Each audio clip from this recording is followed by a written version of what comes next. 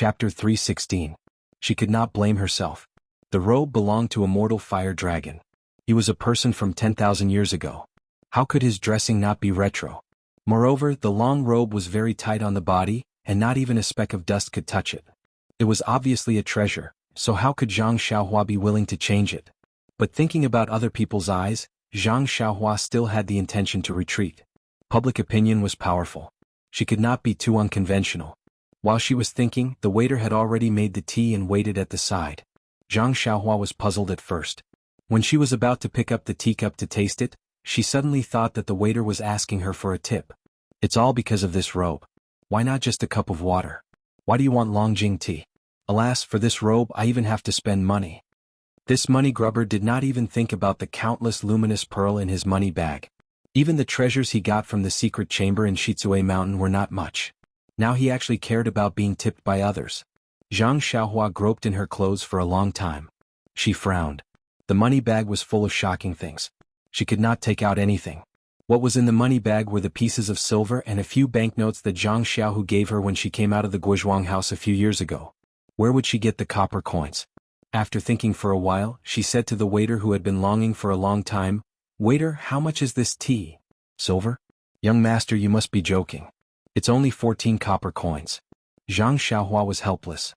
She took out the smallest piece of silver from the money bag. It was about 2 copper coins.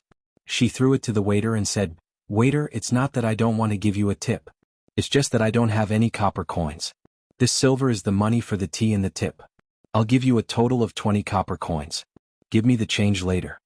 When the waiter heard this, the smile on his face disappeared. He thought that this young master was generous and did not need the change. Who knew? The waiter impatiently took the money and handed it back.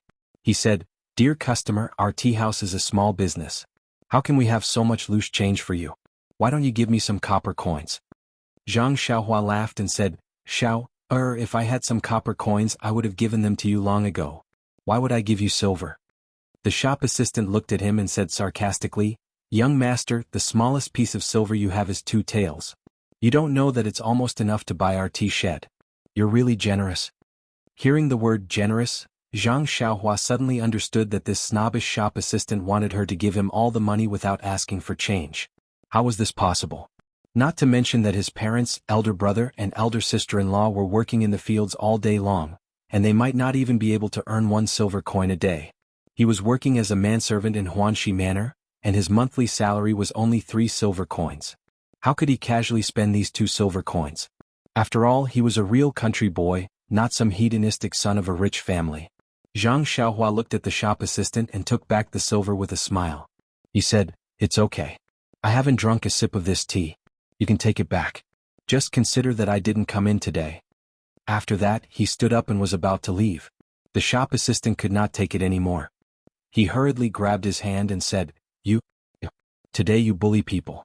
Do you want to rely on your money to bully us poor people?" Zhang Xiaohua heard that this guy actually said so and could not help but be annoyed. At this time, a manservant who was boiling water for the kettle hurried over and saluted, "Big brother Yao, this young master, don't worry. This young master, if you believe me, give this silver to me. I'll go to the front and help you change it into copper coins. What do you think?" Zhang Xiaohua was stunned. He looked at the manservant with a long nose and shabby clothes. However, his eyes were abnormally clear. He was not afraid to face Zhang Xiaohua's question. "Pei Xiaohua ji, you manservant Xiaohua, hurry up and burn your fire. Be careful that I don't report you to the shopkeeper." "Xiaohua." Zhang Xiaohua's eyes flashed with interest. He asked, "Your name is Xiaohua ji, Little Flower?" The manservant was a little shy and said, "Yes, this young master is Little Flower. Why isn't your surname Zhang?" Zhang Xiaohua asked with interest. Xiaohua ji saw that this young master was very amiable and also very respectfully replied, "My father's surname is Ji and my mother's surname is Zhang. Naturally, I followed my father's surname. How can I follow my mother's surname?" Zhang Xiaohua laughed and said, "Xiaohua, how old are you?" 9 years old, young master. "Humph, your father died when you were 7 years old. Your life is really tough. Even your mother is sick because of you." The shop assistant said somewhat fiercely, "In a few days you will change your surname to Zhang Xiaohua." What a funny name. From Ji Xiaohua to Zhang Xiaohua, how unpleasant to hear. Shua. Zhang Xiaohua grabbed the teacup on the table and splashed it on the shop assistant's face. His face was ashen and said, "Shut up, did I let you speak?" When Zhang Xiaohua was angry, there was a faint imposing manner. The shop assistant was so scared that he almost forgot to wipe the tea on his face. Fortunately, the tea had been dried for a while and was no longer boiling hot. Otherwise, at this time, the shopkeeper of the tea house heard the noise from outside and hurriedly came in. He didn't ask about the situation and immediately apologized. Zhang Xiaohua ignored him. He smiled and handed the silver to Xiaohuaji and said, "Okay, this silver is for you. Help me exchange it." The shopkeeper hurriedly persuaded, "This young master, no need. This tea is on me. You don't have to pay." How could Zhang Xiaohua take advantage of him like this? He smiled and said, "It's not easy for you to do business here. Naturally, you should take money. However, my silver didn't grow on trees. I can't give it to you for free." After he finished speaking, he waved his hand at Xiaohuaji and let him go. At this time, a man at the table next to them stood up and said, "This young master, perhaps you rarely go out." Zhang Xiaohua saw and smiled, "Yes, I've always been studying at home. I rarely go out." The man walked over and said, "There's a saying in the pugilistic world. Rely on your parents at home and rely on your friends when you go out. Since we can meet in such a remote place, it can be considered fate. Little brother, I'll pay for the tea for you. Come over and have a chat?"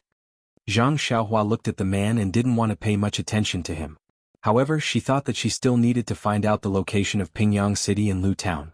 Perhaps she could get some information from this man. Hence, she smiled and said, "Sure, I admire people like you who roam the pugilistic world. I'd like to learn a thing or two from you." After she finished speaking, she invited the man to take a seat.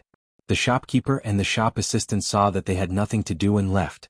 However, since no one was around to light the fire, the shop assistant had to do it himself. The man and Zhang Xiaohua sat down together and chatted casually. From time to time, he bragged about his experiences in the pugilistic world. He didn't forget to show off his muscles and martial arts skills. Then he discreetly tried to find out more about Zhang Xiaohua. At this moment, how could Zhang Xiaohua not understand anything? She only smiled perfunctorily and started to talk nonsense while waiting for Xiaohuaji to return.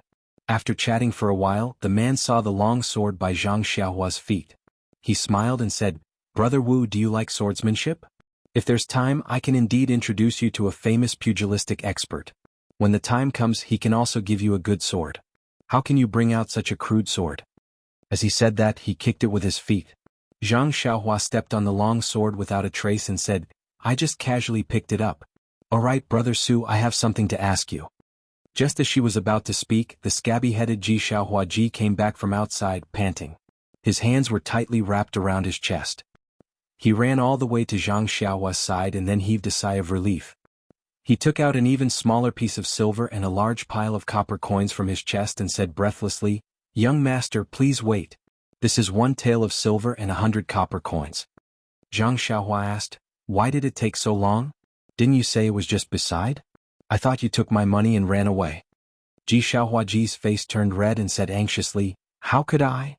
The shops beside all have copper coins. I was afraid that it would be difficult for young master to take them, so I went to a few shops and finally found 1 tael of silver. Oh, young master, please count it." Zhang Xiaohua smiled. He had already used his divine senses to scan the whole pile of copper coins. Not a single one was missing. He said, "No need, I believe you." Ji Xiaohuaji's face turned even redder. He smiled embarrassedly and continued to walk to the fire to boil water. Zhang Xiaohua kept all the copper coins on the table and did not take out a single copper coin. He then asked the man, "I want to ask Brother Su something. Do you know Pingyang City?" "Pingyang City?" The man was stunned and immediately said, I know. A few years ago when I was running darts, I always went to Pingyang City. I'm very familiar with it." "I see. I heard that there's a scenery called Calm Lake and Autumn Moon in Pingyang City. I've admired it for a long time and really want to take a look. But I don't know how to get there." "Oh, I see. The scenery you mentioned is in the south of Pingyang City. It's really not bad. My martial brothers in Pingyang City often invited me there to admire it. As for how to get to Pingyang City, you see from this road to the west, pass through Songning Town, walk for another day, then head north. Walk for another 17 or 18 days and you should reach there." I know. Thank you very much, Brother Su. I still have some matters to attend to, so I won't take up any more of your precious time." With that, he cupped his hands and picked up the long sword at his feet. He shouted to the shopkeeper, "Shopkeeper, this Master Su has paid for my bill." Then he walked out in big strides.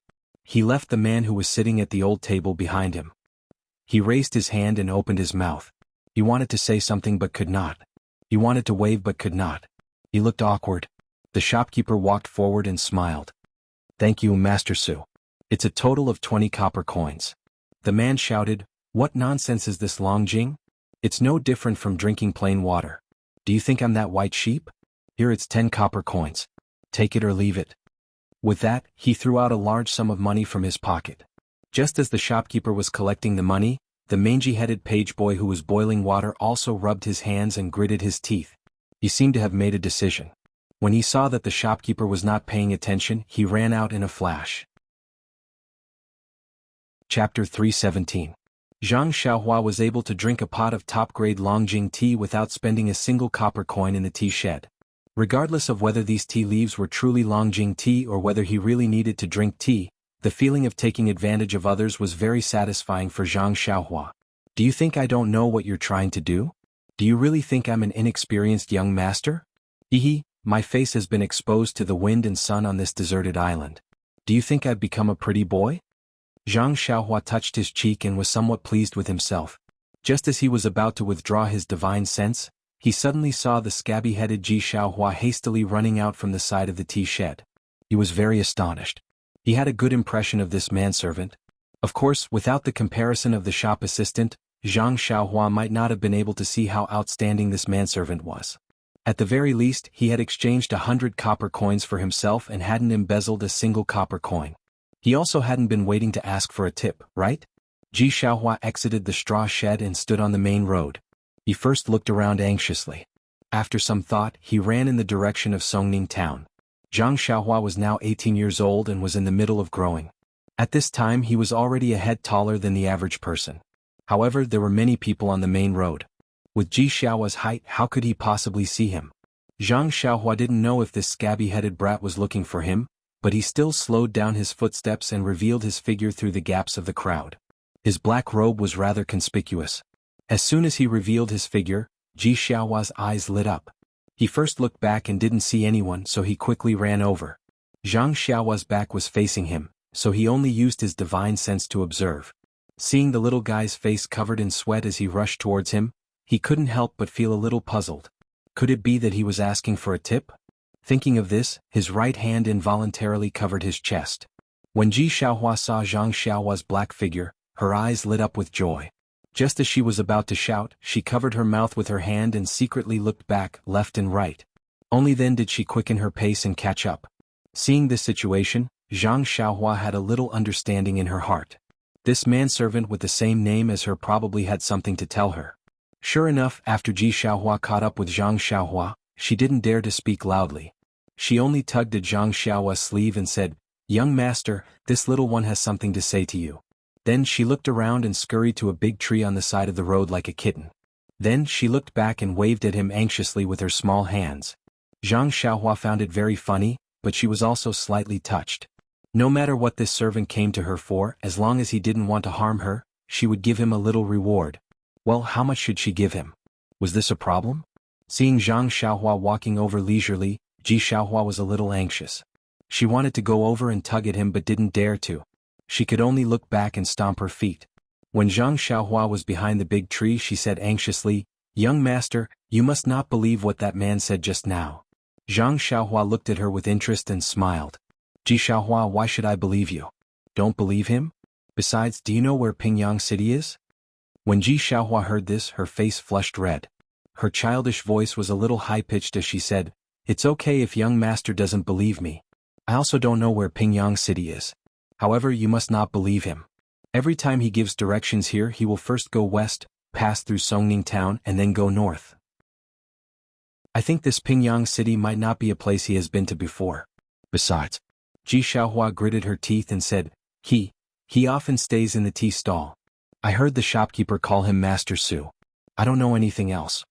When she finished, she saw that Zhang Xiaohua didn't believe her. She stomped her feet slightly and gritted her teeth. "I only know this much. I don't dare to say anything else. Young master is so young. It's better for you to go home early. I'm leaving. When she finished, she turned and ran towards the main road. Zhang Xiaohua was quick to react. She grabbed his arm and said, Ji Xiaohua, you spent so much effort to tip me off. Don't tell me you don't want me to reward you? When Ji Xiaohua heard this, there wasn't a trace of embarrassment on her face. She said mockingly, Young master, since you don't believe me, why should I make a fool of myself? Instead, you will think that I'm lying to you. Zhang Xiaohua smiled. Of course I believe you. That calm lake and autumn moon in Pingyang City is just something I made up. Oh. Ji Xiaohua was first elated, then disappointed. He said, since young master knows that I'm lying to you, then I'm relieved. I still have to go back to tend to the fire. Young master, you should go home quickly. Zhang Xiaohua still didn't let him go. She asked, I still want to know why you risked being found out to tell me this? Aren't you afraid that Master Su will find trouble with you? Ji Xiaohua scratched his scabby head and said, This young master, I can't explain it clearly. Maybe it's because you splashed the tea on Guier's face just now. This guy always bullies me and even badmouths me in front of the shopkeeper. Following that, she said in a desolate tone, How would Master Su notice someone like me? Even if he did, I only have a mother who has been ill for a long time at home. Even eating is difficult for her. How would he be able to do anything? Then she shook off Zhang Xiaohua's hand with all her might and said, Young master, I have to go back quickly. The shopkeeper already said that if he finds out that I did anything wrong, I won't be allowed to boil water in the tea shed. Hold on to me. I'm sure the shopkeeper has already found out by now. Then what do you say? I'll say that I have diarrhea. I can control the heavens and earth, but I can't control my shit and fart. I'll beg and beg. At most, I'll kowtow a few times and suffer a few kicks from him. I'm sure he'll let me stay. At that moment, Zhang Xiaohua felt a lump in his throat. It was as if he saw himself coming out of the Guizhuang house and coming to Pingyang City. He thought that he had suffered enough at Huanxi Mountain Villa, Lotus Escort Agency, and Misty School. However, looking at this kind-hearted Ji Xiaohua who wanted to earn some money to buy food for himself and his sick mother, he was really too blessed. At least he had his second brother Zhang Xiaohu to take care of him. At least he had a warm and happy home in a distant village. Following that, Zhang Xiaohua asked gently, Ji Xiaohua, how many copper coins do you get for boiling water in the tea shed for a day? Ji Xiaohua smiled bitterly and said, This tea shed manager is more stingy. It's only 3 copper coins. All right, young master, I'll go out quickly.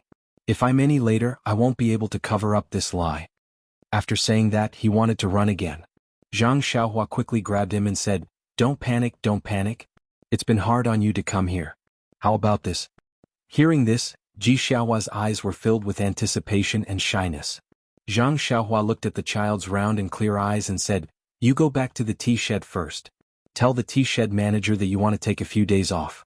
As for me, there's something that I want you to help me with. I'll give you 10 copper coins a day. What do you think? When Ji Xiaohua heard that he wanted him to go back to the tea shed first, his heart immediately sank. However, the words that followed made him extremely happy. He said, Really? Young master, what do you want? You actually want to give me 10 copper coins a day? And you don't have to worry about this. Anyway, it's a very important matter. You go and take a leave first. This young master, I won't do things like murder and arson. Do I look like that kind of person to you? Besides, can you do things like murder and arson? Ji Xiaohua grinned and said, Young master, please wait for a moment. I'll be back soon. Then he ran out like a wisp of smoke. Not long after, he came back with a small cloth bag. Zhang Xiaohua smiled and said, You took a leave so easily? Ji Xiaohua said, That Guier has been watching me for a long time. Before I could say anything about taking a leave, I was chased out. I didn't even have to say the words that I thought of just now. After saying that, he opened the small cloth bag and took out a half-eaten thing that was the size of a fist. He took a hard bite and swallowed it with difficulty. He said vaguely, It's a pity that I can't drink the boiled water in the tea shed. When he said that, Zhang Xiaohua's tears almost fell down. He chuckled and said, Ji Xiaohua, I'm also hungry. Can you give me some to eat? Ji Xiaohua said in surprise, Young master, this thing you can eat so much? Zhang Xiaohua reached out and took a bite. Even though he grew up in the countryside and was used to living a hard life, he had never eaten food that was so hard to swallow. It was astringent and somewhat painful to the teeth. With Zhang Xiaohua's more than 10 years of farming experience, this was made with several kinds of grains and vegetables as well as chaff and the like. Zhang Xiaohua slowly ate one bite at a time. Ji Xiaohua was stunned at the sight. This was his ration for the day, and it was actually eaten by a young master who lived in luxury. Although he said to eat one bite at a time, in fact that thing was less than half a fist. Jiang Xiaohua finished it in 2 or 3 bites, but it was very hard to swallow. Even an immortal like Jiang Xiaohua also swallowed his saliva and carefully swallowed it. He really didn't know how this child usually ate. Seeing Jiang Xiaohua finish eating, Ji Xiaohua still hadn't woken up from his shock. Jiang Xiaohua walked over and patted his scabby head without any trace of politeness. He said, "Let's go, kid. Follow me to the city to do something." Ji Xiaohua was just 9 years old. His body hadn't grown up yet, and his height was only below Jiang Xiaohua's chest. This head patting was very easy. No wonder second brother always likes to pat my head. It's really interesting. Jiang Xiaohua thought so. Ji Xiaohua hurriedly put away the small package and hung it on his small arm. He said with a smile, "Young master, I wonder what you're doing in the city? Tell me about it first. I've already thought of a place to bring you." "All right. Young master, I'll help you carry this crutch." After he finished speaking, he reached out to take the long sword in Jiang Xiaohua's hand. Jiang Xiaohua waved his hand and stopped him. He said, "You can't carry this thing. Let me carry it." "Young master, don't look at my young age. I've been very strong since I was young. I'm also a little famous in the South City. Otherwise, why would that tea shop owner hire me? I even helped them gather firewood." Chapter 318. You still collect firewood for them? Jiang Xiaohua was a little speechless. When he was young, he also went up the mountain to collect firewood. However, his eldest brother and second brother took turns to follow him and only gave him a small bundle of firewood to carry. That feeling was still fresh in his memory. That's right. Otherwise, their tea stall would have to spend another 2 copper coins to buy firewood. Xiaohua said with a smile. Seeing that there weren't many people around, Jiang Xiaohua's childlike innocence was aroused. He put the long sword on the road and said with a smile, "Then you carry it. If you can carry it, I'll give you an extra copper coin every day. However, if you can't carry it, I'll deduct a copper coin every day." "Ah, really? Young master can't trick me." Jiang Xiaohua said, "How can I trick you? Carry it for me." Xiaohua went forward ecstatically. His small hand grabbed the middle of the long sword and tried to lift it up. However, the long sword didn't move at all on the ground. Xiaohua was shocked. He took the small bundle from his shoulder and walked to the side of the long sword. His 2 hands grabbed the 2 sides of the long sword and tried to lift it up. Unfortunately, even if he used all his strength and his small face turned red, the long sword still didn't move. At this time, Xiaohua realized how naive he was. His tears were about to fall. He was extremely regretful. Great, now he lost a copper coin a day. Then he let go of his hand and picked up his small bundle. He lowered his head and said dejectedly, "Young master, this little one can't carry it. You can carry it yourself." Jiang Xiaohua looked at his appearance and laughed in his heart. He bent down and picked up the long sword and said, "Let's go. Bring me into the city." Xiaohua said weakly, "Yes, young master. Please follow me." Jiang Xiaohua saw this and said with a smile, "Xiaohua ji, don't mind it. I was just joking with you. Now I officially announce that I'll give you 11 copper coins every day." "It's true." Ji Xiaohua beamed with joy and said, "Young master is such a good person." When Jiang Xiaohua heard this, she frowned slightly and said, "Can you not call me young master? That's why it sounds so weird." Xiaohua asked curiously, "Young master, if I don't call you young master, what should I call you?" Jiang Xiaohua scratched her head and felt depressed. That's right. What should Ji Xiaohua call her? Forget it. Call me if you want. Jiang Xiaohua waved his hand helplessly. "All right, young master, please come with me." With that, Ji Xiaohua happily led Jiang Xiaohua along the main road towards Songning town. However, just as they entered the town, Jiang Xiaohua keenly noticed the sweat on Ji Xiaohua's forehead. Jiang Xiaohua found it very strange. They had just walked for a while. Logically speaking, this child often walked, so how could he be so tired? While she was puzzled, Xiaohua Ji stopped and wiped the sweat on her forehead. She turned around and asked, "Young master, we're already in the city. What do you want to do?" As she spoke, the fragrance of a steamed bun wafted over from a nearby store. The child couldn't help but look over and secretly spit. Oh. Jiang Xiaohua instantly understood and couldn't help but secretly want to hit herself. That thing just now must be Xiaohua Ji's ration for today. He hasn't eaten yet, but I ate it first. I wanted to let him have a good meal at noon, but I didn't expect that he hasn't eaten in the morning. The sweat on his forehead is probably from hunger. With this thought, Zhang Xiaohua smiled and said, the first thing to do after entering the city is of course to eat. This young master hasn't eaten breakfast yet. Let's go, I'll treat you to some steamed buns. With that, she walked towards the steamed bun store first. Although Xiaohuaji was young, she had been outside for a few years. After that, she picked up a pair of chopsticks from the table. Seeing this, Ji Xiaohua hurriedly said, young master, wait. Zhang Xiaohua was stunned and looked at Ji Xiaohua strangely. Ji Xiaohua took the chopsticks from Zhang Xiaohua's hand and skillfully picked up the tea from the table. After it was slightly hot, he handed it to Zhang Xiaohua. Zhang Xiaohua was a little helpless. Why was this young master not reliable at all? That's right, when did Zhang Xiaohua eat so delicately? Seeing Zhang Xiaohua pick up a steamed meat bun, Ji Xiaohua quickly picked up the chopsticks from the table, picked up a steamed vegetable bun and took a bite. The steamed bun had just been taken from the fire. Although the outside was cold, the inside was very hot. Ji Xiaohua had very little experience in eating steamed buns. How could he know that it was so hot that his mouth kept sucking in cold air? Even so, he was reluctant to spit out the steamed bun in his mouth. Zhang Xiaohua looked at him and smiled. She reached out and poured a glass of water for him and said, drink some water and it won't be hot. Ji Xiaohua quickly stood up and muttered, young master, how can I let you pour water? Zhang Xiaohua raised her hand and motioned for him to sit down and handed the water to him. Ji Xiaohua took it and quickly drank it, then drank it in one gulp. Although he was boiling water in the tea shed, he didn't dare to casually drink the water. He had been busy from morning until now and hadn't had a sip of water. How could he not be thirsty? Ji Xiaohua blew on the steamed vegetable bun while eating it. He was about to eat the second one when Zhang Xiaohua smiled and pushed the steamed meat bun beside her to him and said, eat the meat bun now. Ji Xiaohua was stunned and didn't understand what was going on. Zhang Xiaohua smiled and said, you eat first. We'll talk while eating. After receiving the order to eat, how could Ji Xiaohua still be reserved? He picked up the meat bun and began to eat. Fortunately, he had the experience of eating the steamed vegetable bun just now, so his mouth wasn't scalded by the meat bun. Zhang Xiaohua saw that he was eating happily and said, when I was young, the first time I ate a meat bun, I scalded my mouth and had diarrhea. Later, I heard people say that if the stomach doesn't eat meat for a long time, it's best to eat some vegetables first and then eat meat. That's why I let you eat a meat bun first. Ji Xiaohua suddenly understood.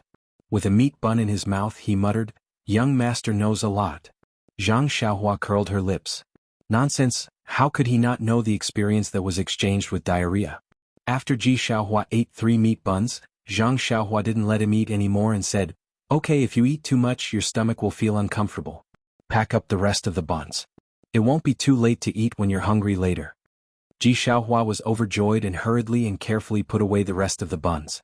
Seeing Ji Xiaohua's careful appearance, Zhang Xiaohua felt very strange and asked, we'll eat in a while, you don't have to be so serious. Ji Xiaohua looked up and said seriously, I'm already full. I want to bring this back for my mother to eat. The word mother made Zhang Xiaohua's nose sour again. She didn't know who was missing her, or who thought that she had already passed away and was sadly missing her mother. He waved his hand and said to the vendor, waiter, pack up 2 more trays of steamed buns for me, 1 for vegetables and 1 for meat. Ji Xiaohua curiously asked, young master, you didn't eat a single one just now. Could it be that you're waiting to eat on the road? Zhang Xiaohua smiled and said, this is for you to bring back to your mother. Ji Xiaohua couldn't believe her ears and said, is this true? Yes, why would I lie to you? This is 40 copper coins. Young master, you're so generous? 40 copper coins, ah. I thought it was 36 copper coins. AI, this world is not like the old days. Forget it, I'll be generous this time. Zhang Xiaohua paid the bill. Xiaohua nimbly packed up the steamed buns and asked, young master, it's time to get down to business.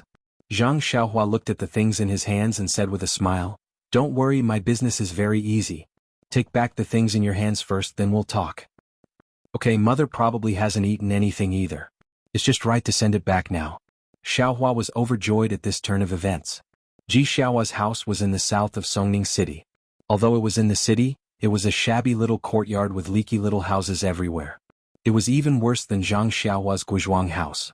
Zhang Xiaohua didn't enter the house and just stayed in the courtyard.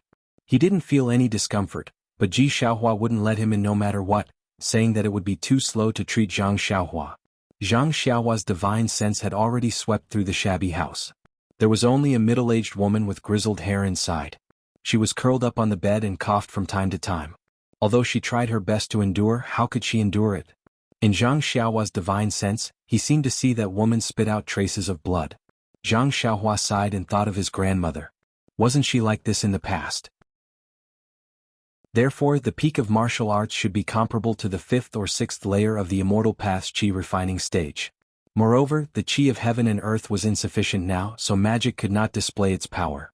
Of course, it was inferior to martial arts. Of course, Zhang Xiaohua now felt that he couldn't compare with Peng, Changgung and the others, but he was belittling himself. He already had the earth escape, the fire escape and the flying sword. He was already in an invincible position. If he couldn't beat them, he could escape. There was also a tourist who said that Zhang Xiaohua's strength was amazing. It should be the effect of the wrist guard. Why didn't I mention it in the book? I think that other books write it so clearly.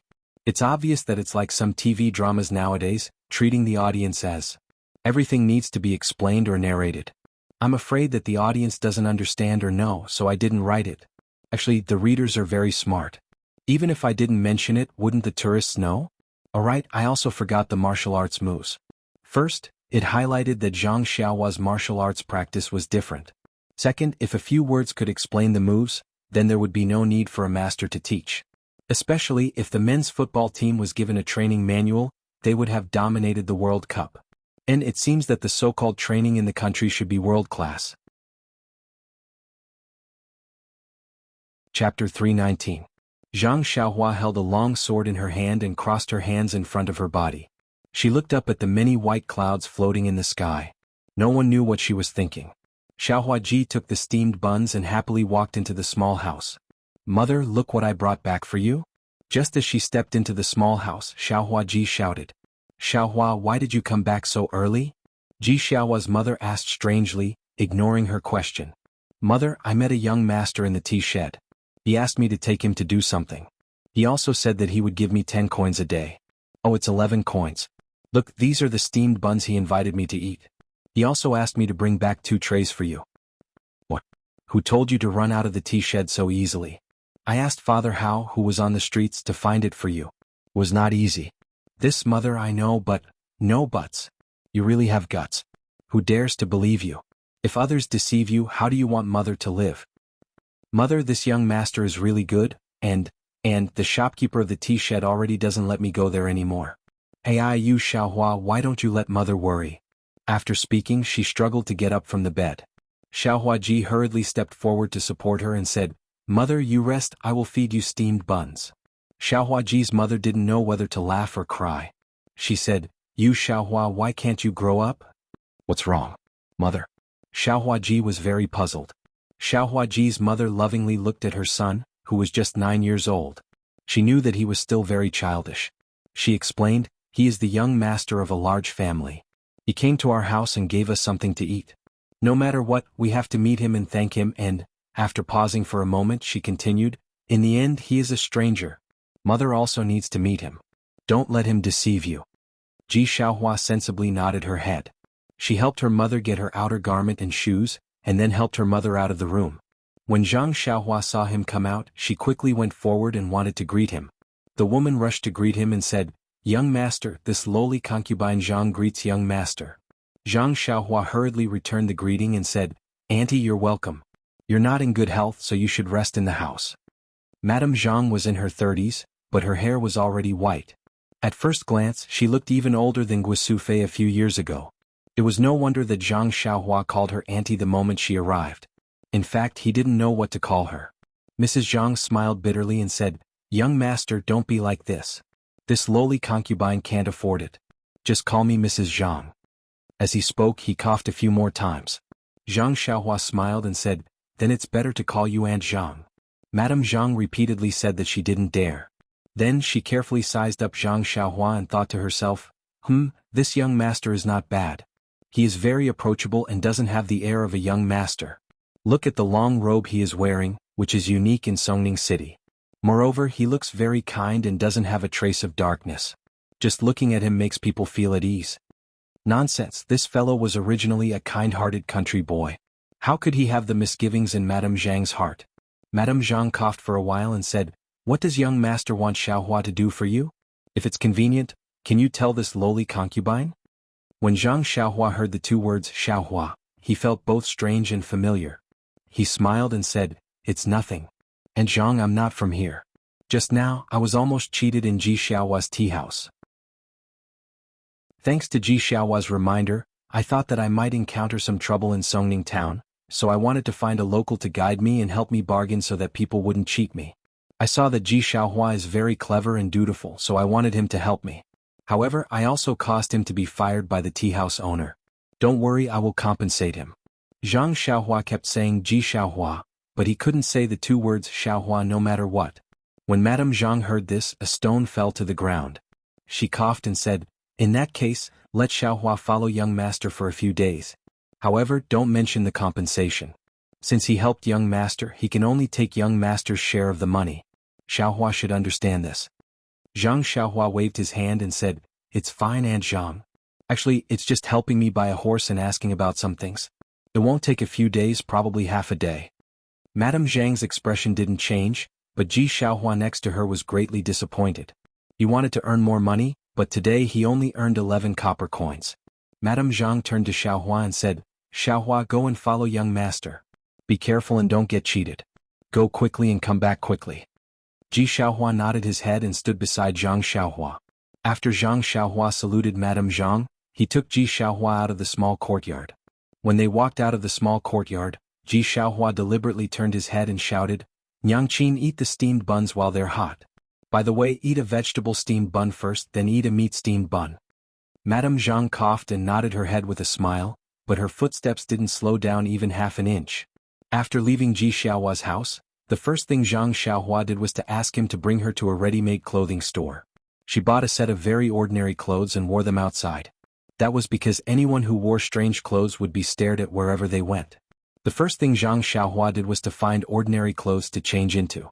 However, Zhang Xiaohua was already immune to cold and heat. That black robe was obviously a good thing. He took it and was willing to take it off. He just wore it inside. As the saying goes, people rely on their clothes and horses rely on their saddle. When Zhang Xiaohua changed into ordinary clothes, he immediately became ordinary. He no longer had the aura of a young master. Ji Xiaohua praised from the side, "Young master, you're really amazing. After changing your clothes, you look like an ordinary person and not a young master." Zhang Xiaohua curled his lips and secretly said, "Isn't this nonsense? He doesn't look like a young master. He's just an ordinary person. Where did this young master come from?" After changing the clothes, the effect was obvious. On the street, no one looked at the two ordinary young people. Even when Zhang Xiaohua and others came to the horse market to choose horses, no one paid attention to them. Fortunately, Xiaohua was a local and was very familiar with this place. Not long after, he helped them find a shop with a good reputation. The shop assistant's attitude towards the two was average and didn't discriminate too much.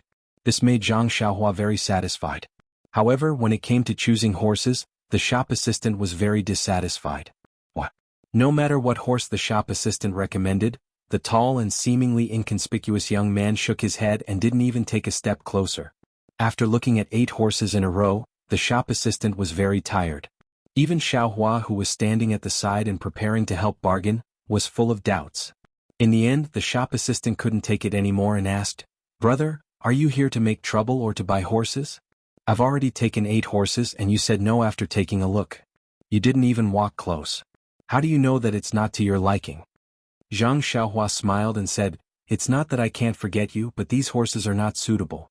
The horses I want are not ordinary horses." The shop assistant was surprised and said, "If it's not an ordinary flattery, then what should it be like?" After thinking, Zhang Xiaohua said, "It should be the kind that can carry heavy loads." "Heavy loads?" The shop assistant was stunned and said, "How heavy should it be?" "Oh, 3 to 4,000 caddies." "What? 3 to 4,000 caddies, not 3 to 400 caddies?" The shop assistant said in disbelief, "Are you sure?" Zhang Xiaohua smiled bitterly and said, "Yes, it's 1,000 caddies, not 100 caddies." The shop assistant shook his head like a rattle drum and said, "That's impossible. I've never heard of a horse that can carry 3 to 4,000 caddies. You want a cow, right? Oh no, the legendary camel." Ji Xiaohua, who was standing at the side, seemed to understand at this time. She looked thoughtfully at the long sword in Zhang Xiaohua's hand. The shop assistant only thought that Zhang Xiaohua was tricking him and didn't take it to heart. He was about to greet the other customers when Xiaohua hurried forward and said with a smile, "Big brother, don't misunderstand. My family's young master has some special requirements. Otherwise he wouldn't have come to your shop. Is your shopkeeper here? Perhaps the old man has some ideas?" Ji Xiaohua was not very old. In the eyes of the waiter he was just a clever page boy. The waiter pondered for a while and then went into the inner room. Not long after, a tall and sturdy man came out from the inner room. He frowned and looked at the inconspicuous Zhang Xiaohua from head to toe. Then he asked, "Young master? The horse you want is really not available in this shop. Why don't you go to another stables to look?" Zhang Xiaohua thought for a moment and cupped her hands and said, "Then I'll have to trouble shopkeeper. By the way, can you let me see your best horse?" The sturdy man hesitated. Ji Xiaohua smiled and said, "Shopkeeper, don't be afraid. If it suits my family's young master, you will be rewarded. Quickly go and bring it over." When Zhang Xiaohua heard this, she also understood the shopkeeper's meaning. She wanted to take out the banknotes from her purse and show it to the shopkeeper, but he didn't know how much the best horse cost. If she rashly took out the banknotes, if it was less, wouldn't it be very embarrassing? Seeing Ji Xiaohua deal with it so calmly, she pursed her lips and smiled without saying anything. The sturdy man hesitated for a moment and said with a smile, "It's okay. I just want to take a look. Young master, please follow me to the back to take a look." Zhang Xiaohua looked at Ji Xiaohua with satisfaction and followed the sturdy man to the back. After turning a few small aisles, they entered a large courtyard. At a glance, there were dozens of tall horses in this courtyard. However, they couldn't use their divine sense to recognize the horses. Otherwise, wouldn't Zhang Xiaohua be able to sweep them away? Just when Zhang Xiaohua was overwhelmed, the sturdy man turned around and said, "Young master, please come with me." After that, he brought Zhang Xiaohua to a stable in the corner facing the sun. He saw that there was a tall and beautiful date red horse tied to the stable. Although Zhang Xiaohua didn't know much about horses, he could roughly tell whether it was good or bad. This horse was obviously not on the same level as the one the shopkeeper brought over.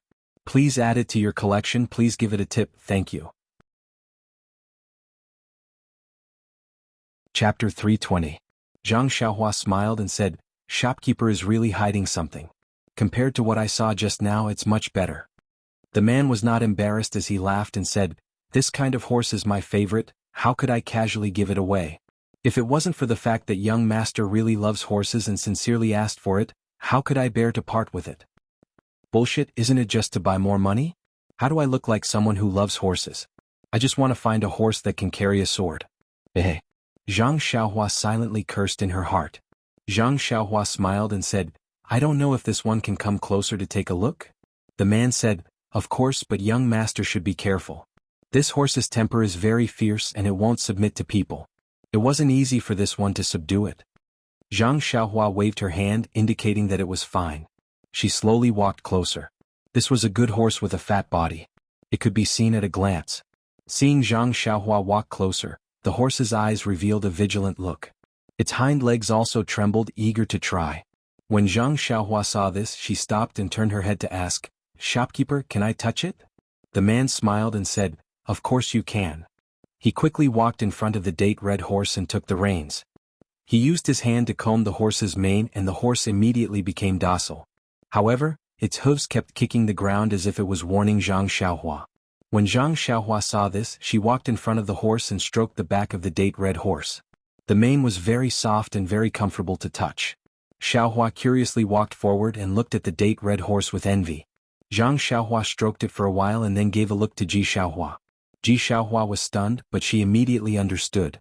She walked behind the man and asked, "Shopkeeper, this one has something to ask." When the man heard this, he unconsciously turned around and said, "Little brother, what is the problem?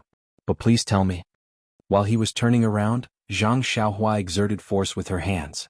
The date red horse's legs went soft and it almost fell to the ground. Then it raised its head and let out a sad neigh.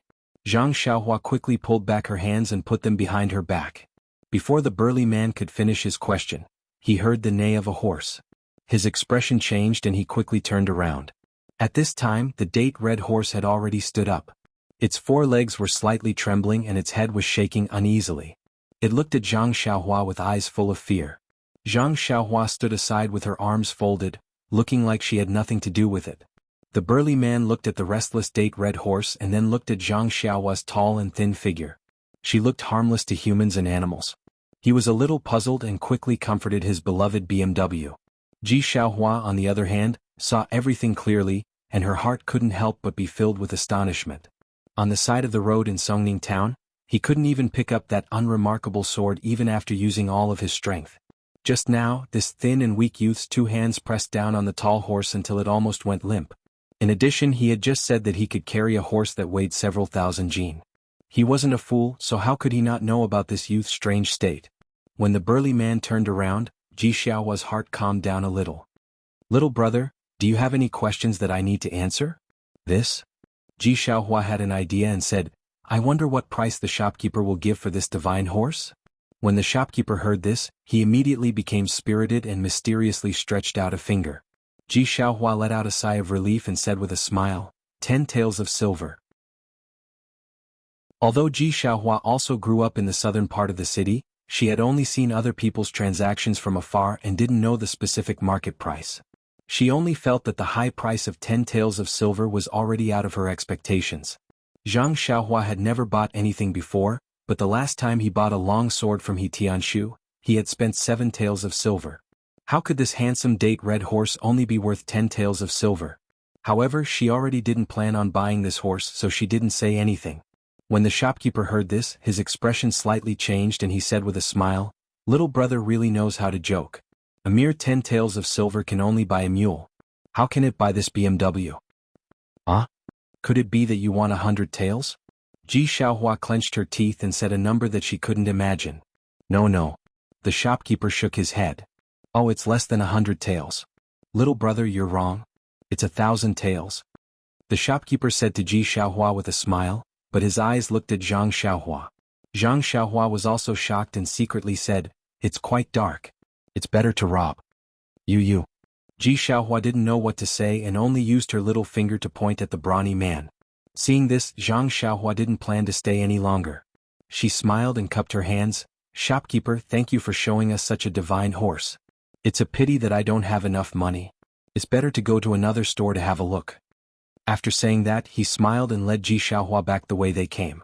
Seeing this, the shopkeeper hurriedly followed and said, "Young master, if you don't have enough cash, you can let the waiter follow you back to get it." Seeing that Zhang Xiaohua ignored him, he said, "Well, seeing that young master really wants to buy it, I have to reluctantly give it up. 800 taels, I can't go any lower. Young master, what do you think?" After that, he actually followed Zhang Xiaohua and lowered the price again and again until it was 200 taels. Zhang Xiaohua actually didn't know how much the horse was worth. She just made up her mind not to buy it. She let the shopkeeper keep lowering the price, but she didn't say anything. Finally, when they reached the door, the shopkeeper was anxious and said, "Young master, how much are you willing to pay?" Zhang Xiaohua stopped and wanted to haggle with him for 10 taels. But after thinking about it, why bother? It wasn't easy for others to buy it. She didn't plan to buy it. Why did she have to tease him? Thinking of this, she shook her head with a smile and went straight out. Seeing Zhang Xiaohua like this, the shopkeeper didn't chase after her. He shrugged, changed his expression, and continued to do his business. Zhang Xiaohua walked for a while with Ji Xiaohua. Suddenly she stopped and asked, "Ji Xiaohua, aren't you leading me? Why did you let me walk in front?" When Ji Xiaohua heard this, she hurriedly smiled apologetically and said, "Young master walked very fast. This little one couldn't catch up." After saying this, she hurriedly walked in front and led Zhang Xiaohua to another place. At this moment, in Ji Xiaohua's eyes, Zhang Xiaohua was no longer a kind-hearted and good-natured hedonistic son of rich parents. Instead, he was a person covered in a mysterious halo. After walking for a while, as expected, there was the sound of a horse neighing again. However, Ji Xiaohua turned around and said, "Young master, the Jade Gate Horse Company we just went to is the largest in Songning town and has the best reputation. If there isn't anything to your liking, I reckon that the other two places don't have it either." Zhang Xiaohua nodded and said, "I was careless. I didn't think that the horse couldn't bear the weight." Ji Xiaohua was speechless. This sentence sounded a bit like a young master's. Indeed, the other two places didn't have as many horses as the previous one. The horses didn't look as good as the previous one and the starting price was even higher. Zhang Xiaohua couldn't be bothered to try it out. After a few words he left. When Ji Xiaohua saw that she didn't help Zhang Xiaohua, she was unhappy and walked with her head lowered. Looking at the sun in the sky, Ji Xiaohua forced a smile and said, "Young master, what do you think is next?" Seeing that Ji Xiaohua wasn't happy, Zhang Xiaohua smiled and said, "The next thing is simple. I want to know how to get to Pingyang City or Lu Town. Where do you think I should go?" When Ji Xiaohua heard this, she thought for a while and said with a smile, "This little one knows. Young master, please follow me." After saying this, she brought Zhang Xiaohua to the front of a tea house. Zhang Xiaohua didn't understand and said, "Can this kind of information be found in this tea house?" Ji Xiaohua smiled and said, "Young master, don't be anxious. In this Jing city, there are only tea houses and wine shops that are well informed. But if you have to follow along, it's better for you to go by yourself. Why would you need me? Please take a seat in this tea house, brew a pot of good tea and enjoy it carefully. Wait for me to go and find out for you. What do you think?" Is that so?" Zhang Xiaohua really didn't enjoy such treatment. He touched his chin and said with a smile, "Okay Ji Xiaohua, if you can find out more details I'll reward you with more copper coins." Ji Xiaohua smiled and said, "That's good. Young man, come with me." Afterwards, Ji Xiaohua led Zhang Xiaohua to the tea house and ordered some tea for him. She asked around in the tea house and then quickly ran out again. Zhang Xiaohua sat under the sun, basking in the warm sun as he tasted the fragrant tea and waited quietly. It seemed that at this moment he finally understood the true meaning of silver. In his mind, he removed the equating sign between silver and food. Sigh. He sighed and looked away from the steam rising from the teacup to the bustling crowd on the street outside the tea house. He couldn't help but feel a sense of realization. Humans? In the blink of an eye, Zhang Xiaohua seemed to be in a trance. His consciousness rose up high and watched the people on the street. Gradually there were more and more people on several streets. Later he saw the entire Songning town and the entire town. He also seemed to see Xiaohua running around busily. However, these people slowly became as small as ants in Zhang Xiaohua's eyes. Their actions were extremely laughable. Zhang Xiaohua's consciousness rose higher and higher. He felt like a white cloud floating in the sky. Everything on the ground had nothing to do with him. His heart only yearned for that freedom. In the tea house, Zhang Xiaohua's body held the teacup in his left hand under the sunlight. He didn't move at all and didn't even blink. He actually had an otherworldly appearance.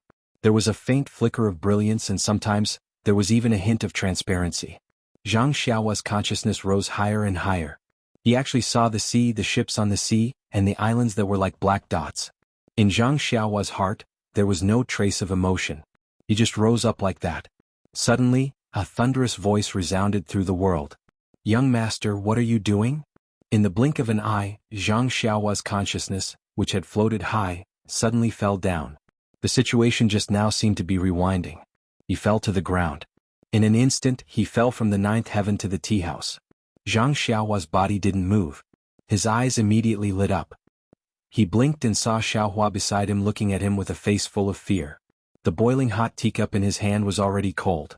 The noon sun had already passed the top of his head. Chapter 321. Zhang Xiaohua smiled. Only then did he realize that the boiling hot teacup in his hand had already turned cold. The noon sun had already passed over his head, and his body, which was sitting under the sunlight, was gradually moving into the shadows. That fleeting moment had actually taken such a long time? Zhang Xiaohua couldn't help but frown. He felt that it had only been a few breaths of time. This feeling was really very strange. After carefully savoring that mysterious feeling, Zhang Xiaohua had a kind of understanding in his heart. It was an indescribable feeling. Then, with a thought, he secretly checked the cultivation of the Heart Sutra. Sure enough, the stagnant cultivation had already shown signs of loosening. It was as if he could see the light of the sixth layer. Zhang Xiaohua was very emotional. In the past, he had to painstakingly absorb the vitality in vitality stones in order to advance a little. Just now, in just a few breaths of time, his cultivation, which had been unable to advance no matter how much vitality he absorbed, had advanced a solid step forward. It seemed that the cultivation methods of the middle and early stages of the qi refinement realm were still very different. Thinking about the situation just now, Zhang Xiaohua still felt some lingering fear. He wasn't too sure if this situation was lucky or unlucky. He only knew that if Ji Xiaohua had called him a little later, perhaps his consciousness really would have flown beyond the 9 heavens. Misfortune is where fortune lies. Fortune lies where misfortune lies. Zhang Xiaohua looked at Ji Xiaohua's childish and anxious face and felt very emotional. He had only come to Songning town to inquire about the way home, but he had met this child who had the same name as him and so many things had happened. The improvement of his mental state and the increase of his cultivation were real matters. All of this was inextricably linked to Ji Xiaohua. However, what could he do for him? Although he knew how to refine pills, he only had a pile of fasting pills. He didn't have any immortal pills for living people or pills for curing illnesses. Although he cultivated the path of immortality, he only knew how to kill people. What could he help him with? Just as he was thinking, Xiaohua called out again, "Young master, are you all right?" Zhang Xiaohua smiled and said, "How could I be all right? I'm fine, I'm fine."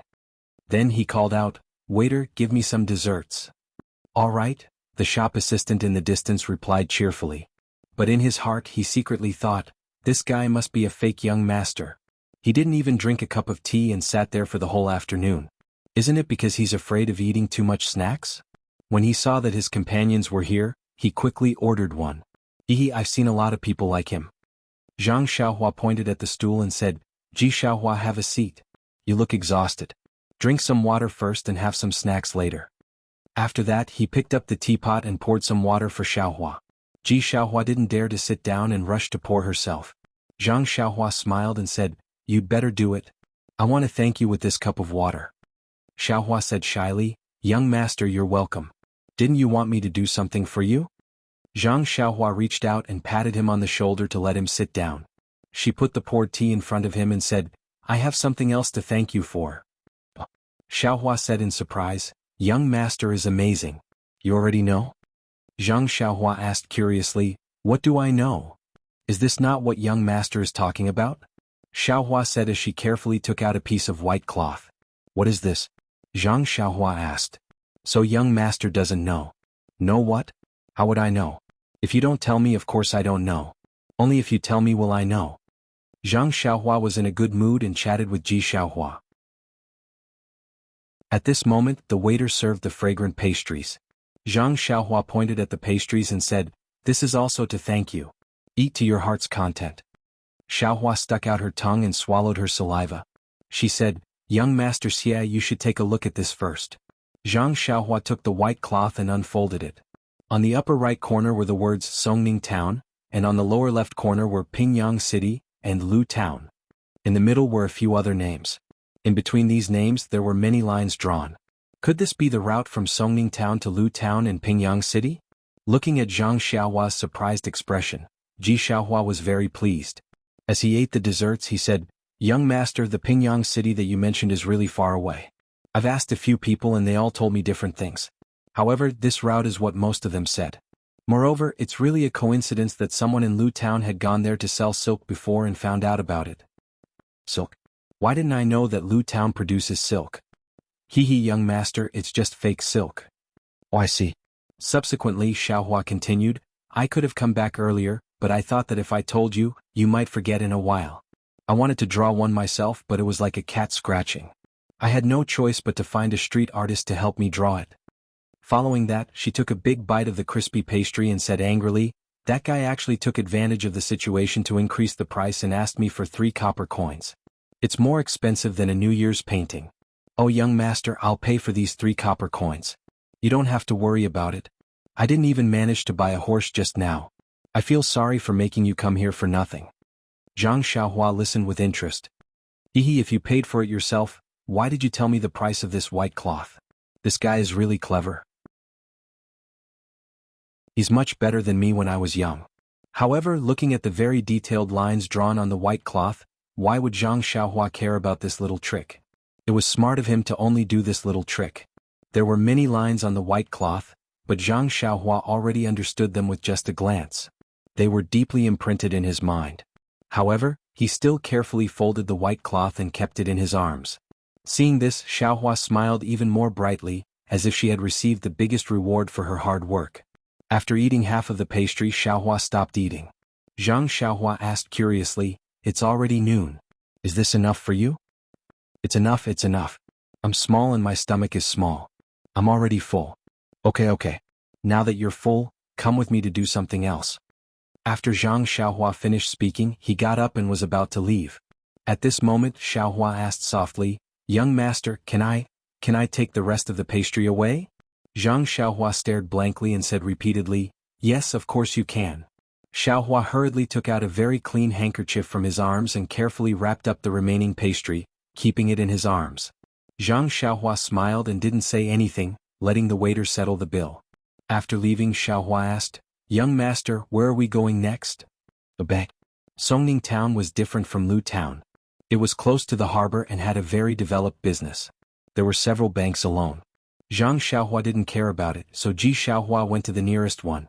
This bank wasn't big and had few customers, which suited Zhang Xiaohua very well. Unlike other places, the bank didn't have any waiter to serve customers, only a tall counter. It was Zhang Xiaohua's first time coming to this kind of place. Looking at Ji Xiaohua, who was also looking around, it must be her first time as well. Zhang Xiaohua looked at the solemn old man behind the counter, took out a banknote and handed it over. The old man with a grizzled beard was expressionless. He reached out to take it, but when he opened it, he frowned. That's right. Most of the customers who came to the bank would exchange large amounts of silver for banknotes for convenience of carrying around, or exchange banknotes for silver. The bank would take a cut from each transaction. Only when the amount was large would it be worth it. Although this small bank was small in scale, the banknotes that the old man saw were mostly in the hundreds and thousands of denominations. None of them were like the banknotes in front of him, which were only 5 taels. 5 taels was fine, but this banknote wasn't issued by his own bank. If it wasn't a banknote from his family, the old man could refuse to exchange it. However, the bank that issued the banknotes was a rather large one. Although the head office of this bank was far away, it had an alliance with his family. Thus, he had to exchange it for the old man. Furthermore, he couldn't ask for more. The old man thought for a while, then went through the necessary procedures with Zhang Xiaohua, and put the 5 taels of silver on the counter. Zhang Xiaohua was about to say something, but the old man said first, "I'll have to trouble this customer to pay a fee of 1 tael of silver first." 1 tael of silver? Fee? Zhang Xiaohua was stunned and said, "I give you banknotes and you give me silver. Why should I pay you a fee?" The old man was helpless. Seeing that there weren't many customers in the bank, he patiently explained the details. After listening to the old man's general financial knowledge, Zhang Xiaohua was enlightened. This banknote was convenient to carry, but the price was not small. Zhang Xiaohua sighed. She had a pile of gold in her purse, but it wasn't suitable to take it out now. She could only bite the bullet and let the bank rip her off. Zhang Xiaohua smiled and said to the old man, "This old man, I want to exchange this 5 taels of silver for 1 tael of silver. What do you think?" "All right, this exchange doesn't have a fee, right?" The old man looked at Zhang Xiaohua and said, "This isn't necessary. Then will your fee be paid from these scattered silver taels?" Zhang Xiaohua gave a thumbs up and said, "Old man is wise. That's exactly what this one meant." The old man was a little happy from this straightforward flattery. The corner of his mouth revealed a trace of a smile and said, "I've been working at this counter for dozens of years. What kind of people have I not seen? Just as you were about to lift your foot, I knew what you were going to shit." Zhang Xiaohua did not say anything, but Ji Xiaohua at the side laughed out loud. Zhang Xiaohua turned her head and rolled her eyes at Xiaohua. She did not dare to say anything as she was afraid that the old man would say something nice again. When the old man placed the scattered silver taels on the counter, Zhang Xiaohua smiled and said, "Old man, if I exchange these silver taels for other shares such as copper coins, will there be no fee?" The old man was stunned and said, "As long as the banknotes are exchanged for cash, no matter if it is silver or copper coins, there is only one fee. Why is this customer asking this?" Instantly the old man had a bad feeling in his heart. Sure enough, Zhang Xiaohua waved her hand and cheerfully said, "That's great. Please exchange these 5 taels of silver for copper coins." Chapter 322. This? The old man from the bank was a little dumbfounded. He sat there for a moment, not knowing what to say. After a long while, he muttered, "Could it be that this guest came to our bank to find trouble?" Zhang Xiaohua was surprised. "I'm just taking my money. Who wouldn't have the patience to find trouble with you?" "Then take the money and go. Why do you need so many copper coins?" Zhang Xiaohua was even more surprised. "What's wrong with copper coins?" "I just like to spend copper coins." "What's wrong? Your bank is so big but you don't even have 5 strings of copper coins?" The old man was also choked by her words.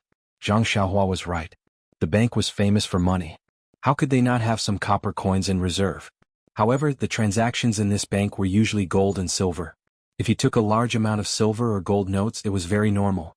But the person in front of them took 5 taels of silver notes and wanted to exchange them for 5 strings of copper coins, which was a big sum of 5,000 copper coins. This was unprecedented. Are you a bank or not? Do you have copper coins? Zhang Xiaohua was a little impatient. The old man came to his senses and confirmed, "Guest, do you really want to exchange them for copper coins?" "Yes, I want to exchange them for copper coins." The old man still persuaded, "Guest, when you go to the market to spend, you can just use the scattered silver. Why do you have to go through so much trouble?" Zhang Xiaohua insisted, "Isn't the wall of your bank written, 'Above Guest'? Can't you satisfy this small request of mine?" The old man looked at the 4 big words on the wall and had no choice but to stand up and say, "Xiao San Xiao Si, go and give this guest 5 strings of copper coins." Wait. Zhang Xiaohua thought of something and took out 2 banknotes from his bosom. "By the way, old mister, can I trouble you to exchange one of these banknotes for a copper coin and the other for a copper coin?" "Ah." The old man was stunned. "Why do you want to exchange them?" "Yes. Don't tell me your bank doesn't have any copper coins?" Sigh. The old man sighed helplessly. He waved his hand and said, "Xiao Si, you 2 go to the back and see if there are enough copper coins in our treasury." Fortunately, it didn't take long for them to hear groaning and groaning behind them. The 2 of them carried out a bunch of copper coins and walked to the back of the counter with great effort. They then used a lot of strength to place the coins on the tall counter. At this moment, the 2 of them had never complained more about who designed such a tall counter. Seeing the small mountain of copper coins on the counter, Zhang Xiaohua felt a little dizzy. He had never thought that 10 taels of silver could be exchanged for so many copper coins. Looking at the dozens of small pieces of silver on the side, they were also worth half of this mountain of copper coins. In an instant, Zhang Xiaohua's almost zero knowledge of finance was added with another thick stroke. Looking at so many copper coins, Zhang Xiaohua smiled and asked, "Old man, can your bank give me a big gunny sack?" The old man was already depressed enough from her harassment. He didn't say anything and waved his hand at Xiao San. Xiao San casually took out an old gunny sack from under his feet and threw it on the pile of money. Zhang Xiaohua didn't mind and happily took it. He put the 10,000 copper coins into the gunny sack and carried it with his hand. Then, he turned his hand and grabbed the dozens of small pieces of silver on the counter and put them into his bosom. Then he quietly stood there. The old man saw that Zhang Xiaohua still didn't leave and frowned. "Guest, is there anything else?" Zhang Xiaohua was a little surprised. He opened his mouth to say something, but the old man quickly said, "Guest, you should hurry up and do your own things. Our bank really doesn't have any spare copper coins. Even if you want to exchange, you can't." Hearing this, Zhang Xiaohua chuckled and said, "Since you really don't have any, I won't exchange. However, your bank should carry more copper coins. Maybe I will exchange them tomorrow." The old man sat behind the counter and rolled his eyes. He almost fainted. He repeatedly waved his hand and said, "Guest, please walk slowly. I still have things to do, so I won't stand up." Zhang Xiaohua smiled and said, "You really want me to leave now?" "Yes, guest, you should hurry up and leave." At this time, the old man no longer cared about the guest as above all shop rules on the wall and said what was in his heart. "Okay, I will leave now."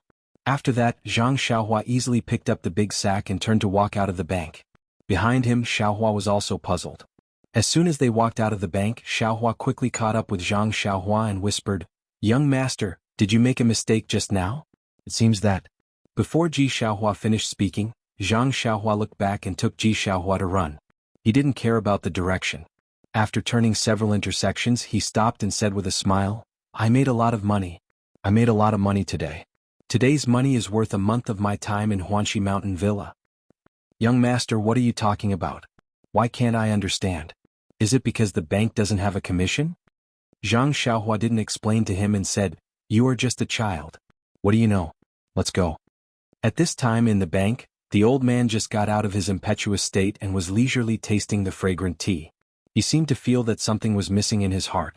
Suddenly, he put the teacup on the table and asked, "Xiao San Xiao Si, when you gave the young man the money just now, did you take out the commission?" The 2 of them looked at each other and explained, "The commission has always been taken by you. Of course we will not snatch it from you." "Oh, I was confused by this little rascal just now and forgot to deduct the commission. After saying that, they hurriedly ran out of the bank and couldn't see him. The old man looked left and right but didn't see him. He stomped his feet and walked back. The two of them comforted him. "Don't be anxious, old man. Didn't that rascal say that he will come back tomorrow? We will ask him to return it tomorrow." "Return my ass. Didn't you see that the banknote says Pingyang City? This rascal is from another city. Who knows, he might leave the city in a while. Why would he come back tomorrow?" The two of them pursed their lips and said, "So, old man knew that he was from another city. That's why you said that the commission was 1 copper coin. It's not like you don't have a share in it. What's there to be indignant about?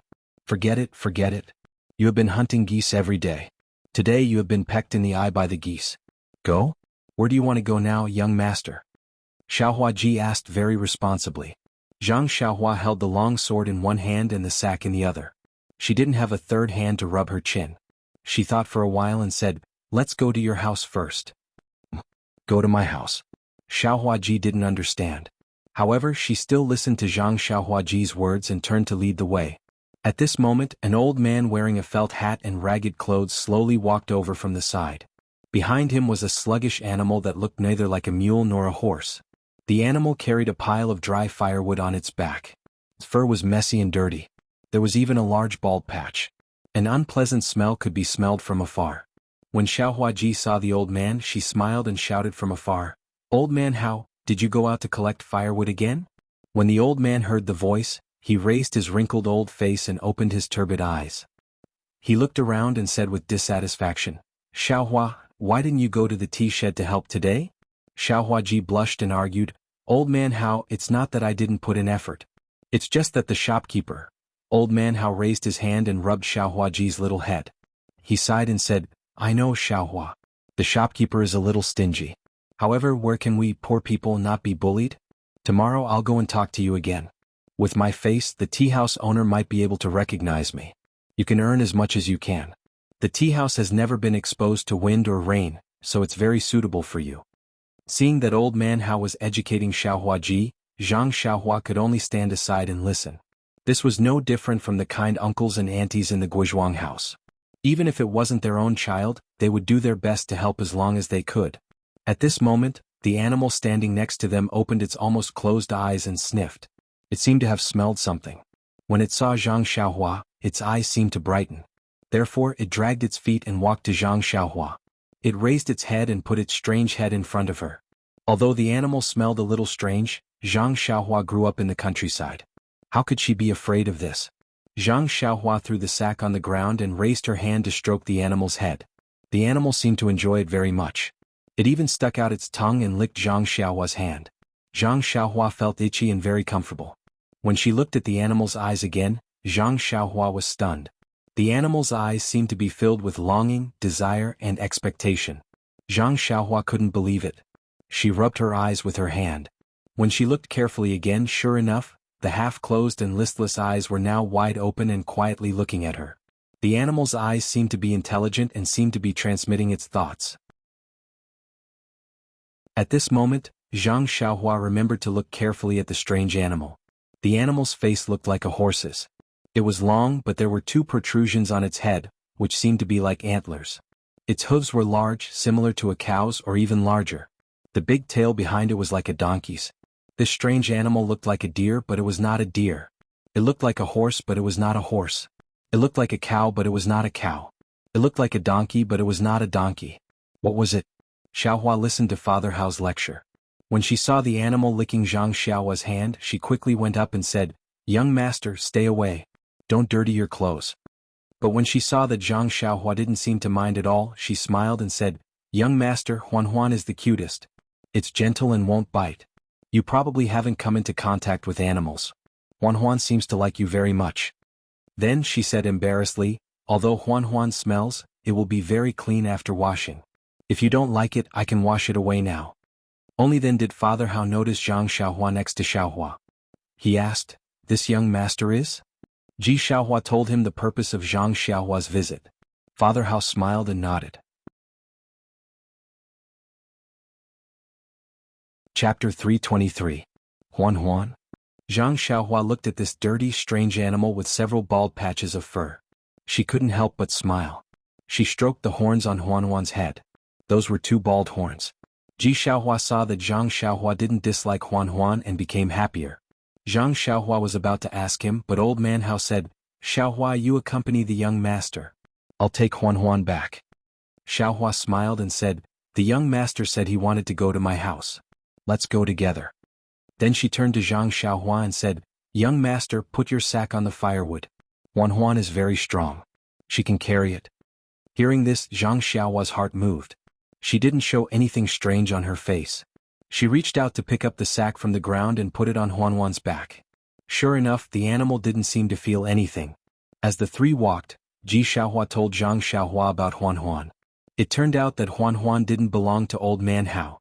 Last year, when Xiaohua went to the mountain forest outside the city to collect firewood, she picked it up from a ravine. When Ji Xiaohua met Huanhuan, the horns on Huanhuan's head had been cut off. There were also a few arrows on its body, leaving a lot of blood. It didn't look like it would live. Ji Xiaohua happened to have some wound medicine with her. She applied it on Huanhuan and brought it back little by little from the mountain forest.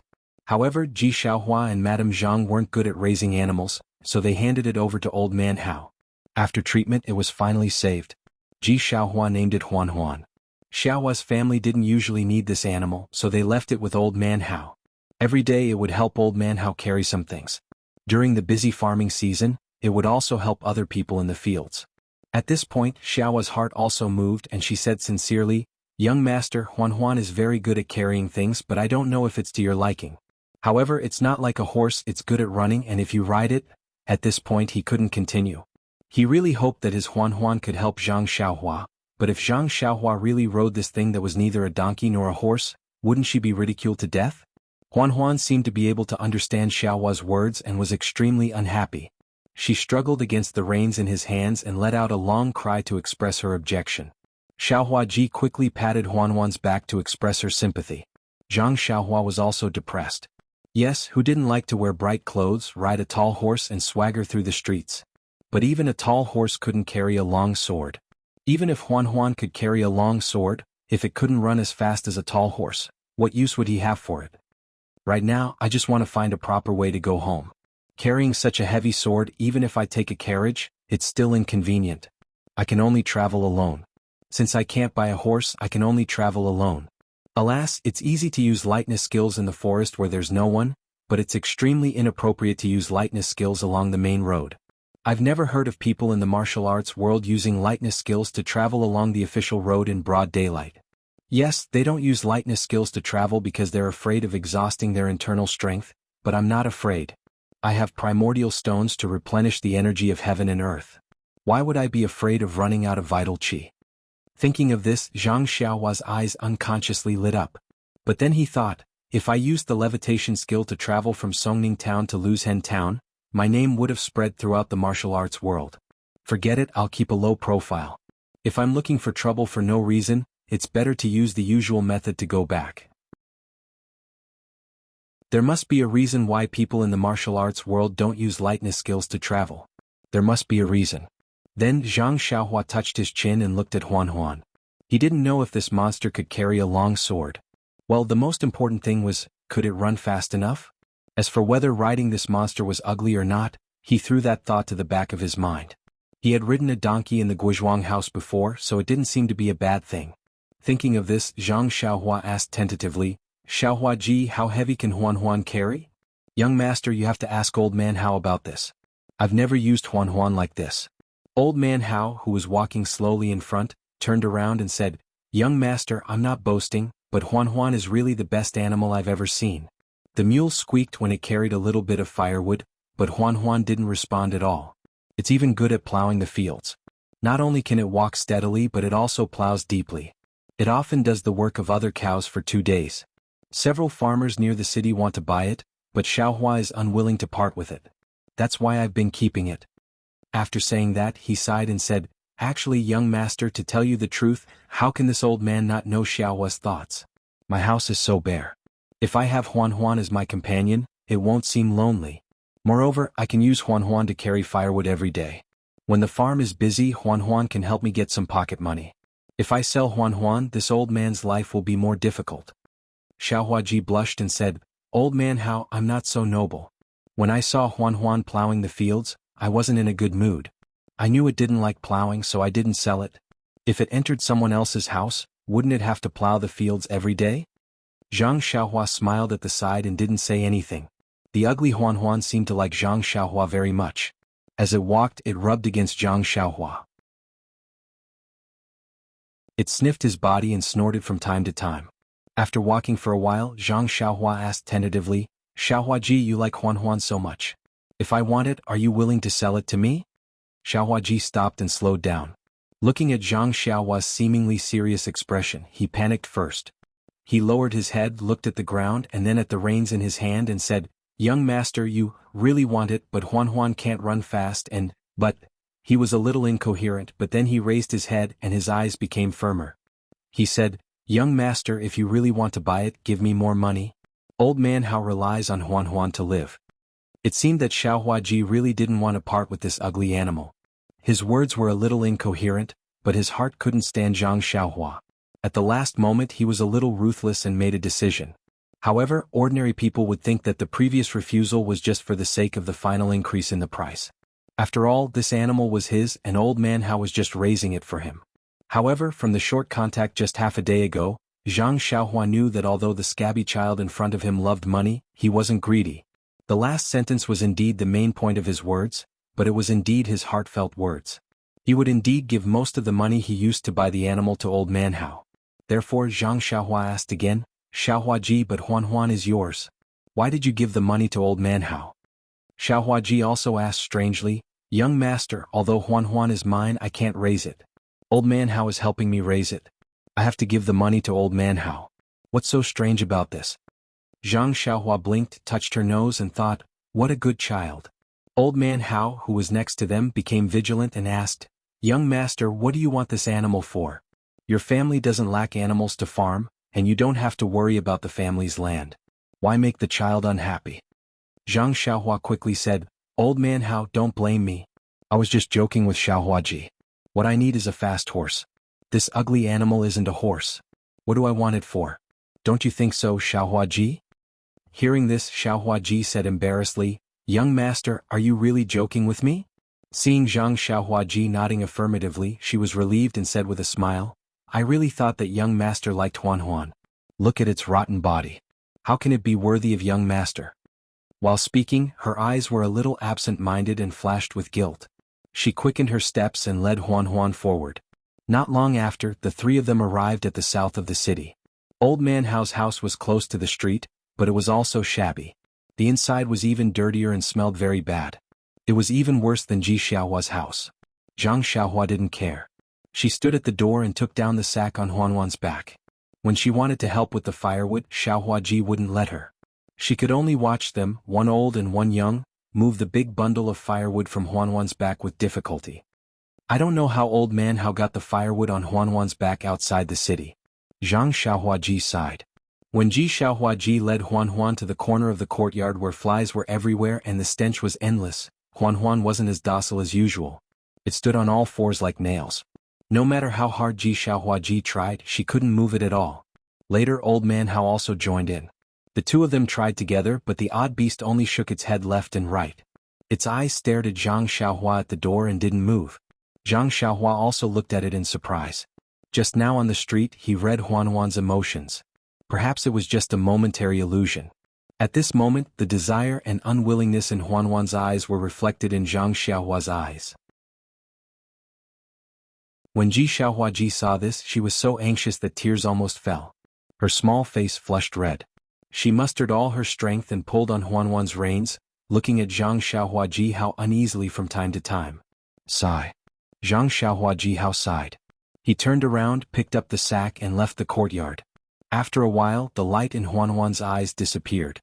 Her eyes dimmed again and she closed them again, revealing a slight gap. She moved her feet slowly. Under Ji Xiaohuaji Hao's command, she walked to the dark corner and stopped moving. She let the flies crawl all over her body. The donkey-like tail behind her was too lazy to move, let alone the swill in front of her that was already rotten. No matter what, she couldn't open her mouth. Ji Xiaohuaji Hao clearly saw that in the corner of Huan's eyes, there was a sparkling and translucent teardrop.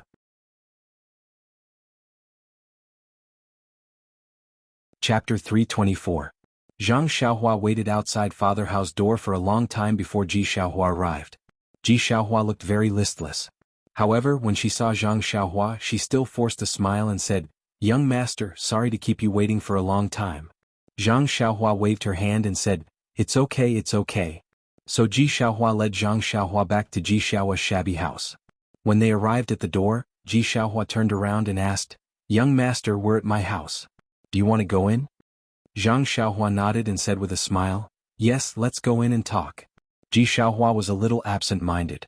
She pushed the door and went in without saying hello. Madame Zhang heard the movement inside and forced herself to be alert. She asked in a weak voice, "Xiaohua is back?" Ji Xiaohua was a little flustered and hurriedly responded, "Mother, it's me. I'm back." Madame Zhang coughed for a while and scolded, "You child, you didn't say anything when you entered the house. That young master has already left. Later, you and mother will go to Father Hao and let him talk to you again. The young master only gave you 10 or so coins, which can't be compared to the long-term income of the tea shed. You'd better go to the owner of the tea shed and admit your mistake.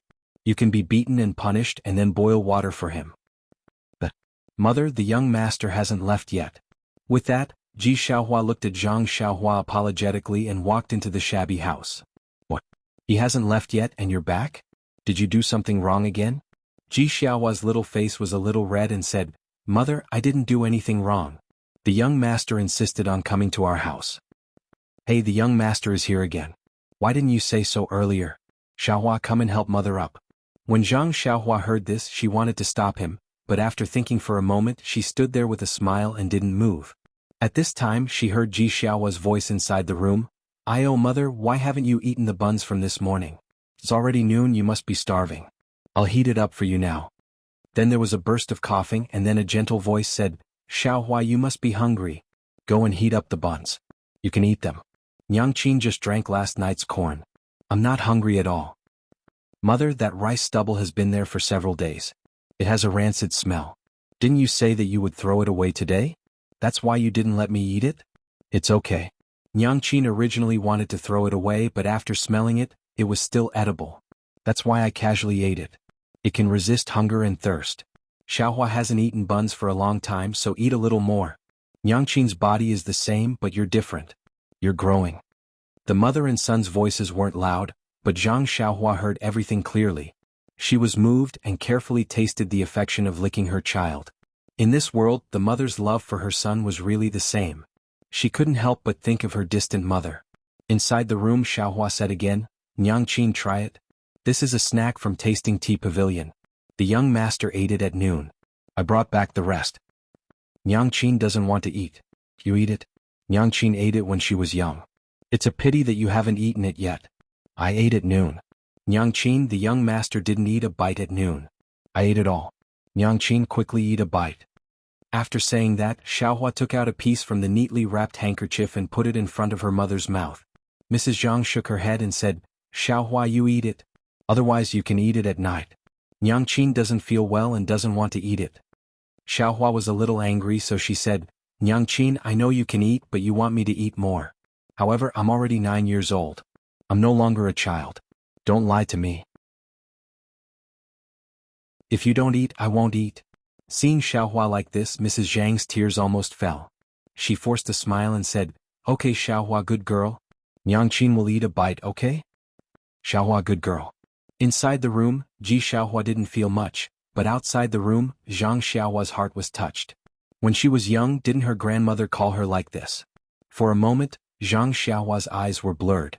Her homesickness became stronger. She wished she had wings on her back. With just one flap, she could return to the Guizhuang house and plant new soil for her grandmother's lonely small grave. Therefore, Zhang Xiaohua coughed a little in the courtyard and said, "Auntie, can you come out for a moment and talk in the courtyard?" When Mrs. Zhang heard this, she hurriedly said, "Young master, please wait a moment. This lowly concubine will go out immediately. Young master has been waiting in the courtyard for a long time." Xiaohua also whispered, Nyangqin, I forgot that young master was in the courtyard." Mrs. Zhang sighed and said, "Xiaohua, you are still young. Did you offend young master in the morning? Quickly help Nyangqin out." "How could that be? Nyangqin, there is no such thing." Xiaohua felt very wronged. You are just a child. If you didn't offend him, would young master come here? Mrs. Zhang didn't believe Xiaohua. As soon as they went out, Mrs. Zhang apologized. Young master, did Xiaohua offend young master in the morning? Or did she do something wrong? This lowly concubine will apologize on her behalf. Zhang Xiaohua hurriedly returned the courtesy and said, Auntie is too polite. I really didn't. Xiaohua is a good child. I am very satisfied with her. I came here to say goodbye to you. I also have something to tell you. Mrs. Zhang felt strange, but she still politely asked, Young master, you don't have to be polite. If this lowly concubine or Xiaohua can help, we will definitely help. Zhang Xiaohua thought for a while, organized her words and then said, It's like this, Auntie. Xiaohua helped me a lot in the morning. He was very considerate. It was far beyond my imagination. Originally, I told him that I will give him 11 copper coins, but I suddenly changed my mind. When Mrs. Zhang heard this, she was somewhat puzzled. She thought, It's fine if you don't want to give money. But why did you say that my son did a good job? But if you want to give more, you should give him some tips. I really don't understand. She saluted again and said, Young master is too polite. If Xiaohua didn't take care of him well, you shouldn't give him any copper coins. Besides, you gave him steamed buns and snacks at noon. It's more than enough to pay for his salary. Zhang Xiaohua wrinkled her nose and said, Auntie, you misunderstood. I just want to give Xiaohua more money. Mrs. Zhang smiled and said, Young master, you don't have to. Didn't I just say that you already treat my family's Xiaohua well, so you don't need to spend too much money? Zhang Xiaohua said, Those are just casual things. I have to thank Xiaohua for what he did for me. You don't have to refuse. Mrs. Zhang smiled and said, In that case, this lowly concubine won't refuse. Xiaohua, come and thank the young master. Xiaohua stepped forward and saluted Zhang Xiaohua. Thank you, young master. Zhang Xiaohua nodded and said, You don't have to be too polite. Xiaohua, I'm very satisfied with what you did this morning. You wrote the route in detail. How can I let you pay for those copper coins? When Xiaohua heard this, her face became a little hot. Zhang Xiaohua continued to say, Your mother's health isn't good, so you have to take care of her at home. That's right, it's best to let the doctor in the medical hall diagnose your mother. If she's always like this, how can her body withstand it? When Mrs. Zhang and Xiaohua heard this, they both smiled bitterly. Then Zhang Xiaohua threw the huge sack in her hand in the courtyard with a ping sound. She took out the small bag of silver coins that she just exchanged and handed it over. She said, Auntie, this is what I want to give to Xiaohua. You can take it. Ah. Mrs. Zhang and Xiaohua were dumbfounded. Zhang Xiaohua looked at them and explained, I originally wanted to give Xiaohua banknotes, but I thought that it would be suspicious for a child to take out banknotes. Moreover, if you have ingots of silver at home, wouldn't it be easy to attract trouble? That's why I went to the bank with Xiaohua and exchanged them for copper coins. There are 10 strings of coins in this sack and 5 taels of silver coins in this small cloth bag. Oh, when we were exchanging, Xiaohua was also present. He knows that these small taels of silver won't bring you any trouble. That's right. Based on Zhang Xiaohua's experience in Lu Town and Pingyang City, there were bound to be sinister people in this world. If Ji Xiaohua and Madame Zhang went out with 5 taels of silver, they would probably be targeted by some bullies or scoundrels before they could spend it. She was kind enough to help them, but she did not want to bring disaster to them for no reason. Young master, you went to the bank to exchange copper coins for me? Xiaohua looked at the unfamiliar young master in front of her in disbelief. She did not even know his name. Yes, do you think that I have nothing better to do and exchange copper coins for fun? This thing is very heavy. It's 10,000 copper coins and you didn't even help me carry it. Zhang Xiaohua said jokingly. Young master, Xiaohua did not know what to say. No. Young master, we can't accept this money. When Mrs. Zhang saw this, she did not hesitate and said resolutely, I still want to bring Xiaohua with me. Please don't be like this. Zhang Xiaohua knew that Mrs. Zhang had misunderstood and smiled. Auntie, you misunderstand. I have no intention of bringing Xiaohua with me. He also knows that my home is not here and I still have a long way to go. Moreover, to be honest, I'm not some rich young master and don't need anyone to serve me. So don't worry, Xiaohua will still be by your side. But young master, you are so kind to us. Why are you doing this for us? Mrs. Zhang really did not understand. If it was an older person, she could understand that it was because he coveted her beauty. Not to mention that her appearance was not outstanding, this young master was still too young. If he wanted to buy her child was not worth so much money. She didn't want to take the money, but the poor had no ambition. She deeply understood the difficulties of a poor family. It was one thing for her to suffer, but she had to watch her child go out before dawn every day and come back late at night. Her child was bullied in other people's tea shed. Although he didn't say anything, she still heard his cries at night and felt pain in her heart.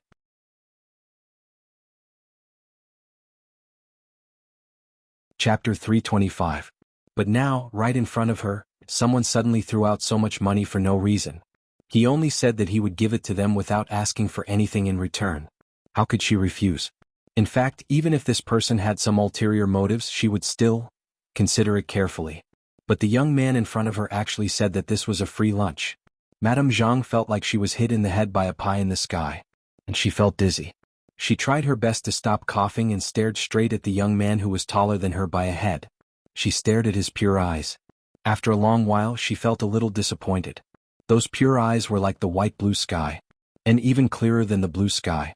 In that purity she could see the hot blood in the young man's heart. This time, Madame Jianghu really believed that this young man didn't ask for anything in return.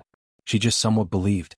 Xiaohua, who was next to him, excitedly confirmed again, "Young master, you really want to give all this money to this little one? Really?" Zhang Xiaohua turned his head to look at the young man with a scabby head and said with a smile, "Of course it's true. When you came to the tea house to eat snacks, I had already decided."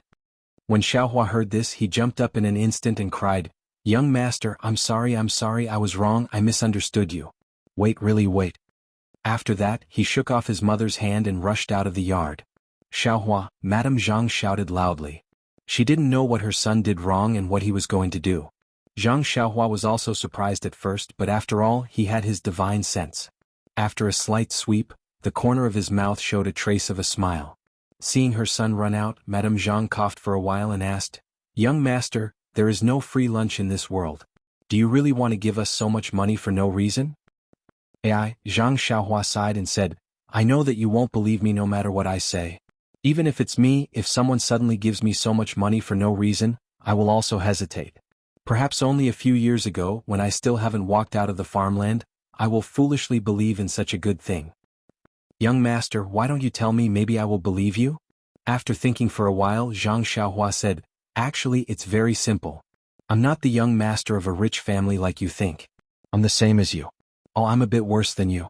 You live in the city, my home is in the countryside. As for me, I haven't seen my mother for several years. Seeing Xiaohua Ji has such a good relationship with you, it reminds me of my mother. If I were Xiaohua, of course I would be happy." Madame Jianghu listened thoughtfully. Zhang Xiaohua continued, "In addition, Xiaohua Ji really helped me a lot. He may not know it himself, but he really helped me a lot. I really don't know how to express my gratitude. If I have any panacea, I will not hesitate to let you take it, but I don't. I only have some money, but I really don't dare to give you more money, so I can only give you this little." "Just in one morning my Xiaohua Ji helped you so much?" Madame Jianghu didn't believe it. It was just a route, how could it be worth such a big fuss? Zhang Xiaohua smiled and said, "Yes, it's really like this. If you don't accept my gratitude, it will have a great impact on me. So, aunt, for me you have to accept my kindness." How could Madame Jianghu believe these words? She only thought that Zhang Xiaohua was making excuses. But she didn't know that these words were really true and there was no exaggeration. "Of course, there is another reason." Zhang Xiaohua was about to say, but a smile appeared on the corner of his mouth. It seems that Xiaohua Ji is really a good child. While Madame Jianghu was puzzled, Xiaohua Ji held Huan Huan and walked to the door. Xiaohua Ji put Huan Huan outside the door and walked in with tears on his face. When he saw Zhang Xiaohua, he was even more sad. He cried and said, "Young master, this little one didn't know that young master was so good to this little one. You treated this little one like this, but this little one still hid it from you. I really can't stand it." Zhang Xiaohua patted his shoulder and said gently, "Ji Xiaohua Ji, don't be like this. I want a horse, not a cow that can carry things. Although Huan Huan can carry things, it may not be able to carry the things I want to carry. Moreover, it can't run fast. Besides, a gentleman doesn't take what others like. You should keep Huan Huan for yourself." "No, young master, Huan Huan can run. Really, it runs very fast." "Eh? Really?" Zhang Xiaohua looked at Huan Huan, who had just been washed outside the courtyard, and didn't dare to believe it. "Yes, last year Huan Huan and I met a wild dog outside the city. It wanted to bite me, so Huan Huan carried me back. It ran so fast that even the wild dog couldn't catch up with it. It runs really fast. Seeing that Zhang Xiaohua didn't believe it, Xiaohua pulled Zhang Xiaohua and said, "Young master, if you don't believe me you can ride it and see." Hearing this, Zhang Xiaohua immediately became interested. In fact, he really hoped to have something to ride on. If this David's deer could be made, it would really solve a big problem for him. Walking in front of Huan Huan seemed to know Xiaohua's intention.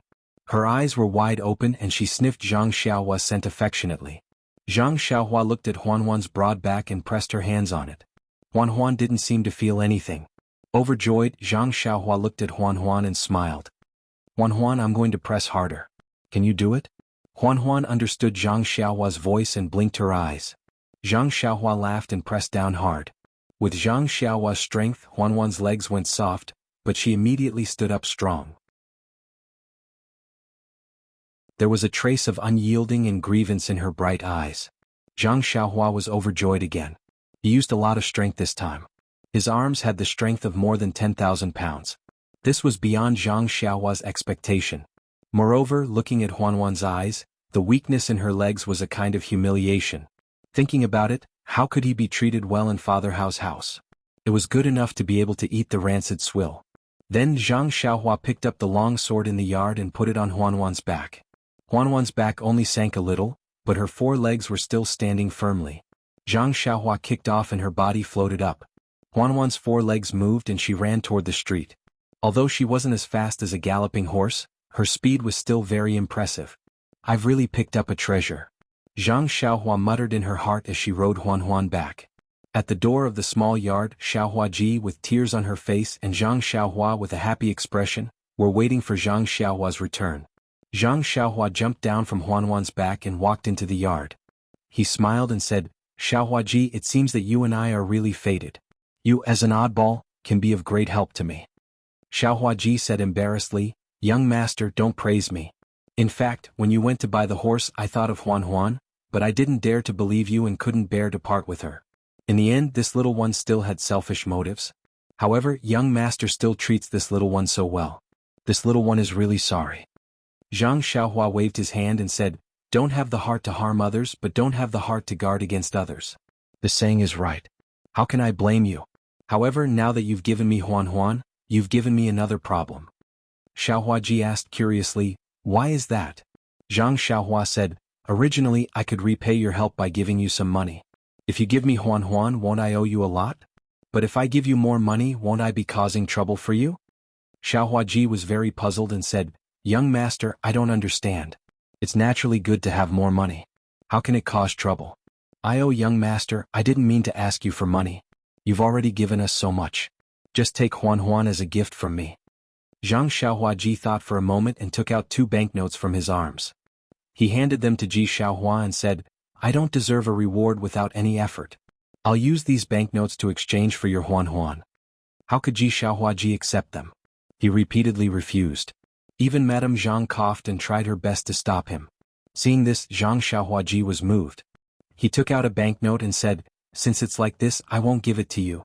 I'll trouble you to go to the ox and horse market with this banknote and help Father Hao buy a cow or a mule. Didn't you say that Father Hao needs Huan to live? If I take Huan away, how will Father Hao live?" This. Xiaohua was a little hesitant. At that time he only felt guilty and didn't think too much. Now that Zhang Xiaohua mentioned it, it was really a problem.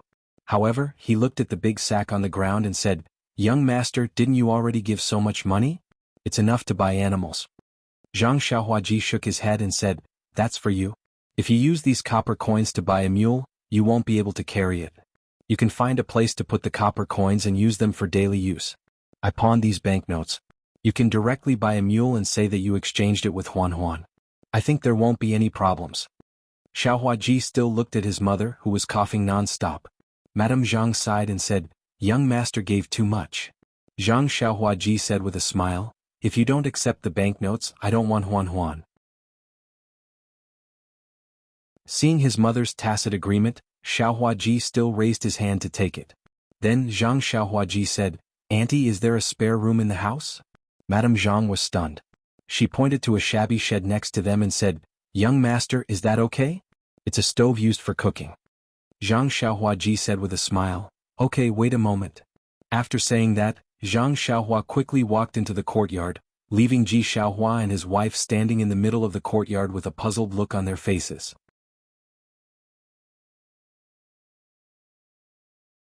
Chapter 326. After a while, Zhang Xiaohua came out from inside. Her face was slightly pale. She held a small piece of white jade in her hand and handed it to Ji Xiaohua. She said, "Ji Xiaohua, this is your reward for giving me Huan Huan. Oh, don't refuse first. You must accept this. Just now, I told your mother that I don't have any panacea that can cure your mother's illness, but I suddenly remembered that I have an old piece of jade that can cure illness." Then she said to Madame Zhang, "This jade is not valuable, but it is very good for the human body. If you can wear it every day and with the doctor's treatment, it will be better day by day." Hearing this, Ji Xiaohua's eyes could no longer leave the jade in Zhang Xiaohua's hand. Being able to cure his mother's illness was his biggest wish. Since the young master in front of her could take out this thing, there must be a reason. He wouldn't deceive her for no reason. As for Madame Zhang, she looked at the jade and then looked at her son. Unconsciously, she didn't have the courage to refuse. Seeing this, Zhang Xiaohua stuffed the jade into Ji Xiaohua's hand and said with a smile, "In that case, I won't stay any longer. I hope that Andy will recover soon." Then she turned to leave. Madame Zhang shouted, "Young master, what is the reason that you didn't say just now?" Ji Xiaohua also shouted, "Yes, young master. People say that people don't wake up early if there is no benefit. This little one also doesn't have a beautiful older sister or younger sister. Why are you so good to me?" "Ah." Zhang Xiaohua laughed and floated up. Her figure flew over the low wall of Ji Xiaohua's house and landed on Huanhuan's back outside the door. Zhang Xiaohua sat cross-legged and urged the four odd beasts. When Ji Xiaohua and her mother arrived at the door, they heard Zhang Xiaohua's voice from a distance. "The reason is very simple. Because I am also called Xiaohua. However, I am called Zhang Xiaohua." Seeing Zhang Xiaohua's figure gradually disappear, Ji Xiaohua's heart actually had a desire to chase after her. However, hearing her mother's heart-wrenching coughs, how could he take a step forward? It wasn't that he didn't think that Zhang Xiaohua was an unusual person. He knew that the long sword that was too heavy to lift was extraordinary. Now he actually saw him fly over the wall like a bird. He knew that he was more magical than he thought. Pingyang City, Lu Town, Huanxi Manor, Zhang Xiaohua. Ji Xiaohua muttered and memorized the route map he gave Zhang Xiaohua in her mind. Then she turned around and supported her mother. "Mother, you should go back to the house. The wind is strong outside." After entering the courtyard, she took out the jade and handed it to her mother. "Mother, you should go back to the house and find a string to string it with you."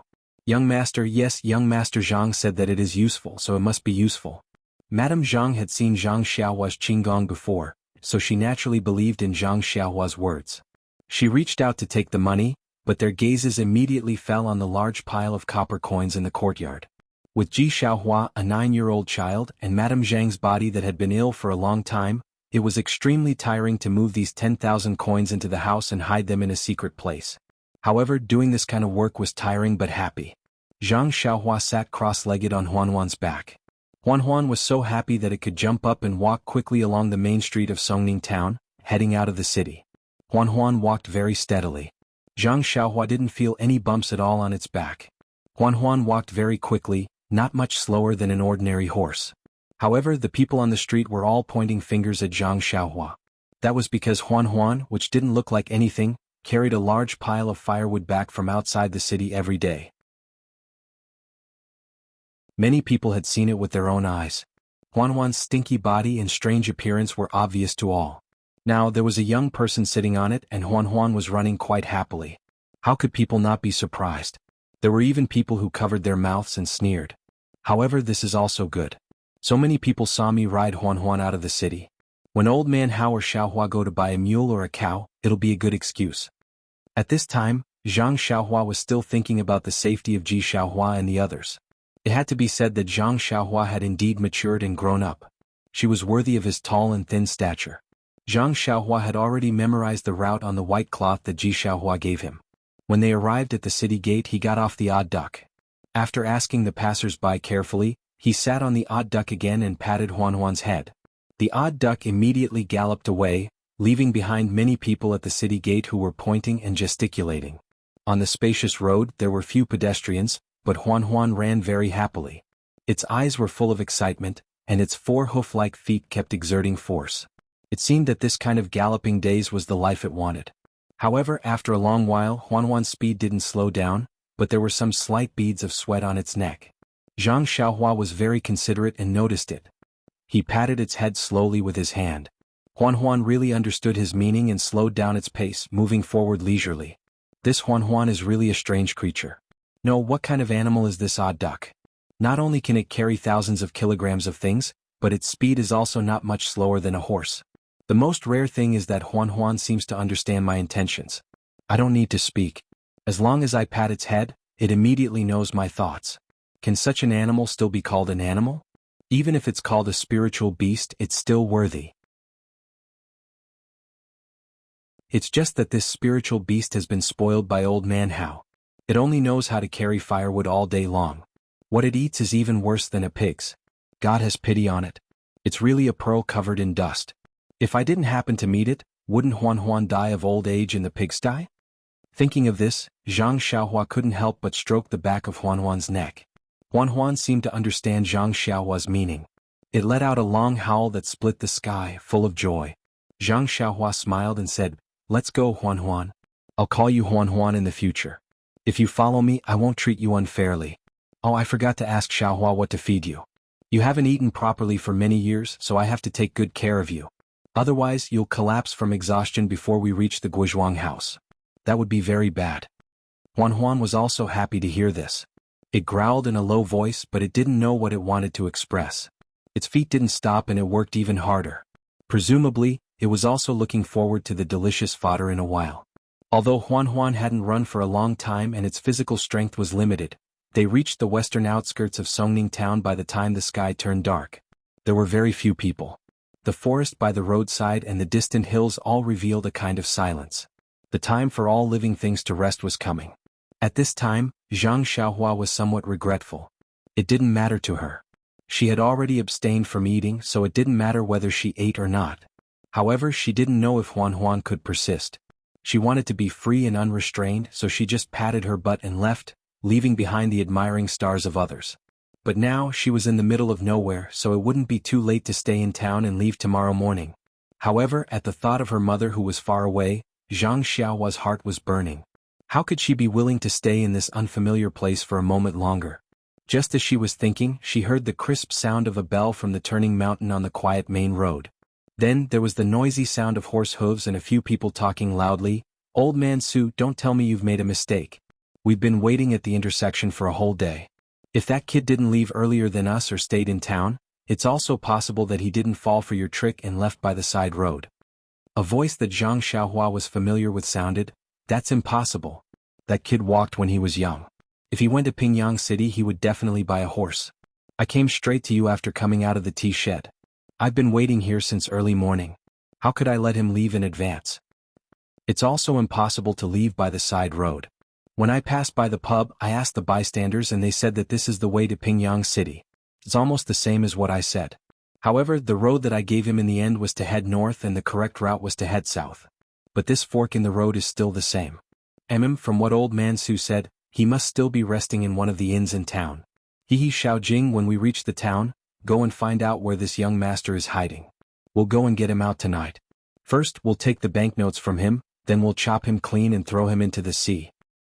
"Oh yes, old man Su, are your eyes playing tricks on you? Is this really a rich young master?" "Of course. Don't you trust my judgment? Just based on the retro robe that he's wearing, it's estimated that it's worth dozens of silver taels." Those few people spoke very loudly and didn't have any intention to care about others. The few horses turned and rushed towards Zhang Xiaohua. Those few people were also stunned when they saw Zhang Xiaohua. They didn't expect that there would still be people walking on this road at this time. Unknowingly, they stopped talking and only the clack clack clack of the horses' hooves could be heard. From their words, Zhang Xiaohua already knew their intentions. She even used her divine perception to clearly see that it was old man Su from the tea stall. But it was dusk at this time. With the alternating light and dark, ordinary people wouldn't be able to see clearly. Moreover, Zhang Xiaohua had already changed her clothes. That old man Su was still thinking about Zhang Xiaohua's retro black robe and naturally didn't recognize him immediately. It was just that when they neared, someone couldn't help but ask in surprise, "Eh? Isn't this old man Hao's broken donkey from the south of the city? Why is it being ridden out by this person? Can this donkey be ridden? It's usually used to carry firewood. At this time, old man Su also saw Zhang Xiaohua's mocking expression. He was stunned and thought in his heart, why does this young man look so familiar? Immediately he laughed and said, haha, there's a road to heaven but you can't, there's no door to hell but you still bump into it. Brothers, this is the rich young man I was talking about. The leader of the villainous men also laughed and said, no wonder, so he changed his clothes. He must have known that old man Su was lying. While they were talking, the other two had also surrounded Zhang Xiaohua from the side.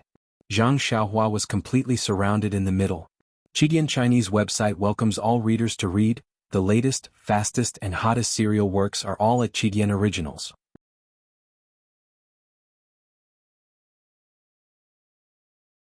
Chapter 327. Looking at the four people surrounding her, Zhang Xiaohua didn't seem to panic. She was still sitting cross-legged on the back of the David's deer. The four people looked at each other and pulled out their padao from their waist. Old Su grinned and said, this young master, seeing that your skin is so soft and tender, I won't torture you anymore. Quickly obediently hand over all the banknotes on your body, then I will give you a quick death. Otherwise I will slice off all the flesh on your body. Zhang Xiaohua smiled and said, this hero, I heard that the heroes of the underworld rob money and don't kill people. If I give you all the money on my body, will you spare my life? Old Su didn't speak, but the evil man next to him laughed and said, could it be that this guy's brain is damaged from reading too much? We have been roaming around here for many years and we don't leave anyone alive. If we only let you go, when the government comes to arrest us tomorrow, who will we find to reason with? The two people behind him also said, a few days ago there was also a scholar who talked to us about benevolence, righteousness and morality. He also advised us to turn over a new leaf. But when we cut off his finger he kept calling us grandpa and begged us to let him go. Boy, don't tell me you also don't want to be tactless? Hurry up, before the sky is completely dark, let me give you a quick death. I can also find a place to bury you and let you have a place to rest. Seeing that Zhang Xiaohua was still calm and collected, the evil man said, Xiao Jing, you go and help this young master on his way. We are in a hurry. Most likely the banknotes are on his body. We will find them in a while. The people behind Zhang Xiaohua raised their padao and chopped over without hesitation. Seeing this, Zhang Xiaohua didn't move. He only took out an item from his bosom. It was hard to see clearly in the darkness. Moreover, the item disappeared as soon as it was taken out. Then Xiao Jing, who had raised his saber to hack at Zhang Xiaohua, fell to the ground with a putong sound. The padao also fell to the ground with a clang sound. The evil man and old Su were on the other side, so they couldn't see clearly. However, the person next to Xiao Jing clearly saw a black light fly from Zhang Xiaohua's side and hit Xiao Jing's throat. Xiao Jing immediately fell off his horse, and the black light shot towards him like lightning. The evil man was shocked and said, "What kind of sorcery is this?" Before he finished speaking, the black light was already in front of his eyes. He didn't have time to dodge and immediately fell to the ground. Seeing the two people opposite them fall from their horses, how could the evil man and old Su not know that they met a tough opponent? They immediately turned their horses around and didn't care about each other. They patted their horses and left. Zhang Xiaohua laughed at the back and said, "Since you came, why leave?" She pointed her finger. The black light changed direction and stabbed at the evil man's throat. It was the small sword in his hand. Using an immortal's flying sword to kill a bandit was really using a sledgehammer to crack a nut. The evil man didn't resist at all and immediately fell from his horse. But this delay allowed old Su to run far away. The David's deer couldn't hear Zhang Xiaohua's signal. It had already swung its hooves and directly chased after them. Unexpectedly, it wasn't the slightest bit slower than the fierce horse. Zhang Xiaohua laughed and said, "You are really anxious. Dealing with this kind of person, are you afraid that he will run away? It's just that, since it's convenient, you can run away." Hearing this, Huan ran even faster. Not long after, it had already caught up. Zhang Xiaohua sat steadily on the back of the David's deer and said slowly, "Old Su, you have killed so many people. Don't tell me you are not afraid of retribution?" How could old Su dare to slow down his horse? While running, he begged for mercy, "Young master, I have eyes but fail to recognize Mount Tai. Today please spare my life. I will immediately put down my butcher's knife and become a Buddha. Tomorrow I will accumulate virtue and do good deeds. I will be a good person. What do you think?" Zhang Xiaohua said, "When you killed people, did you think about today? When you wanted to kill me just now, did you think about today? Heaven is watching. It's not that you won't get retribution, it's just that the time has not come. When the time comes, you will definitely get retribution. After saying this, Zhang Xiaohua patted the head of the David's deer again. Huan ran even faster. It had already passed Old Su and went forward. Old Su was overjoyed. He immediately pulled the reins of the horse and slowly moved away from Zhang Xiaohua. He cupped his fists and said, "Many thanks to the hero for letting me go. I will go back. Tomorrow I will open the barn to provide food to the poor." In his heart he thought, "This person is really strange. Do you think this is a horse race? Once I stop you will overtake me." Who knew that Zhang Xiaohua's leisurely words came from the front? "You bastard, when did I say I will let you go? If I let you go, what will the scholar who was tortured to death by you 2 days ago think? What will the people who were killed by you all think? I have already said that it's not that you won't get retribution, it's just that the time has not come. Today is the day you will be beheaded." When Old Su heard this, he did not care about anything else. He turned his horse around and ran back. Seeing that he was about to reach the foot of the mountain, he was overjoyed. Suddenly he saw a black light rushing towards his throat. Before he could react, he felt a chill in his throat. His vision turned black and he immediately lost consciousness. Just like the 3 people before him, he fell into the dust. However, he was even more miserable. When his body fell, his feet were still in the stirrups. The horse was still running until it reached the city gate. Who knew how many sins Old Su had committed? How could he still have a human form? At that time, Zhang Xiaohua naturally did not know about this. He just sat on the back of the David's deer and muttered in a low voice, "This group of people is really hateful. They don't have any manners. I just said a few words and they want to fight. This young master still wants to make them take out the banknotes in their arms first." And Zhang Xiaohua, this guy, actually became addicted to being a young master. He even changed the way he addressed himself as, "this young master." The corpses of the 4 people were all discovered the next day. Seeing that the 4 people were killed with a single sword strike, the officials knew that it was a vendetta in the Jianghu.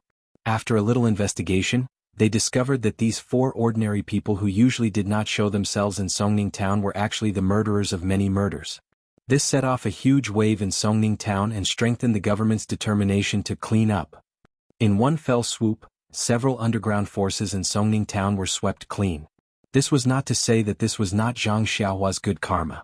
Ji Xiaohua, who knew the truth of this matter, worshipped this young man who had the same name as him as a god. Zhang Xiaohua walked along the road. They had just left Songning town and there was no inn by the side of the road. After a long journey, Zhang Xiaohua felt that Huan was tired and wanted to rest. He knew that he would definitely fall asleep at midnight. And Huan had just gotten rid of the life that did not belong to it. His body was far from being adjusted. If he forced himself to continue on the road, he would definitely kill the goose that lays the golden eggs. Seeing a mountain forest in front of him, Zhang Xiaohua made up his mind. The mountain was not high, but the trees were abnormally lush. With a sweep of his spiritual sense, he had already chosen a tree with an extremely strong crown. Patting Huan's head, he leaped up and flew to an extremely high place. He sat down cross-legged and took out a primordial stone, quietly circulating his energy to absorb primordial qi. Huan, on the other hand, let out a low hiss, extremely dissatisfied. "If you want to rest, why don't you take the sword down too? Aren't you afraid that it will tire me out if you leave it on my back?" Then he shrugged his back and the sword fell to the ground with a clang. Afterwards, Huan slowly walked in the mountain forest in search of food. It was late at night when she came back. Zhang Xiaohua, who usually cultivated quietly on the tree crown, sniffed and lay down under the tree. In the next few days, Zhang Xiaohua and Huan traveled in the morning and slept in the night. They ate and drank when they were hungry. Oh, wrong, only Huan ate and drank when she was thirsty.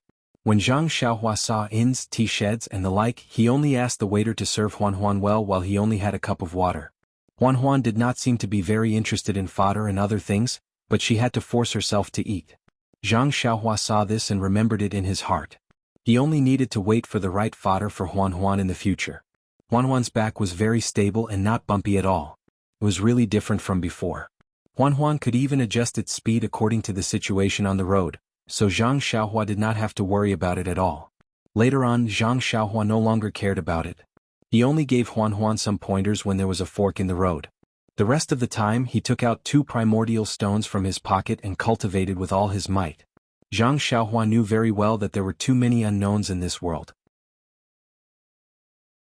The unknown things in the magma under the deserted island and the Zhuji realm in the direction of his cultivation were all great challenges for him. If he only focused on Jianghu, it would be very difficult for him to make any progress in his cultivation. Therefore, he had already set his sights very high and seized every moment to cultivate his cultivation method. Ever since the situation in the tea house, Zhang Xiaohua's bottleneck to the 6th layer of qi refining showed signs of loosening. Although he did not make any obvious progress in the past few days of painstaking cultivation, Zhang Xiaohua knew very well that his cultivation was slowly accumulating. Once he reached a certain level, he would definitely be able to reach the peak of the early stage of qi refining in one fell swoop. As for formations and restrictions, Zhang Xiaohua had made even more obvious progress. To be honest, when he was on the Xinrong Sect's ship, Zhang Xiaohua had been able to set up a defensive restriction. He believed that he had already reached a certain limit. If he wanted to make any further progress, he would have to rely on a deeper comprehension.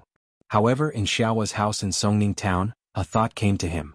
He recalled the records in the jade slip and, on a whim, he embedded a miniature formation into a jade pendant. This was not something that an early-stage qi refining cultivator like him could accomplish. However, with the help of the slowly revolving core in his dantian, he was actually able to create a jade pendant that could calm the mind. His spiritual sense and core seemed to have made some progress as well, so he seemed to have found another direction for his breakthrough. Although the jade blood refining core could refine the core and strengthen the spiritual sense, there was still a certain amount of danger involved. He could only cultivate in an extremely safe place. He spent his days on the road trying to comprehend the miniature formation and using some worn-out jade to practice. Although he had only been on the road for a few days, he had made great progress. On this day it was already late and they were in the middle of nowhere. Zhang Xiaohua had already gotten used to it and was preparing to find a suitable place to rest. Suddenly, he heard a voice from a concave slope ahead of him. "Thief from the Misty School, where do you think you're going?"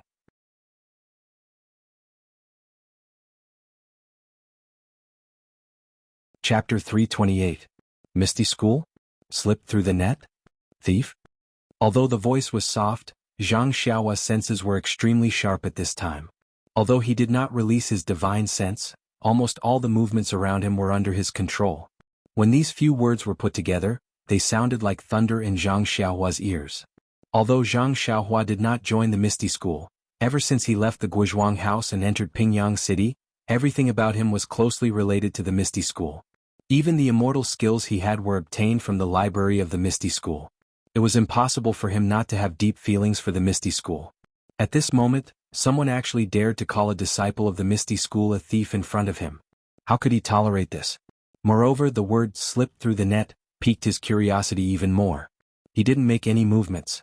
Instead, his figure drifted down from the back of the David's deer. Then he straightened his body and went straight to the top of the slope. There wasn't the slightest trace of worldly affairs during the whole process. Zhang Xiaohua landed on the top of the hill and blended in perfectly with the surroundings. If not for the people beside him who saw it with their own eyes, they would not have noticed or felt that someone had just appeared on the hill. Zhang Xiaohua crouched on the hill and quietly poked his head out. On the other side of the hill there was a large open space. There were 3 people dressed in martial arts attire, holding swords and padao. They surrounded a young man of about 24 or 25 years old. The young man was holding a long sword and the tip of the sword was trembling slightly. His brocade robe was already in tatters and flesh could be seen in many places, revealing blood-red wounds. The clothes around the wounds were also stained with blood. The young man was already at his limit under the siege of the 3 people, but he still did not give in. At this moment, the 3 people seemed to be interrogating him for something before they could take a break. One of them laughed and said, "Misty School boy, we've been following you for so long. We didn't expect you to see through us. You're not going to run anymore?" That person didn't answer. He only took the time to adjust his breathing and recover the internal energy he had expended. Another person sneered, "Don't waste your time. Do you think we can't tell what you're doing? Even if you have full inner strength, how can you be a match for us brothers?" The last person continued, "It's better to let him rest. In a while he can use ethereal steps to escape from our hands and back to their nest." That's perfect. We're following behind him. Isn't it because we want to know where his lair is?" Hearing their words, Zhang Xiaohua's frown deepened. What's going on? At this time, the young man from the Misty School seemed to have seen the situation clearly. He stopped adjusting his breath and lowered the tip of his sword. He smiled and said, "The rumors in Jianghu say that the Alliance of the Righteous Path is named after the Righteous Path. Presumably, they all say that they do things righteously and reasonably. Unlike today, they are outnumbered and have no sense of shame." Rumors in Jianghu? When the three heard this, they laughed and said, "Are you blind? How can you believe the rumors in Jianghu? Moreover, Jianghu has always respected strength. If your Misty School's strength was strong enough, the rumors in Jianghu would naturally revolve around your Misty School. How can you let others have something on you and let us destroy your entire school?" Boss. Zhang Xiaohua's head was about to explode when he heard the sound. Destroy the school? Don't tell me the entire Misty School was destroyed by others? Then what happened to second brother? In an instant, Zhang Xiaohua thought of his second brother, Zhang Xiaohu. He was about to straighten his body and go down to ask about it, but his mind changed. The Misty School's destruction wasn't something that happened today. What's the use of being anxious now? It's better to wait and see. Sure enough, the disciple of the Misty School sorrowfully said, "If you want to condemn someone, you can always find a pretext. You've been drooling over my Misty School for a long time. You're just looking for an excuse to annex it. What martial arts secret manual? It's all a lie you made up." Hee, whether or not there are martial arts secret manuals is not something small people like us can know. In any case, your Misty School's destruction is an indisputable fact. Sigh, as expected of a school with an inheritance. Even when surrounded by us, you still managed to escape from Misty Mountain Villa. Brother, how have you been these 3 years of hiding your name and changing your surname? Why don't you obediently come with us to the Righteous Alliance? From then on you can walk openly in Jianghu. We brothers will use our lives to guarantee that you'll definitely have a considerable position in the Righteous Alliance. Hearing this, Zhang Xiaohua was even more shocked. The Misty School has already been destroyed for 3 years. Isn't that the same time I was on the deserted island? I don't know if second brother also escaped like this person. And in a moment I'll save him and ask him. Thinking this, he gently took out the small sword from his bosom and used his divine sense to control it in the air, waiting for an opportunity. That Misty School disciple smiled and said, "I don't know what position you three brothers have in the Righteous Alliance?" One of them hesitated and said, "We're all disciples of the Golden Hall under the Righteous Alliance's 6th Alliance Master. If you're willing to come with us, we'll definitely report it to the Hall Master and record it as a great merit." That Misty School disciple thought for a moment and said, "It's not that I don't believe you three brothers, but your positions seem to be low. How can you guarantee that your little brother's life won't be in danger?" One of them was somewhat angry while the other smiled and said, "Little brother, you don't know. Our several sects have a secret agreement. As long as you're a disciple of the sect, as long as you're a survivor of the Misty School, of course, if little brother has the intention to abandon the dark and join the light, then naturally I'm not talking about you. As long as you're willing to join any sect, then you can keep your life. If you can provide the whereabouts of others, then according to how many survivors you capture, you'll be rewarded. That's why my brother is so generous as to agree with you." "Oh, so that's how it is. See, you guys really put in a lot of effort. Little brother, since we've already spoken to this point, you can see that it's already late. Why don't you put down your sword and let us seal your acupoints and return to the hall with us? That way you'll be able to make a great merit for our sect." "Yeah, fine. Since I've already fallen to this point, a fine bird chooses a tree to nest in. I have no choice but to make a decision." Finished speaking, that person turned the sword hilt and handed it over. That person in front of him smiled and said, "Little brother is really smart. If you've already done this, then why did you let us chase you for so many days?" Finished speaking, he stretched out his hand to take the sword hilt. Seeing this scene, Zhang Xiaohua was a bit surprised. This Misty School disciple was able to escape for so many days. He must be a person with a strong will. How could he give up so easily? Sure enough, before Zhang Xiaohua finished thinking, she saw a change in the situation. That disciple's hand that was holding the sword tip suddenly gripped it. His entire hand was covered in blood. That disciple did not seem to know pain as he held the sword and chopped down at that person's arm. At such a close distance, that person could not react. His face changed greatly. Seeing that his arm was about to be cut off at that moment, a sword suddenly appeared from the side and blocked that person's arm. A dang sound was heard as that Misty School disciple's sword was blocked. That disciple felt pain in his hand and lost his grip on the sword, causing the sword hilt to turn around. The Misty School disciple stretched out his left hand to grab the sword hilt as if he did not care about the blood flowing from his right hand. The Righteous Alliance disciple who used his sword to block the attack laughed and said, "Good brat, I knew there was something fishy going on. After being chased by us for so many days, how could he just surrender like that?" That disciple who almost had his arm cut off gritted his teeth and fiercely said, "Senior brother, don't talk nonsense. As long as we keep him alive, what can't we get out of him? Even if we can't get anything out of him, that's because of the other people's ability. As long as we take him down, it will be a great merit." The other two also laughed and said, "Junior brother is right."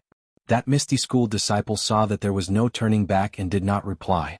Holding the sword in his left hand, he thrust it forward. The three people from the Righteous Alliance were already prepared. How could they let him have the chance? Both the sword and saber arrived. In just a few moves, that disciple's body had a few more wounds. If it was not for the fact that they wanted to capture him alive, he would have already died. Seeing this, that Misty School disciple swung the sword in his left hand and used a night battle in 8 directions, to force the three people back. Then, looking at the night sky, he bitterly smiled and said, "Leader O, this little one is a disciple of the Misty School in this life. I hope to be your subordinate in the next life." Saying this, he pulled the sword in his left hand back and was about to cut his own throat. Seeing this, the three people surrounding him were shocked. They hurriedly went up to stop him. But how could it be too late? At this moment of crisis, they saw an object coming from afar. A black light flashed and hit the sword in the Misty School disciple's hand. But with a kacha sound, that sword was actually broken into 2. Then that object did not slow down and stabbed into the ground. In the darkness, it seemed like a dagger. The three people from the Righteous Alliance were shocked and turned around to look. They saw that not far away on a hillside, a thin figure stood up from the ground. Then he actually used Qinggong to fly on grass. Like a gust of wind, he floated down and in an instant he was in front of everyone. At this time, everyone saw clearly that this was a slightly tall youth around 15 or 16 years old. That person entered the field and did not pay attention to the three people from the Righteous Alliance. Instead, he stared at the Misty School disciple and asked, "What did you say? What happened to the Misty School?" The ethereal sect disciple's sword was first broken by the flying dagger and the web between his thumb and index finger on his left hand was cracked. Then he was shocked by the young man's superb lightness skill. Most importantly, the young man was so young. Seeing him staring at him and asking questions, he did not know what to say. At this time, the three people surrounding the Misty School disciple moved slightly and expanded their encirclement. They quietly surrounded the youth. Then one of them clasped his fist and asked, "May I know which sect this Xiaoxia is from? I am a disciple of the Righteous Alliance's Jianghu Hall. I am here to handle some matters." Xiaoxia. Qidian website welcomes all readers to read. The latest, fastest and most popular series of works are all at Qidian Originals.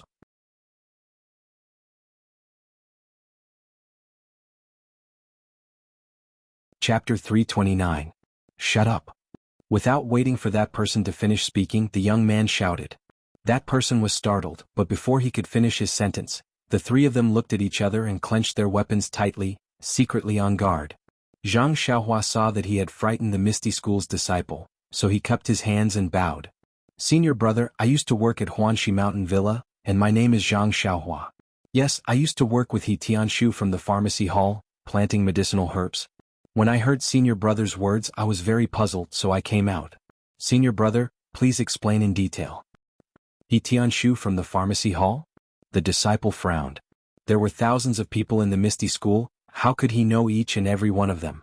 But soon after, he pondered for a moment and said mockingly, "Yes, I don't know people like He Tianshu. There are so many people in the Misty School you can just make up a name and there might not be no one in the sect.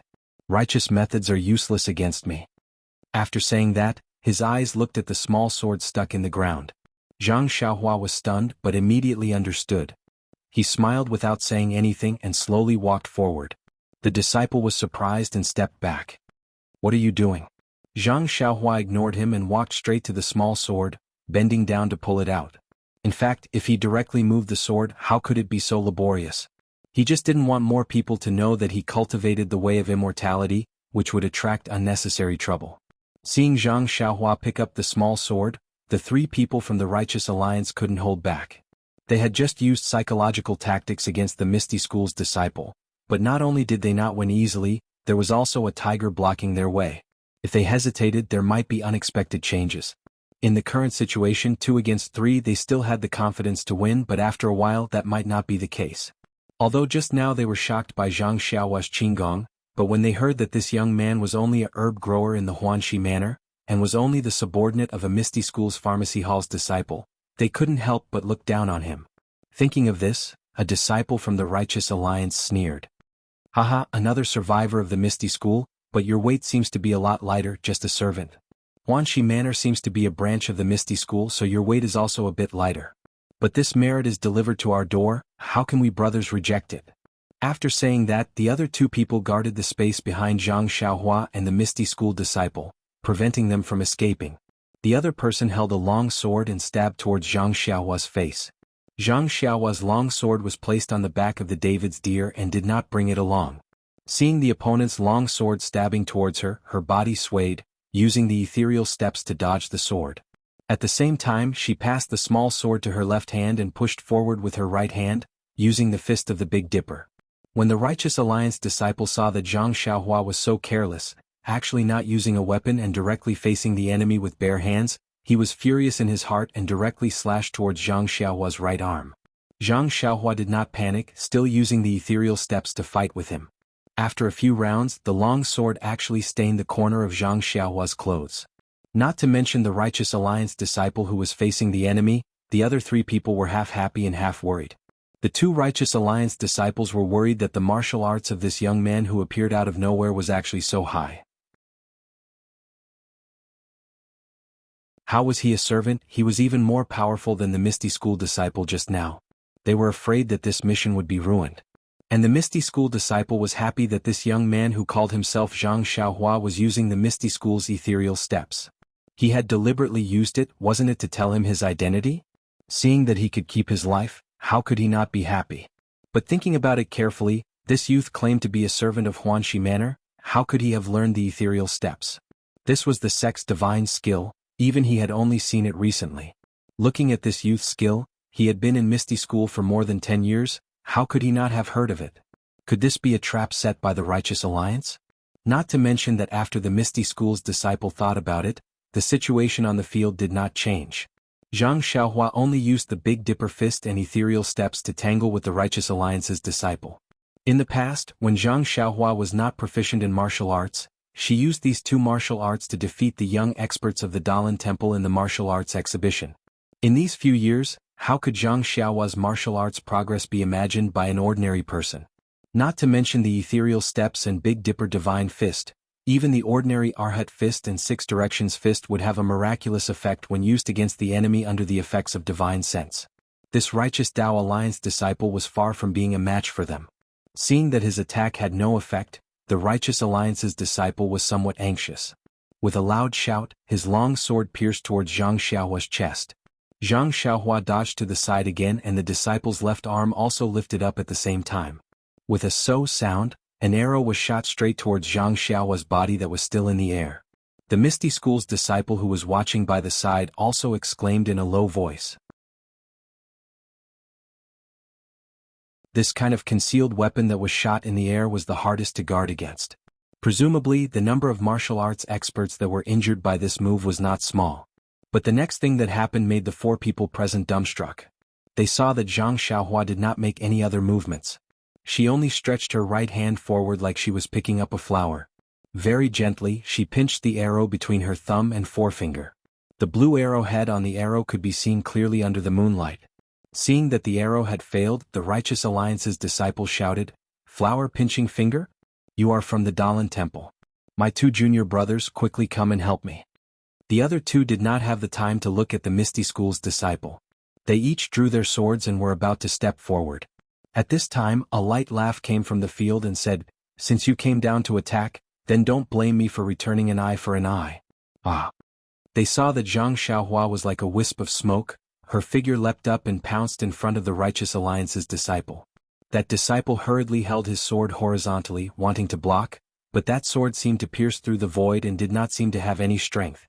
Zhang Xiaohua's figure was like a ghost, she leapt up, the small sword in her left hand very naturally extended forward, then immediately retracted, her figure somersaulting backwards to meet one of the Righteous Alliance's disciple who was brandishing his blade.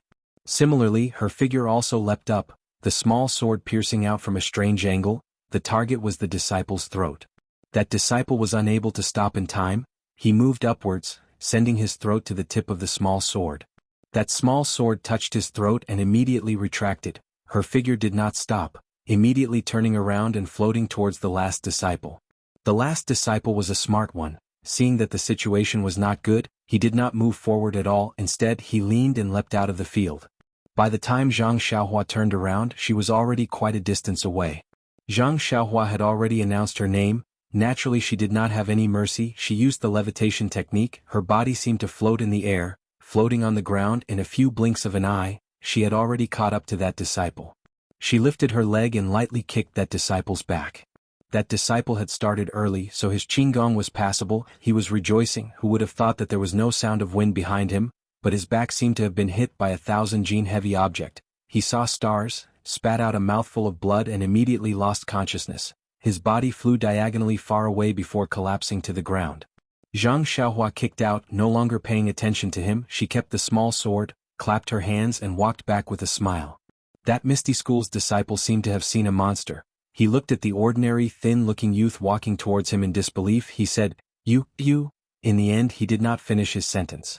Zhang Xiaohua looked at him, sat cross-legged on the ground and said with a smile, Senior, the annoying flies are gone. This world is quiet. You can tell me about the Misty School.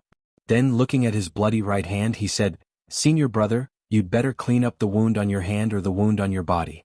I don't have any experience in this area, and I don't have any medicine or anything like that on me. At this time that Misty School's disciple came to his senses and said, It's fine, it's just a small matter brother, wait a moment, I can handle it myself. After that, this disciple methodically took out something from his chest, applied medicine on the wound on his body, hand and other places. He was very skilled.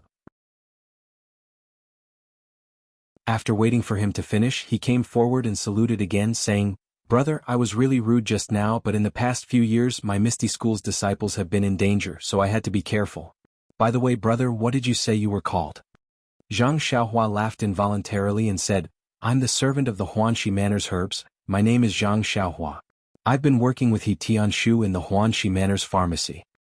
Oh brother, you're called Zhang Xiaohua. I'm Chu Yunfei of the Divine Machine Hall. Divine Machine Hall? I have some impression of it, but I've only been to the Misty Mountain Villa a few times, so I don't know many disciples. Alas, in the current Jianghu, if there is no conspiracy, no one will admit that they are from the Misty School. My Divine Machine Hall is basically just a name now. Oh, by the way brother, are you really the servant of the Huanxi Manor's herbs? But how can your martial arts be so high? Moreover, you can even use the ethereal steps of our Misty School? This? Zhang Xiaohua was a little hesitant. Seeing that Zhang Xiaohua was a little hesitant, Chu Yunfei quickly said, Brother Zhang, if you have any difficulties, you don't have to say it. Zhang Xiaohua smiled and said, There's nothing difficult about it.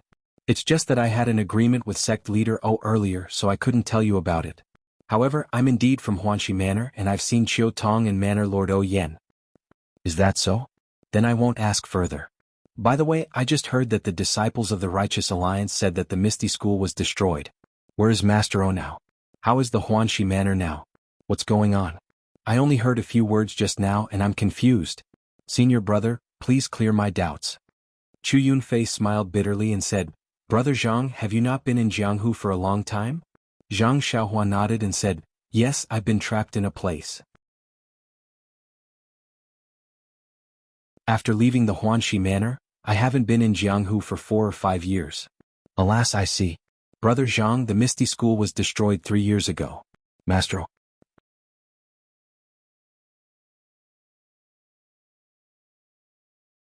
Chapter 330. Ah, really?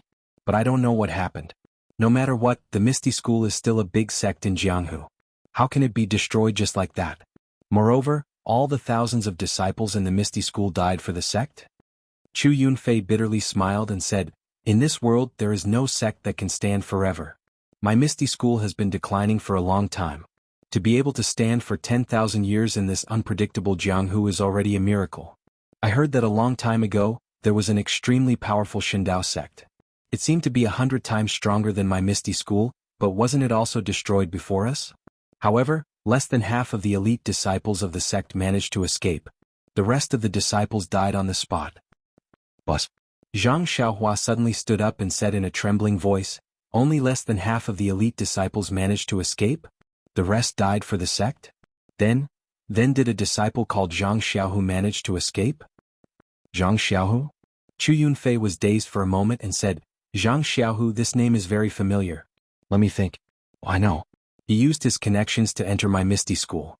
Later he got lucky and was accepted by Martial Uncle Wen.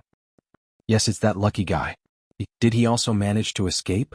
At this time, Zhang Xiaohua didn't care what other people said about her second brother. She hurriedly asked. No. Chu Yunfei decisively replied. Zhang Xiaohua exclaimed. She clenched her teeth and clenched her fists. Just as she was about to ask which sect attacked the Misty Mountain Villa, Chu Yunfei said another sentence. Zhang Xiaohua almost fainted. However, Zhang Xiaohu doesn't seem to have died. Ah. Zhang Xiaohua nearly fell to the ground with a thud. He thought to himself, Senior brother, can you not speak like that? Can't you finish your sentence in one sentence? Zhang Xiaohua stepped forward and asked, Then where's Zhang Xiaohu now? Well, I'm not sure if Zhang Xiaohu is dead or not. This time, Zhang Xiaohua fell in front of Chu Yunfei. Even the Righteous Alliance's 3 experts hadn't been able to force back Zhang Xiaohua. But Chu Yunfei had done it. Zhang Xiaohua forced herself to get up and thought to herself, My senior brother from Misty School, can we be more specific? Although this little sweetheart of yours has been tempered with immortal cultivation techniques, it still can't withstand your torment. Seeing Zhang Xiaohua lose her composure, Chu Yunfei felt embarrassed and said, Little brother, are you too tired? Those 3 Righteous Alliance's disciples are not ordinary experts. They have been chasing me for several days. If you are tired, you should take a rest first. Zhang Xiaohua waved his hand and said, Senior brother Chu, it's better if you don't. If you have the time, please tell me about the Misty Sect. I will be very grateful. So it's like this. Actually, what happened at Misty School that day is known by everyone in Jianghu. You can find anyone to inquire about it. Sad things should be told to sad people. Brother, listen to senior brother tell you about the sad things. Thus the 2 of them sat on the ground. With Chu Yunfei's tireless narration, Zhang Xiaohua learned about the events of that year. It was an autumn 3 years ago. It was the day when all things were competing with each other. But in this day of harvest and looking forward to the future, Misty School's sect leader Peng was sitting on a chair with a headache. He had the urge to use his thumb to fiercely rub his temples. Ever since he subdued Shui Yupeng a year ago and gave her the position of vice sect leader of Misty School, he firmly controlled the Luo Shui gang under the Misty School. The strength of the entire Misty School greatly increased. The results greatly stimulated the ambitions of the 6 Misty Tigers. They all wanted to make contributions that no one had ever made in their lifetime. However, just as Peng finished organizing the resources of the Luo Shui gang, coordinated the water and land forces of the Misty School, and prepared to revive the immortal Dao and once again set his sights on Jianghu, he felt that it was difficult to move forward. Moreover, he had suffered an inexplicable setback. Let's first talk about the revival of the immortal Dao. Since he already knew that the heaven and earth Yuan Qi in this world was recovering, and at this time he also discovered Zhang Xiaohua's Big Dipper Fist, which seemed to be an inheritance of the immortal Dao, and at this time, Peng almost thought that he was the godfather of the immortal Dao. He excitedly used an extremely cheap price to exchange for the manual of the Big Dipper Fist. At that time he sent his eldest disciple Zhang Qingyue to impart the Big Dipper Fist to the only son of the deputy chief, Shui Tiantian. Although Shui Tiantian was only 4 years old, but he was considered to be a genius. In a short period of time he was proficient in the Big Dipper Fist, and practiced the Big Dipper Fist no less than 5 times a day. Of course, since Shui Tiantian was a genius, and when Peng persuaded Shui Yupeng to join the Misty School, he also promised to teach him all the divine skills of the Misty School. At this time he naturally couldn't hide anything from Shui Tiantian. Everything that could be taught was picked out for Shui Tiantian. Shui Yupeng was beaming with joy as she watched, and worked even harder for the Misty School. Shui Tiantian was like a sponge absorbing water, seriously absorbing the essence of the inheritance of the Misty School. Regarding the Big Dipper Fist, Shui Tiantian was quite knowledgeable. Although Shui Tiantian was only 4 years old, but he was also considered to be a genius. In a short period of time he was proficient in the Big Dipper Fist, and practiced the Big Dipper Fist no less than 5 times a day. Of course, since Shui Tiantian was a genius, and when Peng persuaded Shui Yupeng to join the Misty School, he also promised to teach him all the divine skills of the Misty School. At this time he naturally couldn't hide anything from Shui Tiantian. Everything that could be taught was picked out for Shui Tiantian. Shui Yupeng was all smiles as she watched, and worked even harder for the Misty School. Shui Tiantian was like a sponge absorbing water, seriously absorbing the essence of the inheritance of the Misty School. Ethereal steps, etc. Therefore, other than practicing 3 times a day in the morning, noon and night, Shui Tiantian spent the rest of his time comprehending the ethereal steps and ethereal divine art. Although Shui Tiantian's progress in the latter two had exceeded Zhang Qingyue's and Peng's expectations, the two's attention was not on this. Instead, it was on the seemingly ordinary and error-filled Big Dipper magical fist technique. Shui Tiantian had been practicing the Big Dipper magical fist technique for more than half a year, but there was nothing abnormal about it. Other than his arm strength being slightly stronger than an ordinary child's, there was nothing else that could be seen. And you want to say that Shui Tiantian did not try his best to practice the Big Dipper magical fist technique? That was not right. The Big Dipper magical fist technique was the fist technique that he had learned. After mastering it, he did not give up and practiced it 3 or even 5 times a day. If it was any other fist technique, not to mention 3 times, even 1 or several times a day would not be a small number. After all, the people of the martial arts world still emphasized on internal strength. Could it be that this arm strength was the effect of the Big Dipper magical fist technique? Thinking about how Zhang Xiaohua's arms were different from an ordinary person's, Peng sometimes could not help but come to this conclusion. Later, when the Misty School recruited young disciples again in the 2nd year, Peng specially requested Zhang Qingyue to select a group of disciples with good talent and teach them the Big Dipper magical fist technique as a compulsory fist technique. However, the results were still not very obvious. It was similar to Shui Tiantian's situation. His arm strength had increased a lot, but there were no other abnormalities. In his disappointment, Peng thought of the missing Zhang Xiaohua. If Peng had not seen the exquisite moves of the Big Dipper magical fist technique, which were different from the current fist techniques, and the entire fist technique's attack and defense, Peng would not have felt sorry for the 1,000 taels of silver he had spent. This Zhang Xiaohua actually went missing as soon as she left the Misty School. She did not even do a good job in the after-sales service. Speaking of Zhang Xiaohua's disappearance, Peng was also helpless. In fact, when Zhang Xiaohua asked for leave from the Misty School, he was not very willing. However, Zhang Xiaohua was not a disciple of the Misty School, and was also the subordinate of his own biological sister. It was not good for him to interfere. As for Zhang Xiaohu, it was just unintentional. Whether he went back or left the Misty School had nothing to do with Peng, so he naturally agreed very quickly. What Peng did not expect was that Zhang Xiaohu went back to the Misty School, but Zhang Xiaohua did not come back. What came back was the news of Zhang Xiaohua's disappearance. Peng was furious and almost wanted to slap Zhang Xiaohu to death. However, looking at Zhang Xiaohu's absent-minded and guilty face, he endured it again and again. However, he did not dare to be too loud and quickly sent a few capable disciples to inquire about the news. In fact, before Zhang Xiaohu returned to the mountain, he risked his life to inquire about Zhang Xiaohua in Shizue Mountain. After he settled Li Jinfeng's family and waited for a day in Lu Town, he still did not see any trace of Zhang Xiaohua. He felt something was wrong and did not dare to return to the Guizhuang house. Instead, he went straight to Shizue Mountain. Knowing that there was a tiger in the mountain, he still went to the mountain. His own biological brother was there, so why would he care about his own safety? At that time he only blamed himself for not staying, but left his younger brother behind. He also blamed himself for not being able to stay for his younger brother because of his poor martial arts. But since things had turned out this way, what was the use of more self-blame? It was not until Zhang Xiaohu went to Shizue Mountain without hesitation that he found that the whole mountain was in chaos. Some people were fighting with their fists, some were fighting with their swords, and most of them were running down the mountain with small cloth bags on their backs. Zhang Xiaohua crouched on the side of the road looking at this and that. None of them were good people, and he was surrounded by people, so he did not dare to show up casually.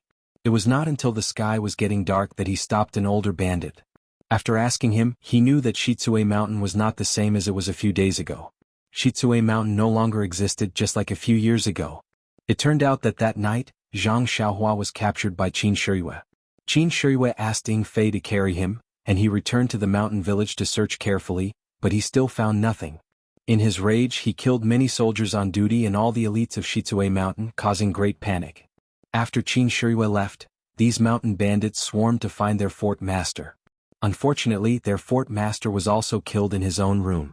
Then, the mountain bandits were in a mess, thinking that their mountain village had provoked a martial arts master and someone was coming to seek revenge. The whole mountain village was like a group of dragons without a leader. Well, the whole front half of the dragon was gone, leaving only those with poor martial arts and undisciplined people. They did not have the awareness that the mountain village is their home. Some people even saw the open secret room and found some scattered jewelry in the corner. So, the internal strife of people dying for wealth and birds dying for food was really staged.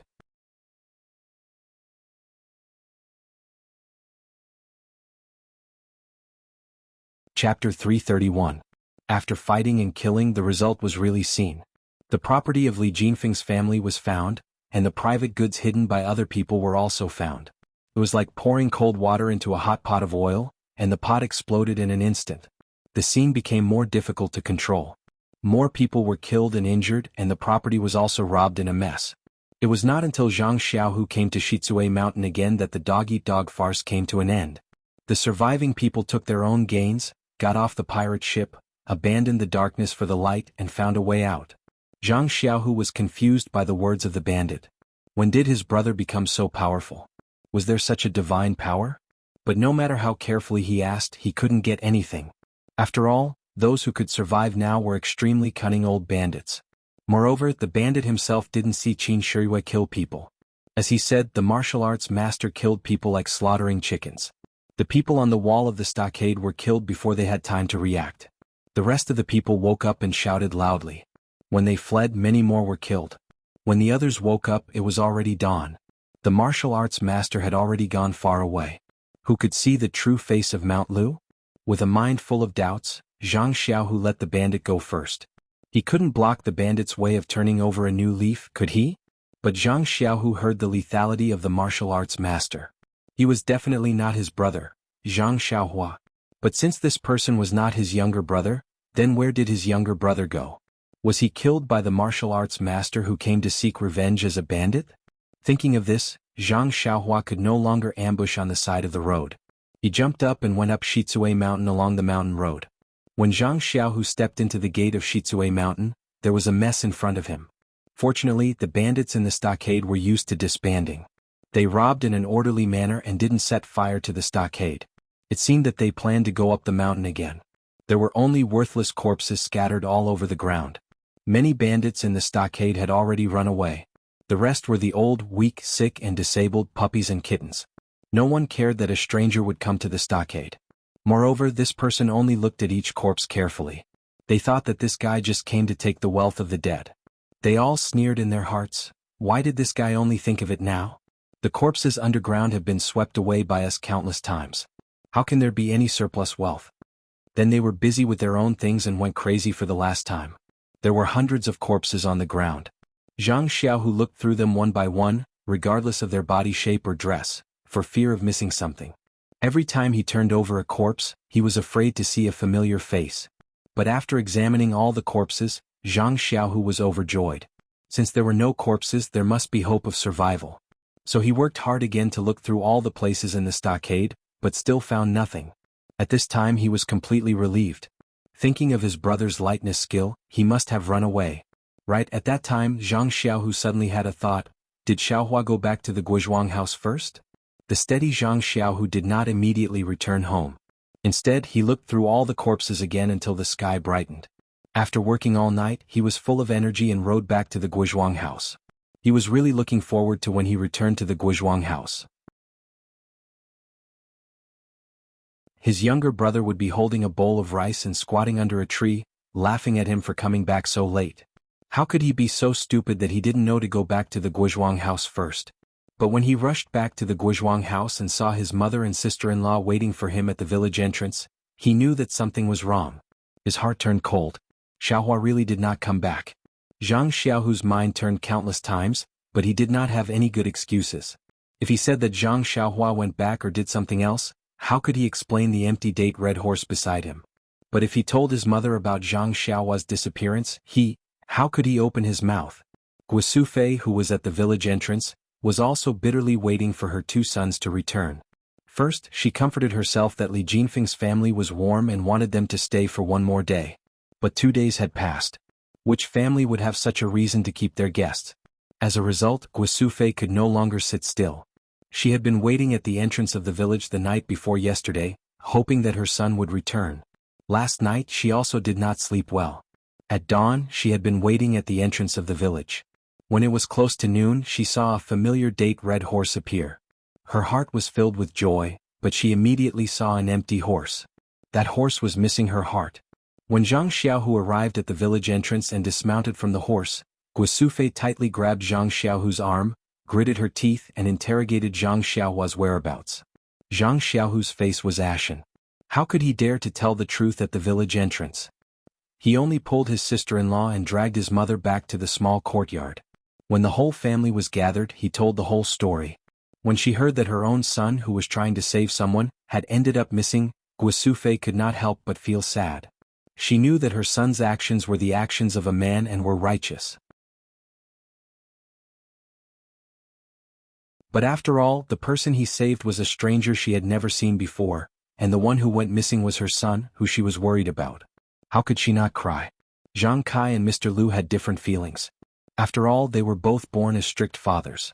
They felt that for a child to do such a righteous and awe-inspiring thing, it was exactly what a man should do. They were quite proud.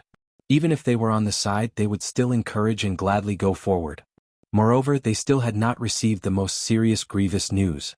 And Zhang Xiaohua had acted for righteousness, so she must be loved by heaven and earth. How could she die so easily?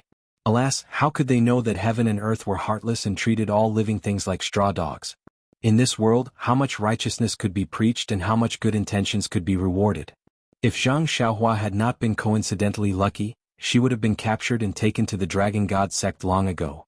Who knew what her ending would be? Everyone tried to persuade Guisufei, but they could not ease the knot in her heart. In the end, it was Mr. Liu, who was not involved in the matter, who probed, "Could we ask the Misty School to help Zhang Xiaohua?" This sentence was like an epiphany, waking Zhang Xiaohu up. Yes, his abilities were limited, but he had a powerful sect behind him. With such a great resource, how could he not make full use of it? After thinking about it, Zhang Xiaohu did not have the mood to stay at home. He packed his luggage and immediately set off from the Guizhuang house. He rushed back to the Misty School in Pingyang City overnight. He also made an appointment with his family. Once there was any news, he would ask someone to inform them immediately. After Zhang Xiaohu rushed back to the Misty School, he did not know how to ask for help. He could not possibly ask sect leader O directly and say that his younger brother was missing and see if he could help look for him. Zhang Xiaohu could imagine that he would definitely be chased out by O Peng. Therefore he could only ask his master, Wen Wenhai, for help. Wen Wenhai was also rather helpless. Although he was O Peng's personal disciple, he did not hold any real power in the sect. He did not have the right to mobilize the disciples of the Divine Mechanics Division. Therefore, Wen Wenhai also took the time to find an opportunity to tactfully convey this request to eldest senior brother Zhang Qingyue, hoping that Zhang Qingyue would extend a helping hand on the account that they were fellow disciples of the same sect. Zhang Qingyue naturally knew the importance of Zhang Xiaohua. When he heard this, he did not even say a second word to Wen Wenhai. He immediately rushed out of the door and hurriedly informed O Peng of this news, leaving Wen Wenhai stunned at the side. He thought that eldest senior brother was angry over this small matter. Just as Wen Wenhai apologetically told Zhang Xiaohu that he might not be able to help and that he could look for O Yen, Zhang Xiaohu hurriedly rushed over to look for Zhang Xiaohu. When Zhang Xiaohu arrived at the meeting hall and repeated the matter of Zhang Xiaohua's disappearance, Zhang Xiaohu's reaction was far beyond his expectations. Sect leader O immediately sent 10 disciples of the Divine Mechanics Division to Shizue Mountain to find Zhang Xiaohua's whereabouts. They wanted to see her alive or dead. Zhang Xiaohu was touched. He did not expect sect leader O to be so benevolent. A professional was a professional. Not long after, the disciples of the Divine Mechanics Division brought back the news. Although they did not find Zhang Xiaohua's whereabouts, they found out that Shizue Mountain was related to the Dragon God sect. On the day of the incident at Shizue Mountain, there was a special envoy from the Tenryu sect present in the stronghold. When he heard this news, O Peng hesitated. At this time, the Righteous Alliance and the Tenryu sect were at loggerheads. However, there was no direct conflict. Many people related to the Righteous Alliance were killed by the Tenryu sect's disciples, and many of them were exterminated. However, the Righteous Alliance did not dare to fight the Tenryu sect head-on. They only made solemn statements and seriously protested. Occasionally, they skirted around the edges and scratched at the weak spots of the Tenryu sect. Even the super sects of Jianghu were so docile, so how could Ping not avoid them? He sternly ordered the disciples of the Divine Mechanics Division to quickly return to the stronghold. At the same time, he ordered Zhang Qingyue to temporarily postpone the plan for the path of immortality. He was afraid that the Tenryu sect had other intentions for kidnapping Zhang Xiaohua, or that they had learned the importance of the Fist of the North Star from Zhang Xiaohua. As for Zhang Xiaohu, Ping only said that the disciples of the Divine Mechanics Division had not found any news about Zhang Xiaohua and were half-heartedly brushing him off. As for Zhang Xiaohu, he did not have any news about his younger brother. Naturally, he was unable to pass any information to the Guizhuang house. He could only hope that the two elders at home would be able to recover from their grief with time. Time flew by. Soon it had been almost a year since Zhang Xiaohua went missing. Who knew how many sorrows, joys and separations had happened in the Jianghu? Other than Zhang Xiaohu, who would still remember Zhang Xiaohua, who had been in the limelight at the Misty School's martial arts competition.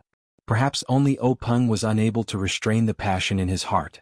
When he saw that the Tenryu sect did not seem to care about the Misty School and placed his hopes on the Fist of the North Star once again, he was extremely disappointed. Only then would he remember Zhang Xiaohua, the originator of the Fist of the North Star. At this moment, Peng was not only vexed about the setback of the Path of Immortality's revival plan, but also about something else.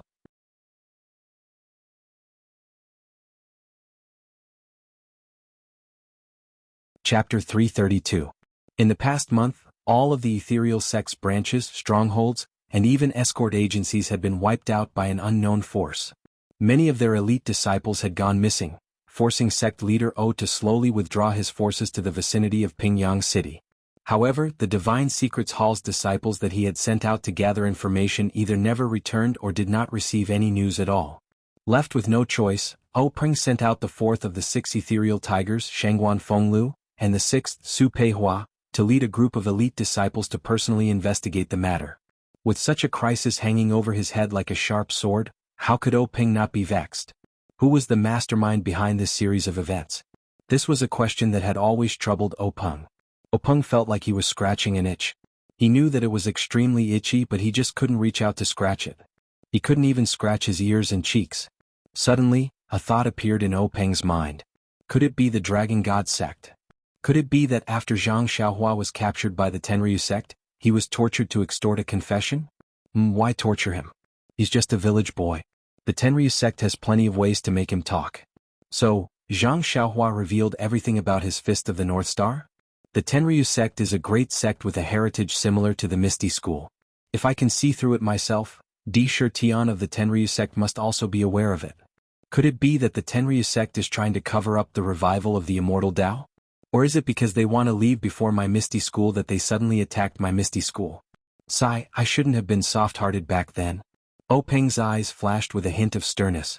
But after a while, there was a burst of confusion in his eyes. This is also not right. Even if Sakura knows the secret of the Big Dipper magical fist, whether or not this Big Dipper magical fist is actually the Big Heavenly Cycle of Stars fist is still two different things. He didn't settle the matter first and cultivate his own immortal Tao disciple. Besides, the Tenryu sect's strength is comparable to the combined strength of the 3 super sections. They have always been restrained by the 3 super sections. If they were to harm my Misty School, the other 3 sects would definitely react. Why is there no news at all? Could it be?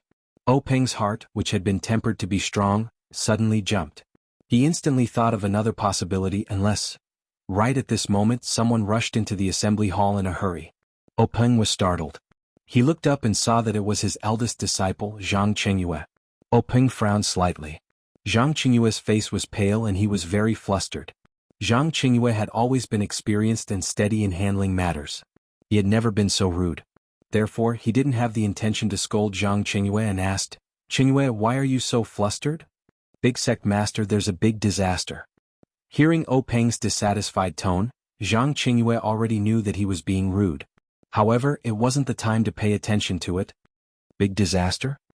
Peng's heart jumped and he blurted out, "Did the Tenrya sect besiege my Misty Mountain Manor?"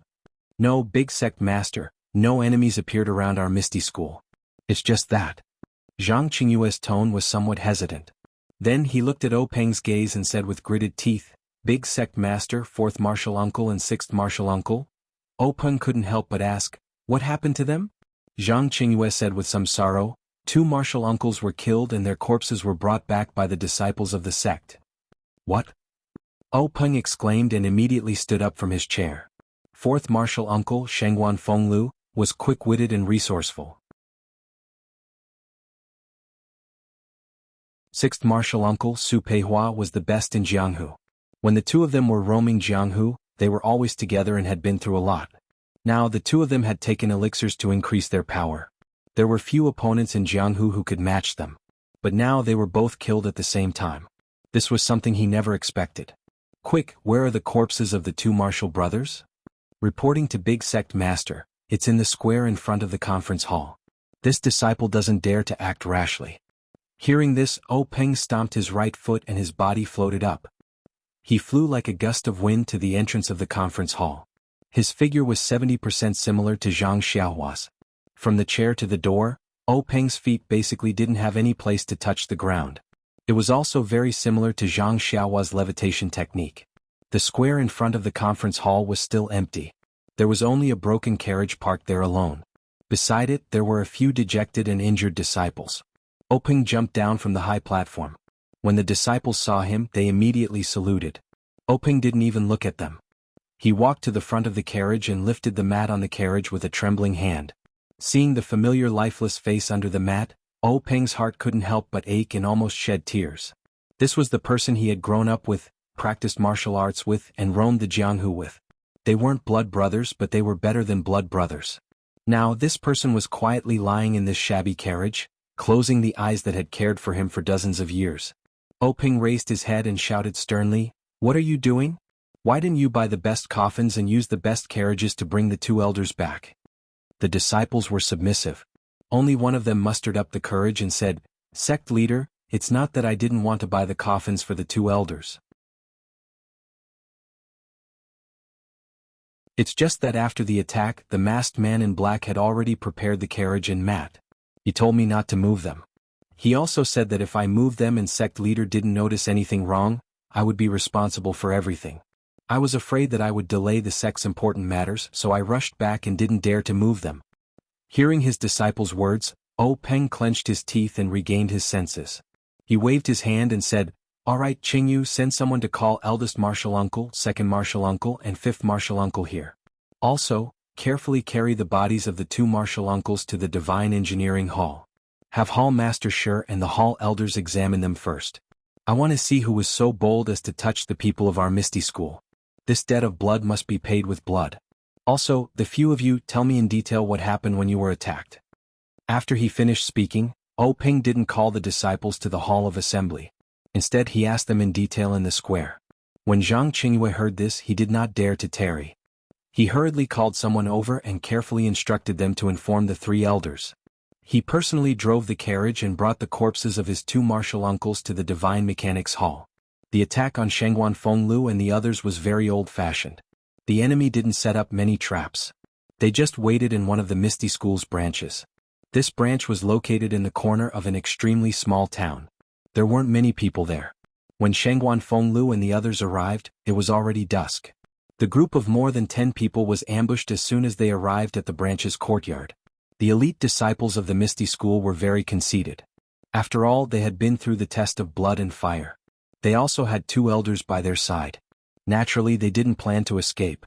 They only wanted to avenge their brothers. It was a pity that the opponents who had set up the ambush seemed to have already predicted it.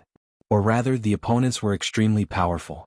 Although their numbers were not much higher than the ethereal sect, the moment the ethereal sect's disciples exchanged blows with them, they realized that the men in black who had set up the ambush were all experts in the martial arts world.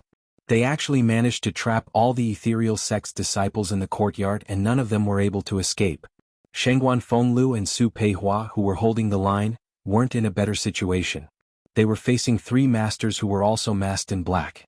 The three of them worked together to suppress the two of them. However, the two elders of the Misty School had taken the authentic strength-enhancing panacea, so they had more internal energy than their opponents. Even with Shangguan Fengliu's lightness skill, it was very likely that he could escape. However, if he ran away, Su Peihua, who was left behind, would die. Therefore, Shangguan Fenglu could only fight side by side with Su Peihua, hoping that they could fight their way out. Although the battle was divided into two groups, it was equally fierce and bloody. By the time night fell, the disciples of the Misty School had been completely annihilated. Only a few who were waiting to be used were left with their acupoints sealed. Shangguan Fenglu and Su Peihua were also seriously injured. They were barely holding on. At this moment, a yellow-faced old man who hadn't been seen before floated over. Seeing the situation, he was very surprised. What's wrong? These two people are so difficult to deal with. Why haven't they succeeded yet? Shangguan Fenglu and Su Peihua were shocked when they saw this person. Just as they were about to call out his name, the yellow-faced old man came in and hit their chests with his palm. In an instant, the two of them spat out blood and fell to the ground, dead before they could even say a word. The yellow-faced old man looked around and said proudly, "Act according to the original plan. Get someone to bring these two bodies back to the Misty School." Then he floated away. When the injured disciple finished telling the whole story of the attack, Peng's frown deepened. These disciples' kung fu was weak. They were the ones who were supposed to contact and guide the disciples. When they were attacked, they could only take care of themselves. How could they have the time to observe and collect other information? Moreover, when their acupoints were sealed, they only heard a few words and knew that a master of the masters had arrived and killed the two elders in one move. How could they know who this master was? At this moment, another disciple whispered, "Grand Gang Leader, this disciple secretly saw something." "Tell me quickly," Peng said anxiously. Among the three people who besieged the elders, one of them was wearing a felt hat. It was very strange, so I took a few more glances at him. Moreover, when they let us go, I took another glance at that person. At this time his felt hat was gone. I reckon that the two elders had taken it away, but he was bald. The Dalan Temple. Peng called out the name of this sect. If there was a sect that had the strength to wipe out so many elite disciples of the Misty School, and even two elders, then the Dalan Temple should be one of them. If there was a recent grudge with the Misty School, then the Dalan Temple should be at the top of the list.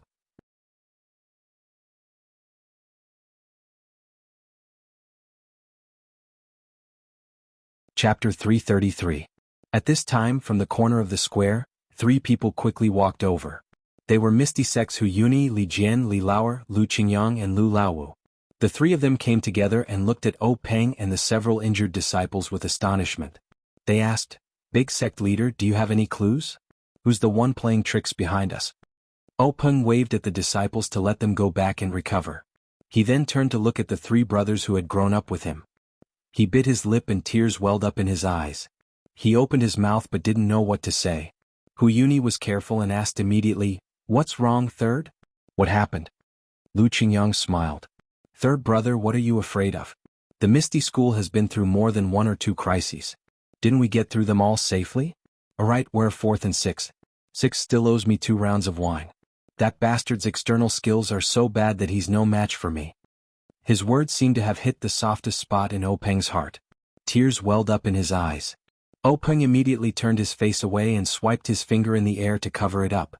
"They're at the Divine Mechanics Hall right now. Let's go take a look." "That bastard Six didn't look for me first. Damn it." Lu Qingyang was still careless and walked towards the Divine Mechanics Hall. Hu Yuni looked at Li Jian in surprise. He was about to ask Peng again when Peng also started walking and followed closely behind Lu Qingyang. A cold light flashed in Li Jian's eyes and he quickly followed. Perhaps he, who was the calmest, had realized something. Just as they reached the front of the Divine Mechanics Hall, they saw Zhang Qingyue rush out. He stopped when he saw the four of them and waited for Peng to approach before whispering, "Sect leader, Hall Master Sure and the others have seen it. Is it the Dalan Temple's technique?" Before Zhang Qingyue could reply, Lu Qingyang shouted, "What? The Dalan Temple's technique? Oh my, is Lu Qingyang injured? I told him to practice the Golden Bell Shield earlier. Now look, the old bald donkeys from the Dalan Temple are so cunning. Lu Qingyang is going to have a hard time. By the way, old Sixth is injured. Why didn't he go to the pharmacy?" In an instant, Hu Laoda and Li Lauer, who were following behind him, seemed to have understood something. They rushed forward, ignoring Peng and Lu Qingyang, and rushed into the divine machine hall.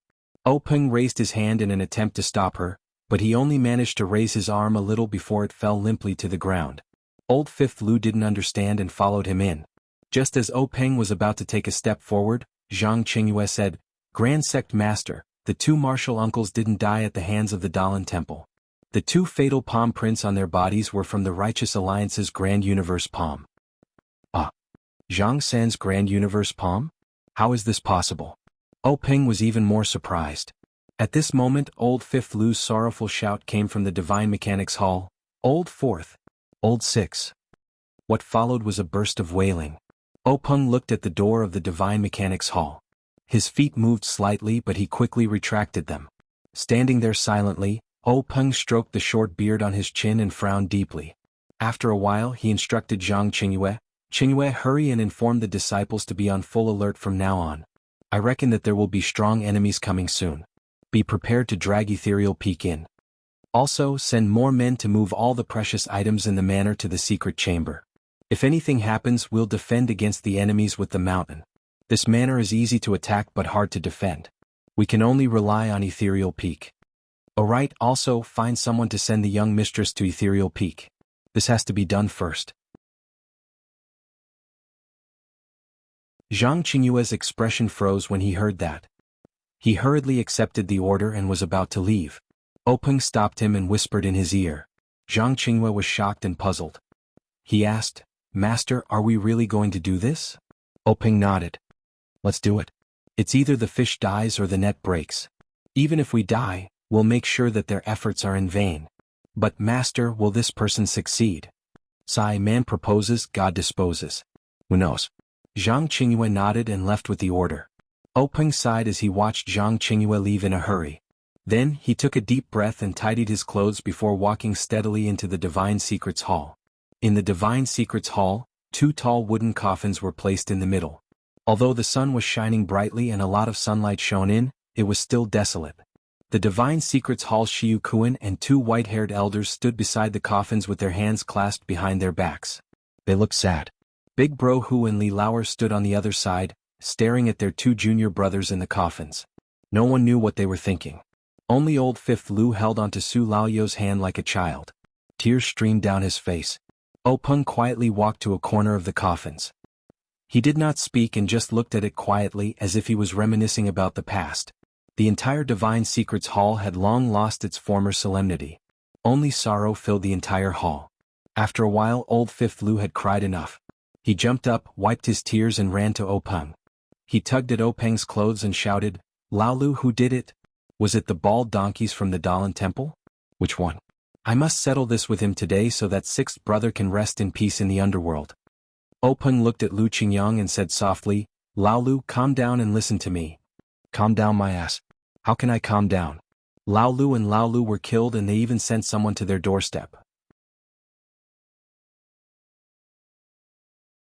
Isn't this a slap to the Misty School's face? If I don't take revenge, my surname is no longer Lu. Lao Lu, tell me who it is. Is it Chongqing or Chongqing? Did Chongqing do it himself?" Peng said with a gloomy face, "The fatal injuries on Lao Lu and Lao Lu were caused by Zhang San from the Righteous Alliance. However, it was said that there were monks involved. I suspect that the Dalan Temple was involved." "Zhang San? This ruffian has never interfered with our Misty School. How dare he do this? I'm going to find him." After Old Fifth Lu finished speaking, he swung his arm and was about to rush out. How could Peng let him go? He pulled him back and advised, "Lao Lu, where are you going to find him? Are you going to kill your way to the Righteous Alliance's main peak? Even if it's the Righteous Alliance's righteous peak, so what? At the very least, I'm about 200 pounds. I'm going to go against the Righteous Alliance." Old Fifth Lu was full of pride. He threw Peng's hand away and was about to leave. At this moment, Big Boss Hu scolded, "Lao Lu, stop. Don't you think it's chaotic now? Do you want us to worry about you? Do you want us to watch you get sent back by someone else?" Old Fifth Lu listened to Big Boss Hu the most. Naturally, he didn't dare to move half a step. He only said loudly, "But Big Brother Lao Lu and Lao Lu?" After saying that, he stomped his feet vigorously. In the end, he squatted down and used his fists to hit the ground. After a few hits, blood dripped from his fists. Seeing this, Big Boss Hu sighed and didn't stop him. Openg walked over and patted Lu Qingyang's shoulder, saying, "Lao Lu, get up. Don't worry, we'll definitely avenge Lao Lu and Lao Lu. Even if we have to sacrifice all of our Misty School's resources, we'll kill our way to the Righteous Alliance's peak." Good.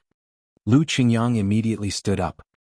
He ignored the blood on his hands and asked, "When are we leaving?" Openg smiled bitterly, "Lao Lu, don't worry. Even if we don't kill our way to the Righteous Alliance's peak, they'll immediately send us to our door." "Is that so?" Big Boss Hu and Old Fifth Lu asked in unison. However, while Lu Qingyang was pleasantly surprised, Hu Yuni was somewhat astonished. "What's going on here? Lao Lu, tell us in detail." Big Boss Hu frowned and asked. After Openg explained the matter in detail, Big Boss Hu frowned even more and said, "If that's the case, our Misty School is now facing the most serious situation. If anything goes wrong, we'll be in danger of being exterminated. However, why would the Righteous Alliance join hands with the Dalan Temple?" Openg smiled bitterly, "I'm just guessing. I don't have any real evidence. Maybe that Baldy is just a Baldy? Our Misty School can't afford to offend either of these two sections. Just one of them is enough for us to deal with, let alone two sections. I can't find any reason for the two sects to join hands against our Misty School. Could it be that they're shifting the blame to others? What Big Brother said makes sense. There's another possibility, which is the Tenryu sect." Hearing this, Hu Yuni gasped and said, "The Tenryu sect is a colossus. It's an existence that can contend with the entire Righteous Alliance. When did we get into such trouble?" Openg explained, "Big Brother, there's only one possibility. If it's the Tenryu sect, they wouldn't be so troublesome. They could just directly attack us. This method isn't their style. But if it's not them, then it's the Righteous Alliance. The Grand Heaven-Earth hand isn't something that ordinary people can imitate. Yes, Big Brother, it's most likely the Righteous Alliance. But they have no reason to do such a heinous thing in Jianghu. Could it be?" At this point, the two of them said in unison, "It's the secret plane? But we've kept the news about the secret plane very well. Even the Hall Masters know very little about it. How could they leak it?" "Alas, Big Brother, we didn't leak it, but we can't guarantee that the Yanming Villa, the Tan family, and the Wan Jianfeng didn't leak it. But it's not very likely. Yanming Jushur is an extremely cautious person. His Yanming Villa is not easy for outsiders to enter. The Tan family is a big family that practices martial arts. It's even harder to sneak in than the Misty School. Wan Qingjiu of the Wan Jianfeng is even more scheming. He even spies on the Five Claw Peak. How could he leak the news? I estimate that there are no more than 5 people on his side who know about the secret plane. Alas, Big Brother, there's no such thing as an impenetrable wall in the world. We've been operating the secret plane for 3 or 4 years and have reaped endless benefits from it. In recent years, the development of the Misty School has relied on the medicinal materials in the secret plane. It's hard to guarantee that no one will find out. Moreover, we've also obtained the life-prolonging pill from the secret plane. Such a heaven-defying thing will definitely shorten one's life if we have it. Misfortune is a blessing in disguise. The ancients didn't deceive us."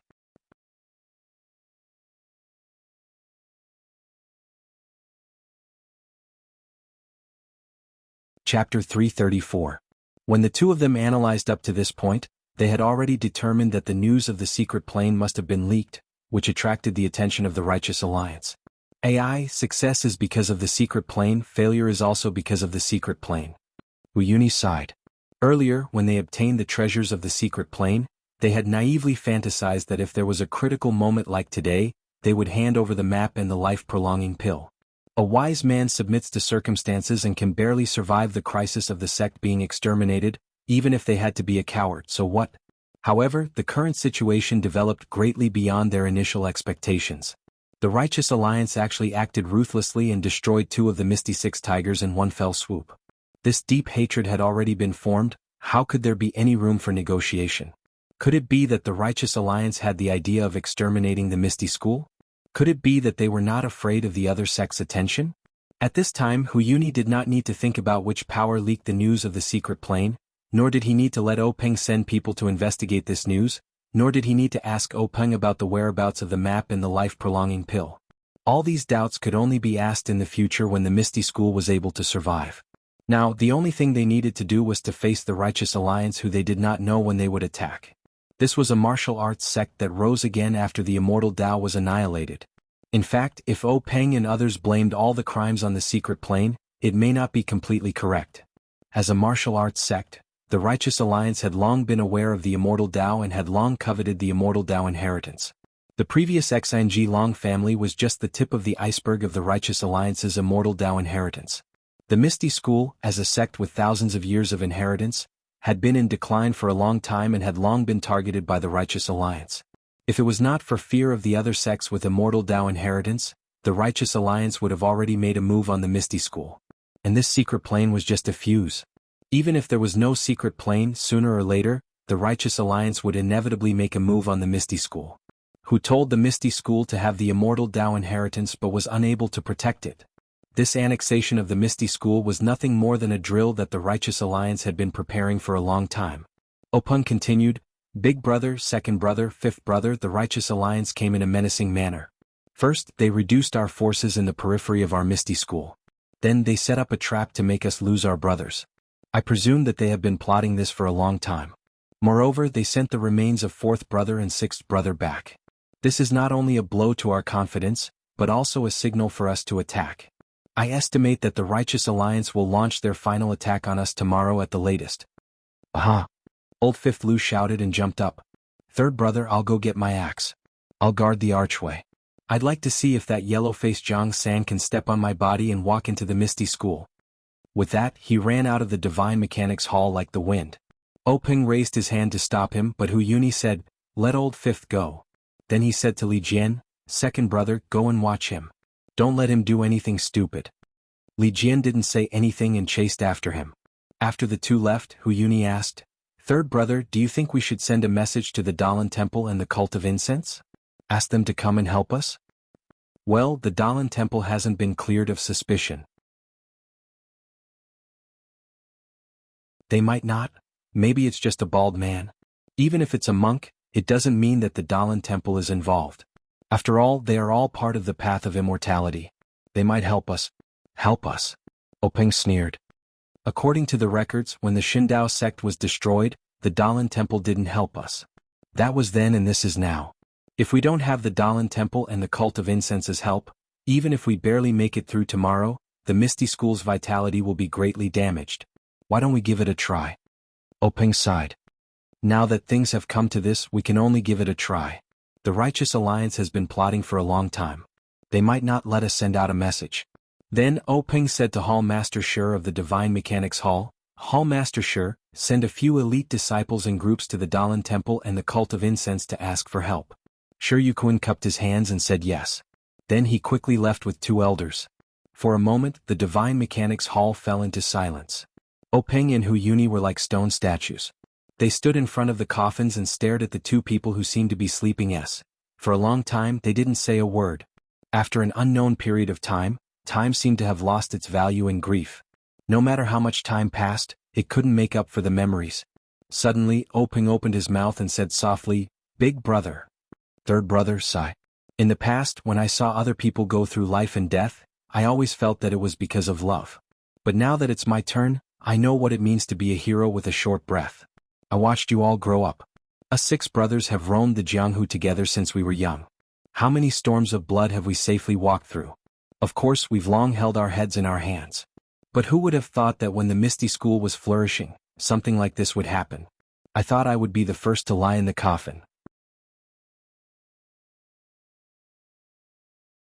That's right, big brother. Parting is inevitable in life. I didn't know that death was so close to us, forcing us to be unprepared. Hu Yuni sighed but didn't say anything. Openg continued, Big brother, I have an extremely important matter to entrust to you. Entrust? Third brother, what do you mean? It's like this, big brother. This time the Righteous Alliance came prepared. They must have made a meticulous plan. Our Misty School hastily accepted the challenge. Moreover, their strength is clearly not on the same level. I'm worried that our Misty School won't be able to escape this misfortune. Hu Yuni didn't reply. He seemed to know that Openg wasn't lying. Big brother, the Misty School can be destroyed, but the Misty School's legacy can't be lost. As the leader of the Misty School, I can't abandon my brothers at this time. The heavy responsibility of protecting the Misty School's descendants will be entrusted to big brother. This? Hu Yuni muttered to himself. He wasn't an impulsive person and was very clear about the severity of the matter. Otherwise, he wouldn't have given the position of leader of the Misty School to Peng. In his heart, he was extremely willing to stay and avenge his two junior brothers. But logically speaking, he also knew that the most important thing now was to preserve the Misty School's legacy. Can't fifth brother go? Hu Yuni probed. What do you think, big brother? Peng didn't give a direct answer. He knew that big brother who was very clear about this. Sure enough, Hu Yuni sighed again. I want to kill the thief but I'm powerless. Then Peng said, Big brother, go and prepare. Bring all the martial arts manuals of our Misty School. Also, pick out some of the talented low-level disciples. Forget it, take away all the commoner level 1 and level 2 disciples. They won't be of much help here. Even if they aren't talented, they'll still be a spark of our Misty School. I'll also take some of the elite disciples to protect you. The Righteous Alliance will definitely guard against us. However, it is extremely difficult for them to guard against the secret passageway at the back of Misty Peak. Big brother, after you are ready, just wait in the secret passageway. Something unexpected happens, just rush out immediately. No matter how many people the Righteous Alliance has, they won't be able to surround the entire Misty Peak. Once we rush out, big brother, I'll leave it to you. Take the spark of our Misty School and find a place to hide and accumulate strength. We'll think about making a comeback when we have the chance. Alright, big brother, during this period, let's see how the Dalan Temple and the incense cult react. If it's not necessary, it's better to avoid contact with them. Everyone in the Jianghu is a wolf. Yes, third brother, I know this. Although I don't have the talent and vision of a faction leader like you, I'm still confident in protecting these little bastards. But, third brother, I gave you the position of faction leader back then. Today you'll have to take the blame for me. Big brother, as the faction leader, I have to take the blame for the entire faction. I already had this awareness when I took over the Misty School from Master. Big brother, don't worry. Maybe things aren't that bad. Maybe the Dalan Temple and the incense cult have already noticed the Righteous Alliance's movements and are on their way to help. These words were extremely unrealistic. Hu Yuni also knew that he was just comforting himself. He walked over and patted Peng's shoulders, saying, Third brother, take care. At this moment, Peng didn't have the dignity of a faction leader at all. He was just like a child who had just started learning martial arts. He stood there obediently and smiled, saying, Don't worry, big brother. I know. Hu Yuni looked at him with tears in his eyes. If nothing unexpected happened, this would be a life and death parting of the two brothers who were as close as father and son. Peng couldn't hold it in anymore. He reached out his hand and Hu Yuni reached out to hold it. It was just like when Peng was young and Hu Yuni took his hand to the top of Misty Peak to teach him martial arts. Big brother, be careful. Third brother, be careful too. Out of all the words he could say, he could only say this ordinary sentence. Immediately after, the two brothers let go of each other and laughed loudly. What joy is there in being a great man who can support the heavens and earth? What is there to fear in death? Life is like a floating cloud that comes with the wind and goes with the wind. With that, Hu Yuni flicked his sleeves and rushed out of the door. Peng stood there in a daze for a moment, feeling the loneliness after a feast. Just as he was about to turn around and look at his brothers in the coffins, he heard hurried footsteps outside the door. At this moment, Peng couldn't even be bothered to frown as he walked slowly towards the entrance of the Divine Secrets Hall. He had just taken a few steps when he saw Zhang Qingyue rushing in with a nervous expression. Zhang Qingyue was originally extremely flustered. However, when he saw Peng's unhurried manner, he was stunned at first. Then he slowed down and lowered his voice, saying, Big faction leader, things have taken a turn for the worse. Peng smiled first and said, Qingyue, have you done what I asked you to do? Yes, big faction leader. Other than the matter of eldest martial uncle finding someone to take over the secret martial arts manuals, everything else has been done. Good. Qingyue, as the eldest disciple of the Misty School's headmaster, you should have the resolve to surpass others. I know that you're handling the sex affairs with ease, but you lack the tempering in times of danger. This is a chance given to you by the heavens. As long as you get through this crisis, you'll be able to look down on others, and I can also rest assured that the entire Misty School will be in your hands.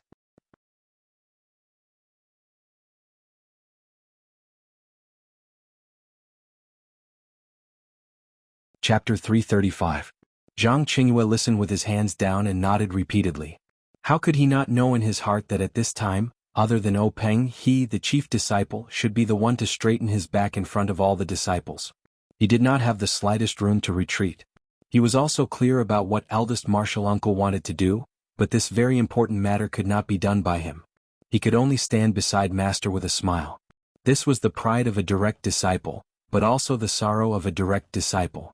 After Peng finished speaking, Zhang Qingyue regained his composure and said in a low voice, "Great sect master, the disciples of the Divine Mechanics Hall have sent news that there are countless masked people surrounding the Misty Mountain Villa. They are advancing towards us. They failed to break through the encirclement and lost a few brothers. They have already retreated." "What about the back mountain of the Misty Mountain? Have they found any traces of the enemy?" "Not at the moment. I have already sent people to check." "Good. Quickly inform eldest martial uncle and let him take action as soon as possible. Also, inform all the brothers in the sect to prepare for the enemy." "Yes, master." After hearing this, Zhang Qingyue quickly walked out. His footsteps were very steady, and he was more confident than when he had just entered. Looking at Zhang Qingyue's back, Peng smiled for the first time of the day. Danger was not always a bad thing. The Misty School after its nirvanic rebirth might have a new atmosphere. However, he still had a trace of doubt in his heart. The army was already at the border and they were about to meet with weapons, but the Righteous Alliance still wanted to cover their faces. What kind of medicine were they selling? After thinking, Peng pulled himself together and quickly walked out of the Divine Mechanics Hall. In the Misty Mountain Villa, from the memorial archway to the square, the disciples had already formed a formation.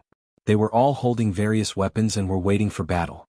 In the pavilions behind the square, there were also many disciples moving things and setting up traps. Although there were many people and things were complicated, they were still in good order. There was no unnecessary panic, just like the tension before the battle. Seeing such a situation, Peng was extremely gratified. Even though these disciples did not have as much information as Zhang Qingyue, causing them to feel a heavy psychological pressure, but this passion to serve the ethereal sect as long as they could get through this hurdle, would definitely be synonymous with iron and blood in the future. In an instant, Peng was even more confident that he could survive this ordeal.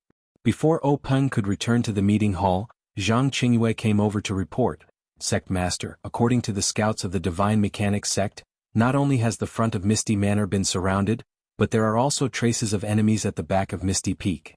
There are even Righteous Tao Alliance disciples at the back of the mountain." "How many are there?" "There's a lot of vegetation at the back of the mountain so I can't see clearly. However, they're about to surround us." "Where are your eldest martial uncle and the others?" Disciple has already informed eldest martial uncle of the situation. They are preparing to enter the secret passage. "All right, quickly send someone to inform them to break out of the encirclement immediately. If they are surrounded, it will be even more difficult for them to break out. Let the disciples of the various halls mix with the elite disciples. Let them be led by the hall masters of the various halls. Let the female disciples of the Mingzue Hall, the third-generation disciples, and the other disciples set up a defense on the Misty Peak. Their martial arts are limited. If they face the enemy at the front line, they will only be killed." Zhang Qingyue accepted the order and left. He returned not long after. Peng frowned and asked, "Qingyue, don't you think the Righteous Tao Alliance is being too ostentatious this time? Our Misty School, Misty Mountain Manor, and Misty Peak occupy such a large area. They actually want to surround us. Don't tell me Zhang San of the Righteous Tao Alliance is not afraid of the Dalan Temple and the incense cult? What if the two sects send a mantis stalking the cicada, unaware of the oriole behind?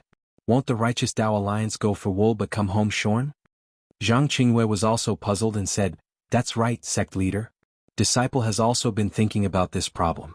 Don't tell me the Righteous Tao Alliance also had a fortuitous encounter in the past few years?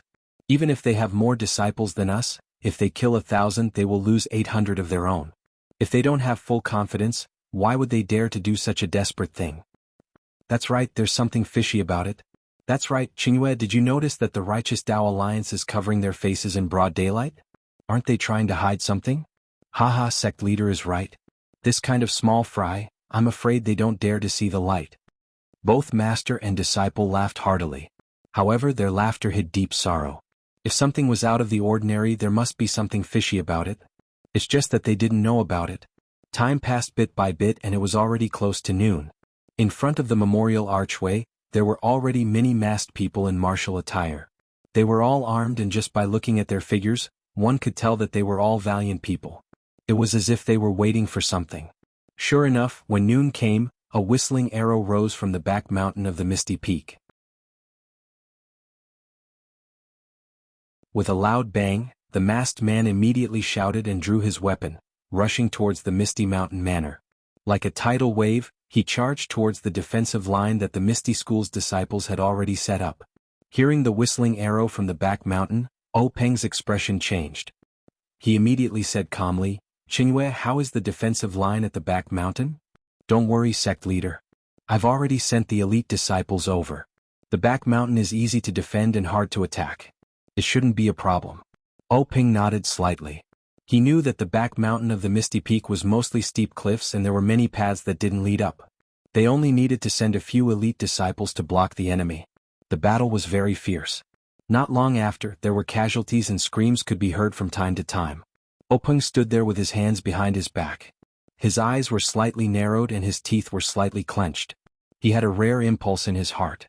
He really wanted to swing his sword and fight side by side with his brothers in the sect. However, he knew that a sect leader wasn't meant to swing his sword. Sensing the change in Peng's expression, Zhang Qingyue said, "Sect leader, I'll take command here. You should go to the Misty Peak first. Fifth uncle and miss are both there. You can only take command of the situation if you go there." Peng nodded slightly and said, "Then I'll leave this place to you. Qingyue, if things don't work out, retreat to the Misty Peak. As long as there's life, there's hope." "Yes, sect leader. I understand." After saying that, Peng looked at the stalemate of the battle and returned to the Misty Peak. Along the way, Peng saw many disciples with weapons lying in ambush by the side of the road and behind the rocks, waiting for the enemy to attack. Looking at the nervous expressions of many female disciples, Peng shook his head slightly. As he was walking, Peng suddenly saw a figure that he had almost forgotten. He waved his hand and said, "Zhang Xiaohu, come here for a moment." "Sect leader." Zhang Xiaohu walked over quickly. Peng asked, "Zhang Xiaohu, why are you here?" Zhang Xiaohu said in surprise, "I heard from the sect leader that the third-generation disciples are required to set up a defense in the mountains. So I came. My master and the others are in front with the sect leader." Oh. Peng realized that although Zhang Xiaohu was old, he had just joined the sect and could only be considered a third-generation disciple. Moreover, his martial arts were indeed weak. If he fought the enemy in the front line, he would be killed within a few moves. So, he smiled and said, "Didn't the sect leader choose the first and second-ranked disciples? Why didn't you leave?" "Sect leader." Zhang Xiaohu was a little excited. At this time, Peng still remembered him. How could he not be grateful? He said, "My talent is limited. It's better not to compete with those children. Besides, I have the strength to fight. I can contribute to the Misty School when the Misty School is in danger. I'm willing to live and die with the Misty School. I'd rather die together with the Misty School than drag out an ignoble existence."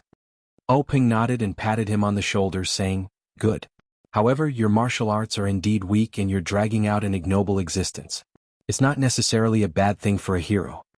After saying that, he left Zhang Xiaohu, who was still pondering the meaning of his words, and went up the peak. On the Misty Peak, the autumn noon sun was still scorching. Even with the whistling mountain wind, it still made people feel uncomfortable. Many family members and disciples of the Misty School had already gathered here. Seeing Peng come up, the sect leader's wife, who had never asked about the affairs of the sect, took the initiative to ask quietly, "How is it? What's the situation down there?" Peng smiled and said, "Madam, don't worry. It's just a clown. How can he be a match for our Misty School?" The sect leader's wife smiled and did not ask any more questions. At this time, Yen walked over and said, "Big brother." Peng looked at Yen kindly and said, "Yen, you don't blame Big brother, right?" Yen was extremely intelligent. How could she not understand Peng's meaning? She smiled and said, "Big brother Yen'er has lived under Big brother's protection since I was young. Today, when the sect is in danger, I should go through thick and thin with the entire Misty School." Peng smiled and said, "Yen'er has such feelings. Our Misty School's danger is not for weak girls like you to bear. However, you're the sister of the sect leader of the Misty School. How can the Righteous Alliance let you go? If we let you go, the Righteous Alliance will definitely send more people to search for you. It's not safe at all. On the contrary, Big brother and the others won't be able to escape. Therefore, rather than leaving you outside, it's better to let you stay by Big brother's side. You don't have the strength to truss a chicken. Even Zhang San of the Righteous Alliance can't force himself on you." I understand, big brother. You don't have to explain. Oyan's face was obedient. However, her slightly thin body under the hot sun and the mountain wind made people feel pity for her. Without waiting for Oyan to leave, Lu Qingyang and old Fifth Lu came over again. Holding a large axe, they arrogantly said, "Third brother, how can you let me go up the mountain? Rather than waiting here, it's better to let me go down the mountain and kill a few righteous alliance thieves with Shernyo and the others." Openg smiled and said, "Old Fifth, I'll need you later. Look, our family members and the disciples of Mingzue Hall need your protection.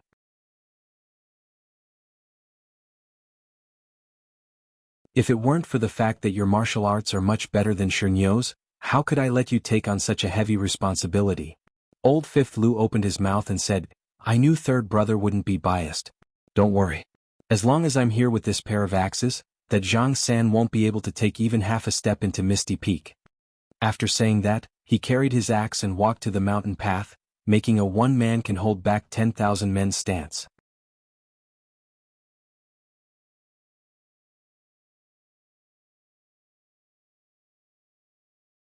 Chapter 336. The Misty Peak was just a place where the disciples of the Misty School used to practice martial arts. There were no houses or anything like that. The Misty School disciples had left in a hurry and did not even take any chairs or other things with them. Openg looked around and casually sat on a rock and closed his eyes to rest.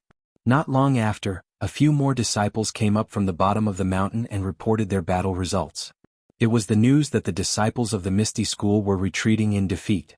Openg could no longer sit still. He stood up, walked to the front of the mountain and looked down. The ethereal peak was actually not very high. Although he could not see clearly, he could tell the result of the battle at a glance. The masked members of the Righteous Alliance had already pushed their front line to the back of the meeting hall. The disciples of the Misty School fought with their lives. With every step they took back, there would be disciples of the Righteous Alliance or Misty School lying on the ground. There were many corpses on the square in front of the meeting hall. Openg sighed and turned back to shout, "Where is Aunt Qin?" "Big Sect Master, I'm here." Openg said, "Take half of the female disciples of the Mingzue School down the mountain to support Qingyue and the others. Tell them to form a formation in front of the Misty Peak and use the terrain to defend against the enemy. Also, take a look at the situation. If it really doesn't work, retreat back up the mountain." "Yes, Big Sect Master." After hearing this, Aunt Qin led Chang'e and the other disciples down the mountain. The elite disciples at the foot of the mountain saw the female disciples of the Mingzue School coming down the mountain to support them. They immediately became spirited and together with the female disciples, they blocked the Righteous Alliance at the foot of the Misty Peak. The battle between sects was far more tragic than the feuds between individuals in the pugilistic world. In just a few moments, many disciples of the Misty School and the Righteous Alliance had lost their lives. On the side of the Misty School, there were experts led by Zhang Qingyue, Wen Wenhai, Lu Mingyue and the others. However, most of the disciples with average martial arts skills had already died under the sword. Even the elite disciples who had undergone special training had lost many of their lives. Many of them were still fighting with injuries. Openg sighed and turned to look at the back of the mountain. Inadvertently, he saw the panoramic view of Pingyang City not far away. He could not help but feel a pang in his heart.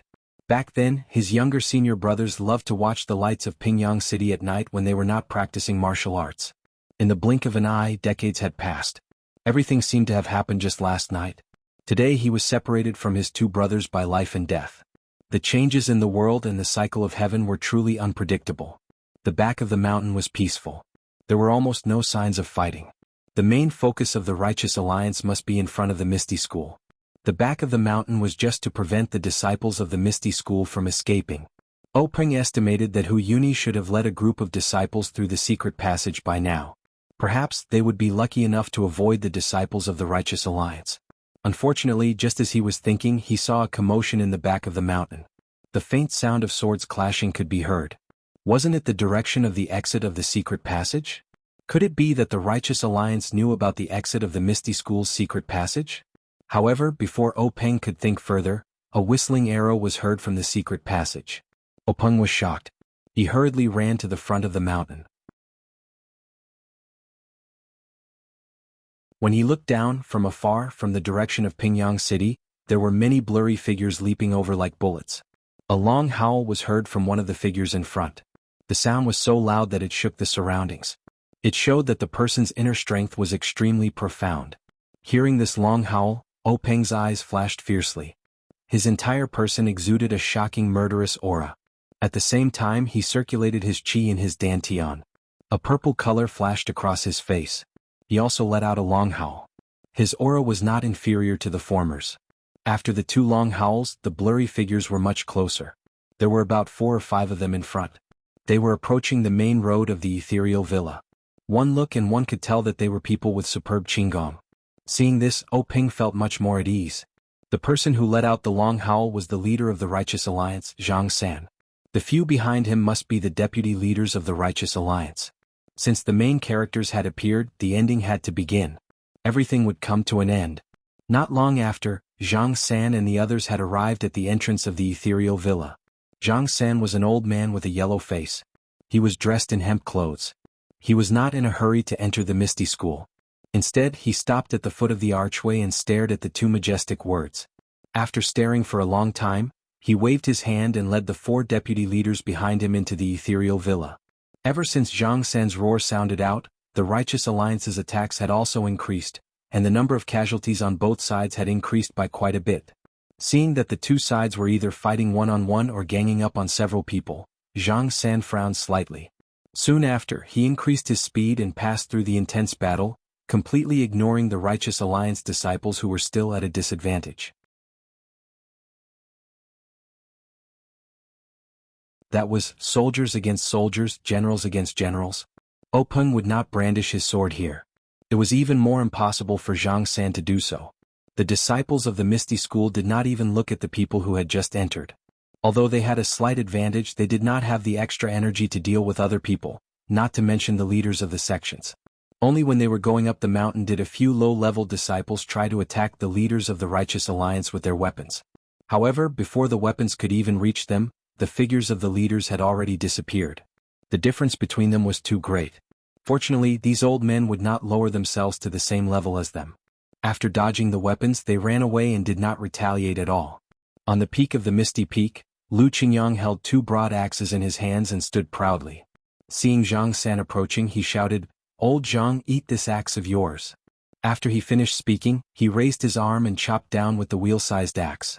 Although it was only a single move, the force behind it was sharp and the technique was profound. It enveloped the top of Zhang San's head, making it impossible for Zhang San to dodge or evade. Lu Qingyang's move was a bit of a bully. Not to mention that he had the upper hand while Zhang San was climbing the peak and was at a disadvantage. In fact, even if Zhang San could stop and let this move pass, Lu Qingyang would not do so. Who was Zhang San? He was the leader of the Righteous Alliance.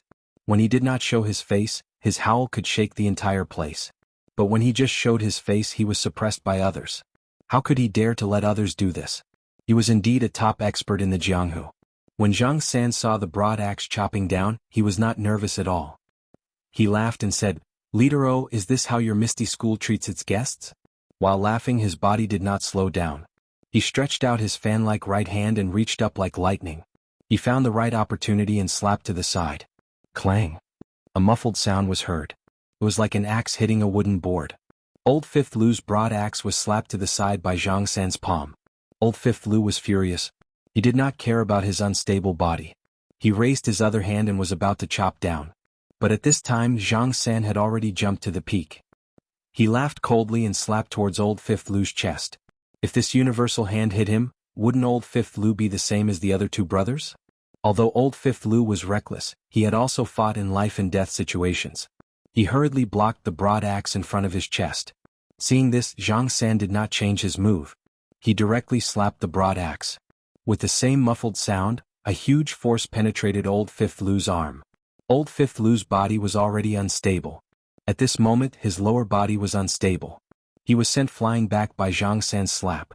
At this time, a black shadow pulled up. The scabbard in his hand touched Old Fifth Lu's body, eliminating the force of Old Fifth Lu's retreat. Old Fifth Lu's strong body landed steadily. Beside him stood the thin figure of Li Jian. Lu Qingyang naturally looked at the 2 broad axes in his hands. He could not help but suck in a breath of cold air. On the 2 broad axes, there were 2 distinct palm prints. Zhang San did not look at Lu Qingyang anymore. He raised his head and looked at Peng. Peng stood far away and looked at him coldly. When their eyes met, the corners of their eyes faintly trembled. Zhang San smiled and said, Leader O, is this how you treat your guests? Openg was still cold. He said, when a friend comes there is good wine. When a wolf comes there is a hunting knife. Does my misty school have to sweep the bed and welcome the righteous alliance? Zhang San chuckled and did not answer. A thin old man at the side said loudly, since ancient times the weak are prey to the strong. Only the fittest survive. Your misty school has been declining for a long time. It's time for the Misty Peak to change its master.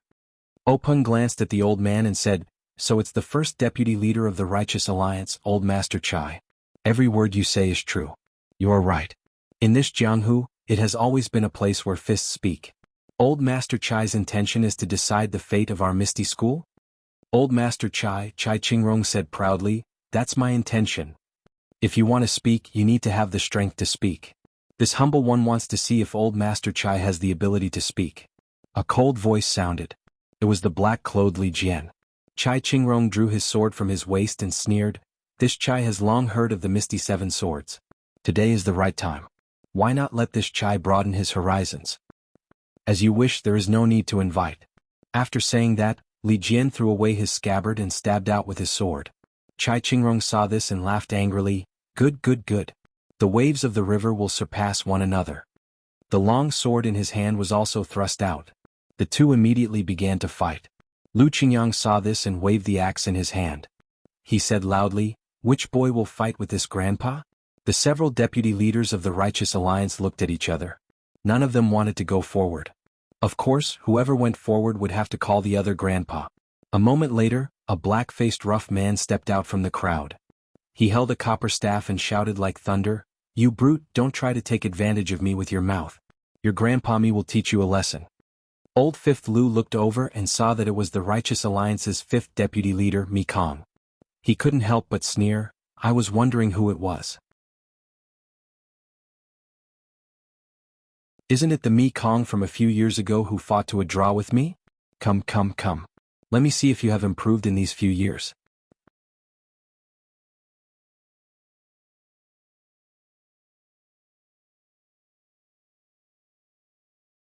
Chapter 337. Seeing that Lu Qingyang was also fighting with Mi Kong who was holding a bronze staff, Zhang San smiled and said, Sect Leader O, this humble one would also like to exchange pointers with Sect Leader O. Would it be possible for you to give me some pointers? Openg said, this humble one has the same intention. I would like to ask Sect Leader Zhang for the blood feud between my two junior brothers. Ah. Zhang San laughed, how can one not suffer when one is in Jianghu? Sect Leader O, bring it on. This humble one awaits. Seeing this, Openg let out a cold snort. Without exerting any strength in his legs, his body floated towards Zhang San like a willow branch. When he was close enough, he stretched out his right hand and pressed two fingers together towards Zhang San's chest pressure point. Zhang San did not dare to be careless. His body tilted slightly and his palms fluttered, displaying a set of grand heaven-earth hand, together with Openg's secret finger technique.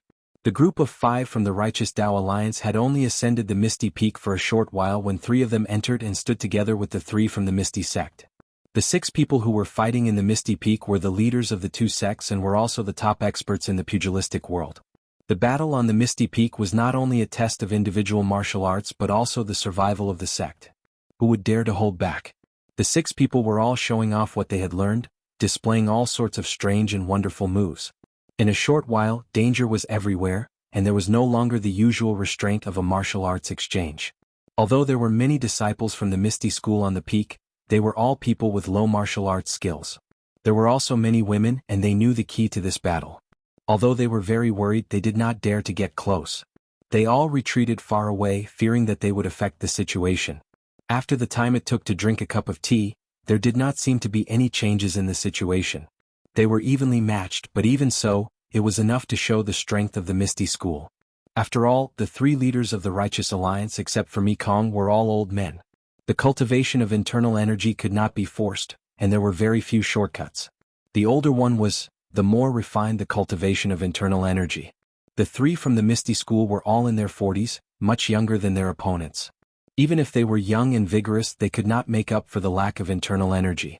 But now they were evenly matched, which was really rare. At this time between the 2 of them, sword light flashed. Li Jian shouted, and the purple light on his face brightened. He lifted his sword and slowly chopped towards Chai Qingrong. Chai Qingrong frowned. The two of them had fought for a while and were familiar with each other's sword moves. Li Jian's chop was strange and he had never used it before. It was also very rare for swords to have such a chop, not to mention his sword that was wrapped in a scabbard. How could it hurt someone? But Chai Qingrong was an old man who had lived for decades, and was used to being cautious. He did not dare to be careless and raised his sword to meet the attack, preparing to block this extremely crude sword move. But just as the two swords were about to meet, Chai Qingrong suddenly realized that there was a faint green light on the scabbard that Li Jian stretched out. He did not know what it was, but his heart tightened, and he knew that it was not good. Sure enough, when the two swords met, there was no clanging sound like before. Instead, there was a muffled kacha sound. Chai Qingrong's hand lightened, and the sword in his hand was easily cut in half by Li Jian's scabbard.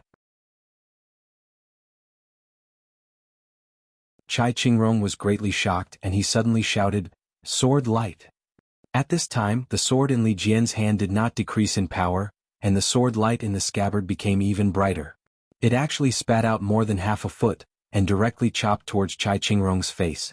Seeing this, Chai Qingrong immediately exerted strength in his legs, and desperately dodged to the side. He wanted to dodge the sword that would cut open his abdomen, but the green light on Li Jian's sword was very precise. By the time he realized it, it was already too late. Chai Qingrong was about to be cut in half by Li Jian. At this time, a large hand suddenly stretched out from the side, grabbed Chai Qingrong's arm and pulled hard. Just as he was pulled away from Li Jian's sword, it only saved his life.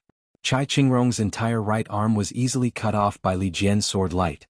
Chai Qingrong was still in shock, and a wave of intense pain attacked him. He shouted loudly and fainted. At the place where his arm was cut off, blood spurted out like a fountain. The person who saved Chai Qingrong was the Righteous Alliance's second vice-alliance leader, Yu Zhanfei. Yu Zhanfei did not dare to be negligent, and hurriedly used his finger to seal a few major acupoints on Chai Qingrong's shoulder. Only then was the blood stopped. The third vice-alliance leader, Yen Yang, also hurried over. He took out medicine for wounds and applied it on Chai Qingrong's internal and external treatment. Li Jian coldly looked at the three people busying themselves. He held the scabbard in his hand, and the tip of the sword pointed to the ground. He did not say a word. Just as Chai Qingrong cried out, "Sword light," Mi Kong also heard it. His heart trembled and he secretly said, "As expected." At this time, Lu Qingyang saw the other's mind relax. He took a deep breath and also shouted, "Rice worm, watch my flying axe." Finished speaking, the axe in his right hand flew out like a hidden weapon, flying straight towards Mi Kong's head. Then he took advantage of the situation, and a big fist the size of an alms bowl followed. If it was an ordinary axe, this kind of move would only add to the ridicule, and could be dodged with just a tilt of the head. But Lu Qingyang's move made Mi Kong feel his mind go blank. That axe seemed to be flashing lightning on the horizon, carrying the power of a thunderbolt like the weight of Mount Tai, with an unavoidable power. Seeing that the axe was close to him, it would be too late if he did not dodge it. Mi Kong was also amazing. At the critical moment, he forcibly restrained his mind, broke free from the invisible shackles, squatted down and slightly tilted his head. The huge axe whistled past his ear with a whoosh sound, startling Mi Kong and making him break out in a cold sweat. However, before he had time to get up, a huge fist came from afar, getting bigger and bigger, and was about to hit his head. Lu Qingyang's fist was filled with hatred. The internal strength may not be comparable to Zhang Xiaohua's 10,000 jin, but if it hit, no one would doubt that peach blossoms would immediately bloom. Mi Kong was also amazing. Seeing the fist coming with the sound of wind, he knew it was powerful. He hurriedly used an iron plank bridge, his upper body leaning back, and then threw away the copper rod in his hand. He used his empty hand to support Lu Qingyang's arm, but when Mi Kong did not fully use the iron plank bridge, Lu Qingyang's fist had already hit the front of his jaw. At this time, his palms were just holding Lu Qingyang's arm. However, when he used his strength to support Lu Qingyang's arm, he suddenly found that Lu Qingyang's arm was like a rock, and only slightly moved up. Mi Kong's heart was screaming, but it was useless to scream now. With a blunt sound, the fist hit Mi Kong's jaw. Although Mi Kong was also a master of internal strength, he had not yet trained his face and jaw to the point of iron. How could he withstand a blow of thousands of jin? He only felt darkness in front of his eyes, and then golden sparks flew everywhere.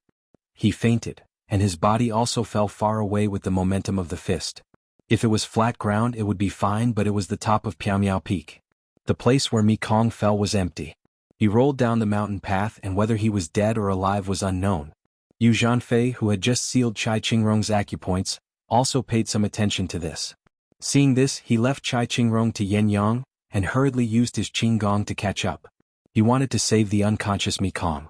When two flowers bloomed, another branch bloomed. Another battle. Just as Chai Qingrong shouted sword chi, Zhang San also heard it. He couldn't help but panic, and his eyes involuntarily looked to the side. Seeing this, Peng's eyes were full of mockery. His left hand, which was hidden in his sleeve, suddenly pointed at Zhang San's dantian acupoint. Although Zhang San was a little distracted, he was still an observant and alert person. He immediately dodged and clapped his palms together. The Deqian Kuan palm came up. Seeing that Peng's finger was about to touch Zhang San's palm, Peng's finger retracted and clenched into a fist. At the same time, two fingers of his right hand also pointed out. Zhang San had no choice but to separate one of his palms to meet Peng's right hand. Just as one of Zhang San's palms was separated, Peng's left index finger stretched out again, and pointed at Zhang San's Deqian Kuan palm. The palm that was able to leave a handprint on Lu Qingyang's steel axe was suddenly pierced, and a finger-sized hole appeared. Invisible sword chi. Zhang San was also shocked. He didn't dare to continue fighting and wanted to retreat. But how could Peng let him go? His figure flew up, following him like a shadow. The two fingers of his right hand were also like a sword, and went straight for Zhang San's dantian.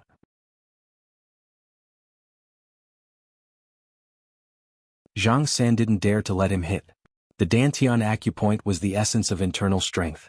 If an ordinary expert used internal strength to hit it and break it, then all their internal strength would be gone, let alone an expert like Peng. If the invisible sword chi entered his body, wouldn't it immediately turn Zhang San into a cripple? At this time, among the group of 5 people who had just climbed up the misty peak, Yu Zhanfei's figure had just disappeared from the peak. Only Yen Yang was still supporting the unconscious Chai Qingrong. Yen Yang saw that the Alliance Master's situation was critical, so he didn't care about taking care of Chai Qingrong. He placed her on the ground, drew the long sword from his waist and slightly shook it, wanting to rush up to help. To the side, Li Jian, whose sword was pointed to the ground, looked at the triumphant Lu Qingyang and couldn't help but deeply frown. Looking at the level of martial arts of the Righteous Tao Alliance's Alliance Masters, it was only SOSO. His own 6 brothers had all taken chi-generating pills and bone-strengthening pills, so their internal strength was extraordinary. Since these Alliance Masters couldn't beat him, how could they kill Old 4 and Old 6? Only if several Alliance Masters rushed up and bullied them with numbers would they be able to succeed. Thinking of this, Li Jian's eyes flashed with a cold light. The scabbard in his hand was also drawn, and he slowly walked up. The situation immediately became 2 against 2. Yen Yang hesitated for a moment, not knowing how to make a move. At this time Zhang San opened his mouth. He fled to the back of the mountain and loudly shouted, "If you guys don't come out, I will be seriously injured by Peng." Seeing this, Peng was also stunned. His internal strength was now profound, and he had already paid attention to the back of the mountain, but he didn't see any movement. However, things were out of his expectations.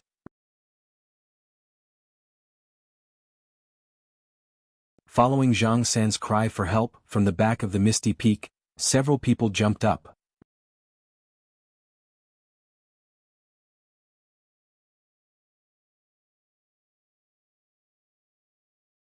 Chapter 338. Since the people who jumped up from behind the mountain were able to escape Peng's detection, they must be experts in the Jianghu. Peng originally thought that they were the hidden experts of the Righteous Alliance, but when he saw the 3 old monks standing in the wind with a majestic aura, and the masked woman dressed in palace attire beside them, as well as 3 other short and strong old men who looked similar, Peng could not help but change his expression. He raised his arm and pointed at them saying, How can you collude with the Righteous Alliance?" This sentence was said with surprise at first, but in the end it was said with gritted teeth. Yes, those 3 monks were the Dalan Temple's elder Chang Xing, the Arhat Hall's elder Chang Xing, and the Disciplinary Hall's elder Chang Gung. The other 4 were the famous and mysterious members of the Dalan Temple. Although the woman in the palace dress was veiled, since she was able to appear with the Dalan Temple's elder Chang Sheng, who else could she be but the leader of the Dalan Temple, Abbess Jingyi? The three similar-looking old men in hemp clothes were the outstanding figures of the previous generation of Jianghu. The three of them were secretly cultivated by the Dalan Temple and knew a set of joint formations. In their early years when they roamed Jianghu, they had never been defeated and were known as the world's #1. How could Peng not be shocked by such a spectacular lineup? Never in his wildest dreams would he have thought that the two major sects, which were both immortal Dao legacies and specialized in martial Dao, would actually work together with the righteous Dao alliance to deal with ethereal sect. Even though he had just sent a disciple to ask for help, even though he knew that there were monks among the attackers, he still tried his best to exclude this thought. Moreover, even though he had a faint feeling that by taking down the Luo Shui gang, he had already offended the Dalan Temple's disciplinary hall and that the Dalan Temple might intervene, he never thought that the Dalan Temple, which had never shown its face in Jianghu, would also intervene. In an instant, Peng understood why the members of the Righteous Alliance besieging the Misty Mountain Villa had to cover their faces. They were indeed afraid that the people of the Misty sect would recognize them because many of them were not disciples of the Righteous Alliance. Perhaps even more of them were lay disciples of the Dalan Temple. Understanding this, Peng could not help but feel disheartened. He cupped his hands and said, "Elder Chang Sheng, why are you not at the Dalan Temple but at my Misty Peak? If I knew that you were coming, I would definitely open the door to the Misty School to welcome you. Why did you have to go through so much trouble to come up from behind the mountain?" The elder Chang Sheng clasped his hands together and said, "Almsgiver, I haven't seen you for a long time, your martial arts skills have become extraordinary to be congratulated." However, he did not mention to him. The Misty School Abbess Jing Yi to the Dalan Temple to meet to greet the Abbess Jing. The old voice of the Dalan Temple rang out, "No need for formalities, Peng, your martial arts are really good." Peng sneered in his heart. The two of them kept mentioning his martial arts. If he still did not know what they were here for, he would not be worthy of being the head of the Misty School. However, since the two of them did not mention it, Peng could only pretend that he did not know. He turned to Zhang San and said, "Alliance Master Zhang, our competition is not over yet. It just so happens that there are two seniors here, how about you and I have a good competition?" Zhang San led the two vice leaders of the Righteous Alliance to challenge the three from the Misty School.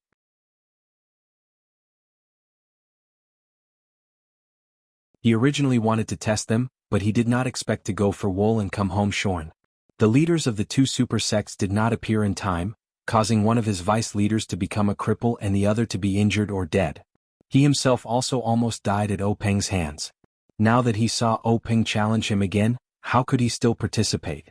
He only smiled and said, "Alliance Master let's not beat around the bush. Since things have come to this point, let's be frank.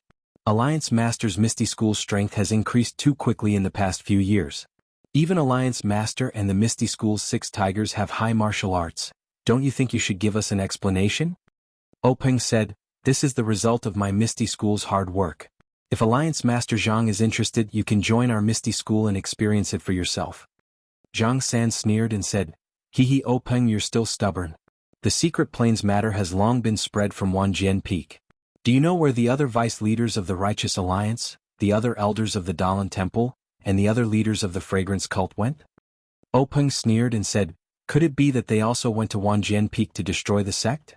A small Wanjian Peak can't afford such a big battle." "That's right, Wanjian Peak alone does not need such a big battle, but what if the Tan family and Yanming Villa are also involved?" Peng's face slightly changed but immediately returned to normal. He smiled and said, "You're right. If you want to condemn someone, why worry about the pretext? Alliance Master do you think that the alliance of your 4 sects is very strong, and the news of the secret plane is very difficult to leak? But you never thought that it was because you were so cautious that the news was leaked." Peng said, "Alliance Master Zhang, you're really boring. The other 3 sects are very close to my Misty School, but I don't know what you're talking about."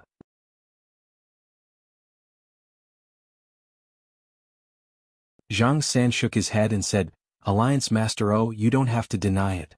You still don't know that one of the people from your 4 sects who went to the secret plane for the first time fled to my Righteous Alliance. Otherwise, how could I persuade the elders and Jingyi Nun?" Peng frowned and said, "If Alliance Master Zhang has the leisure to tell me a story, I'm all ears. If you want to find out the truth from me, I can only say sorry." Zhang San ignored him and continued, "Leader I reckon that a person of great importance has a short memory. The first time your 4 sects went to retrieve the treasure, there was an outsider. This person was the leader of the evil tiger gang, Situ Ping. Ping's eyebrows moved slightly. Situ Ping was brought back to the gang by Wan Jian Peak's Ma Xiangyang. Originally, Situ Ping was a meritorious person who brought you to the secret plane. He didn't covet the things in your jade bottles and only gave him some medicinal materials. In any case, you had already made an agreement. However, Wan Qingjiu was stingy and went back on his word. He only used his status as a disciple to perfunctorily restrict his freedom and send his own disciples to seize the evil tiger gang's territory. How could he let Situ Ping feel at ease? If it weren't for Situ Ping sneaking out of the Myriad Sword Peak a few days ago and coincidentally joining our Righteous Tao Alliance, how would we know such details of such a secret? Alliance Master O, you don't need to deny it. We have already been to the secret plane and we don't want to disturb the peace of your 4 sections. However, the secret plane is too dangerous. Without the sheepskin scroll to enter the secret plane, my Righteous Alliance has already lost a lot of disciples. We had no choice but to use this method. I hope Alliance Master O can be magnanimous enough to forgive us. When Peng heard this, he looked up to the sky and laughed. Let's not talk about whether your story is true or not. Even if it is, you killed 2 of my junior brothers, destroyed a lot of my disciples, and destroyed a lot of my branches. With just a few words, you want my Misty School to hand over some sheepskin scroll? Aren't you too naive? Then he turned his head and asked the leaders of the 2 large sects. 2 seniors, don't you think so? At this time, the masked nun Jingyi's old voice sounded again. Peng, you have wronged me and Elder Zhang. The Righteous Alliance's attack on your Misty School was their own action. Our 2 sects didn't participate. The matter of your 2 junior brothers was just an accident. At that time, we only wanted to capture the 2 of them and didn't have any intention of harming them. However, this Zhang San acted on his own initiative and killed them. This matter is what Elder Zhang Xing and I just heard about it from Elder Zhang Xing. The reason why we came up the mountain so late was to let your Misty School and the Righteous Alliance resolve this enmity first. You see, now that one of the 2 vice leaders of the Righteous Alliance is dead and the other is crippled, we can be considered even with the Misty School. What do you think? Hearing Nun Jingyi's words, Peng was startled at first. Then he looked up to the sky and laughed. What do you think? What do you think? My 2 junior brothers lost their lives just like that. You all just played a trick and said that we're even. Nun, ask yourself, can we be even like this? My Misty School and Mimi's 6 Misty Tigers are no longer complete. Can we be even? Moreover, the death knot between the Misty School and the Righteous Alliance has already been formed. Only a life and death struggle can break it. Don't tell me Nun doesn't know? Nun Jingyi didn't reply. Peng asked again, Nun, please tell me. Was my senior brother also killed by the Righteous Alliance? Nun Jingyi looked at Elder Zhang Xing and said, Hu Yuni was only seriously injured. Your Misty School lost more than half of its elite disciples. The lower-level disciples were all unharmed and have already broken out of the encirclement. Yes, Nun, thank you for holding back. I think, at this time, no one in the Righteous Alliance has the strength to seriously injure my senior brother. Seeing that the Dalan Temple and Incense Religion didn't speak, Peng turned to Zhang San and said, Alliance leader Zhang, there is one more thing I need to ask. Zhang San was expressionless and said, Leader Zhang, please speak. Peng pointed to Yen in the distance and said, This is my younger sister. The whole Jianghu knows that she doesn't know martial arts and doesn't have the strength to truss up a chicken. But when she went south 2 years ago, she was unexpectedly attacked by people in Jianghu. I want to ask, does your Righteous Alliance still have the morals of Jianghu to attack a weak woman? Hearing this, Zhang San smiled and said, Leader misunderstood. Although my Righteous Alliance isn't a great sect with a history of 10,000 years, we still follow the morals of Jianghu. We can't do something like bullying a weak woman. However, this matter about your younger sister, I only recently found out. I don't know if Leader Zhang is interested in hearing about it? Peng cupped his hands and said, Leader Zhang, no matter how hostile we are now, I still admire your Jianghu morals of not bullying a weak woman. Elder Zhang Xing and Nun Jingyi are also here. They also heard it. I hope you can be like this as always. Zhang San didn't understand but still smiled and said, This is natural. The 2 sect leaders also know about this. Peng asked again, Then Leader Zhang, can you enlighten me, who is so cruel and unscrupulous to attack a defenseless woman? Zhang San said, This person is someone you can't even think of.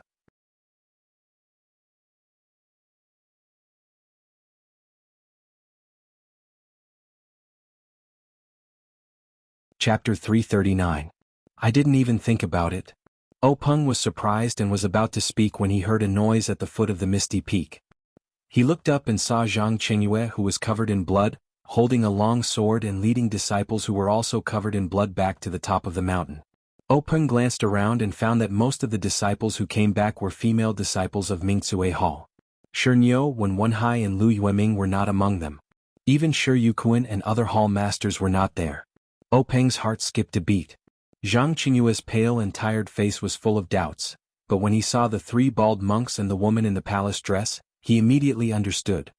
He walked to Peng and whispered, "Grand Master, our disciples can't fight against the 3 sections. Only a few hall masters are still fighting." Shi Niu's joints were broken by an unknown monk from the Dalan temple. Junior brother Wen and junior brother Lu's dantian were broken by the incense cult's incense hand. Most of the elite disciples were martyred, and the others were seriously injured. Most of the low-level disciples guarding the mountain were also killed by them. Peng nodded. These were already losses. When he saw the leaders of the 2 sects, he had already expected it. These people said that they were good, but when it came to the interests of the sect, how could they be merciful? Peng patted Zhang Qingyue on the shoulder and said, "Qingyue, you've worked hard." Then he turned to Elder Changxing and Nun Jingyi and said, "Is this how the 2 sects treat my misty school? Is this what you mean by, just for the secluded land? Don't the 2 sects care about the thousands of years of friendship between the 3 sects?" He seemed to know that the 2 would not answer directly, so he turned to Zhang San and asked, "Chief Zhang, you just said that the person who attacked my Huanxi mountain villa was Wan Qingjiu of Wanjian Peak?" Zhang San was shocked at first, but then he smiled and said, "Grand faction leader, you're really good at seeing through things. This guy. I learned from Situ Ping that Wan Qingjiu wanted to monopolize the resources in the secret plane, so he was blinded by greed and wanted to use your sister to threaten Grand faction leader to hand over the sheepskin scroll. He also used the same method to deal with the other 2 families, but he didn't succeed. Sai brat, you're not worth my time. If it weren't for this bastard's wild ambition, how could there be today's outcome? Big gang leader is mistaken. There is no such thing as an impenetrable wall in this world. You can hide it for a while, but you can't hide it forever. It seems like Big Gang Leader has admitted to the existence of this secret plane. Then I ask Big Gang Leader to hand over the sheepskin scroll. Is there something wrong with Alliance Head Zhang's ears? Did you hear me say that I have a sheepskin scroll in my hands? What part of your body did you hear? I'm still wondering why Wan Qingjiu of Myriad Swords Peak would attack my sister so shamelessly." Zhang San pointed at Peng, not knowing what to say. "Me, what about me? You killed my brothers, destroyed my sect, and now you want me to submit to you? Haha, how about this, Alliance Head Zhang? You and I will fight to the death. If I lose to you, I will tell you what you want to know. What do you think? This?" Zhang San muttered to himself for a moment, but didn't say anything else. He had already fought once, and his hand had been injured by the invisible sword qi. If he agreed now, his 2 backers would have a reason not to interfere. At that time, not only would Misty Sect be destroyed, the Righteous Alliance would also be captured. In any case, I'm not the only one who wants the sheepskin scroll. Why should I charge in front? I've been paying attention to the sheepskin scroll of Myriad Swords Peak for a long time. I've already arranged for elite men. This time, with the help of the 2 sects, it will be easy for me to get it. Whoever gets the last one will get it. I'll just watch the show. Besides, I was tricked by the Dalan Temple and Incense Cult, and lost 2 of my Vice Alliance heads. Why would I be stupid enough to charge in front? After thinking, Zhang San stood to the side with his hands crossed, quietly watching the development of the situation. At this time, the sun had already set in the west. In the distance, the sky was filled with red clouds. It was a beautiful scene. The peak of Misty Peak was whistling, the trees were trembling, and clothes were fluttering. However, no one on the peak was in the mood to look at such a scene. They all looked at the middle-aged man in white with a calm expression. Seeing Peng's roguish answer, the masked Nun Jingyi said, Peng, if you answer like this, it won't be interesting. You're forcing me. Peng's expression changed slightly. He closed his eyes for a moment and smiled. Nun, you're thinking too much. When the nest is overturned, no egg will remain intact. How can I worry too much at this time? If Nun Rushi wants to test my martial arts, I won't dare to refuse. Nun Jingyi laughed and said, Your master was no match for me when he was young. Although your invisible sword qi is powerful, it is no match for me. How can I bully the weak? Then she raised her voice and said, Ruping, come out. Ruping? As soon as the two words came out, the whole misty peak fell into silence. Everyone looked at each other, wondering what Nanjingyi was up to. However, Peng and gang leader O's faces were a little pale. Seeing that no one answered, Nanjingyi raised her voice again and said angrily, "Ruping, don't you want to recognize me as your master?" Then a middle-aged beautiful woman with a pale face walked out slowly from the misty school. She came to Nanjingyi and bowed deeply. "Ruping greets master."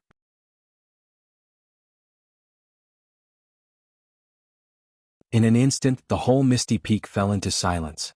Even people's breathing was almost inaudible. That was because everyone was astonished. This middle-aged beautiful woman was the wife of gang leader O of the Misty School. She was the wife of gang leader O who had never interfered in the affairs of the Misty School. O Yan's phoenix eyes widened. Her small mouth opened and closed as if she was calling for her sister-in-law. Li Jian and Lu Qingyang were surprised at first. Then they seemed to have realized something. Their eyes were full of complicated emotions. Zhang Qingyue and his disciples were also extremely surprised. Their eyes showed confusion, resentment, hatred, jealousy, and so on. Only Peng's eyes were clear as if he had known it all along. Nanjingyi said, "Ruping, stand aside." Then she said to Peng, "Gang leader O, you are the son-in-law of Fragrance Sect. How can I not know your every move? You'd better take out the sheepskin scroll and come to Fragrance Peak to be your live-in son-in-law." Ruping stood up and looked at Peng from afar. She said frankly, "Husband, you have to believe me. Since I married into the Misty School, I have never sent a word back to Fragrance Sect." Peng smiled and said, "Actually, I already knew everything before you married into the Misty School. You never asked me about the affairs of the Misty School. You never stepped into the meeting hall. How can I not know your good intentions? It's just that I always had a question that I wanted to ask you. I thought I would never have the chance, but now I can finally ask."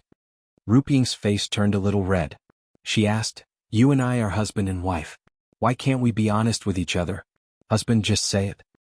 Peng said, "Actually, it's very simple. I just want to know. That year by the side of Lake Chui under the willow tree you and I met by chance. Was it Fragrance Sect's arrangement, or was it a gift from the heavens?" Hearing this, Ruping's face was filled with happiness. Her forehead was slightly red. She said, "That was my first time in Jianghu. It was just a simple trip. I naturally remember that day at the end of spring. Under the drizzle, you and I met under the willow tree. You actually guessed that my surname was Yang, and not Lu. At that moment, I knew that you would be my life's protection.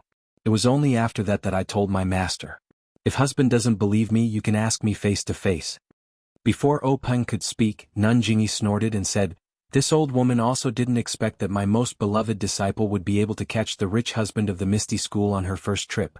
However, you were only the third disciple of the Misty School at that time. This old woman didn't have the ability of divination.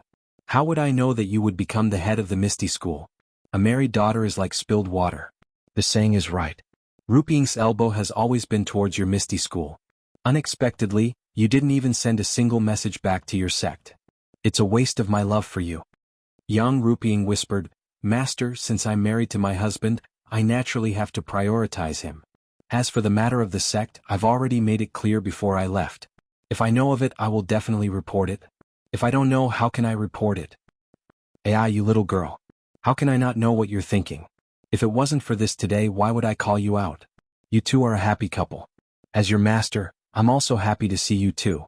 Nanjingyi sighed. The conversation between the master and disciple wasn't hidden from anyone. At first, everyone in the Misty School was resentful of this Misty School gang leader's wife who usually didn't show her face. However, now that they heard it, their gang leader already knew of this matter. Moreover, the gang leader's wife and the gang leader's wife also met by chance before they found out about each other's identities. This was far from a trap or a conspiracy. Moreover, when they thought about how the gang leader's wife had never said a word about the sex matters for the past few decades, they understood what the gang leader's wife was thinking. As a result, their previous disdain had long since disappeared. Instead, it was replaced by envy of the love between the two and worry about their current situation. After Peng received a satisfactory answer, a gratified smile appeared in his eyes. He bowed deeply to Nanjingyi and said, "Actually, this son-in-law has always wanted to pay his respects to Nanjingyi, but he never had the chance. Today, I'll take this opportunity to formally pay my respects to you." Haha, O Peng, after today our family will have plenty of opportunities to talk. There's no need to rush. After O Peng finished bowing, he smiled and said, this son-in-law still has a matter to ask Nanjingyi. But I don't know how to deal with this son-in-law. About this? Nanjingyi was a little hesitant.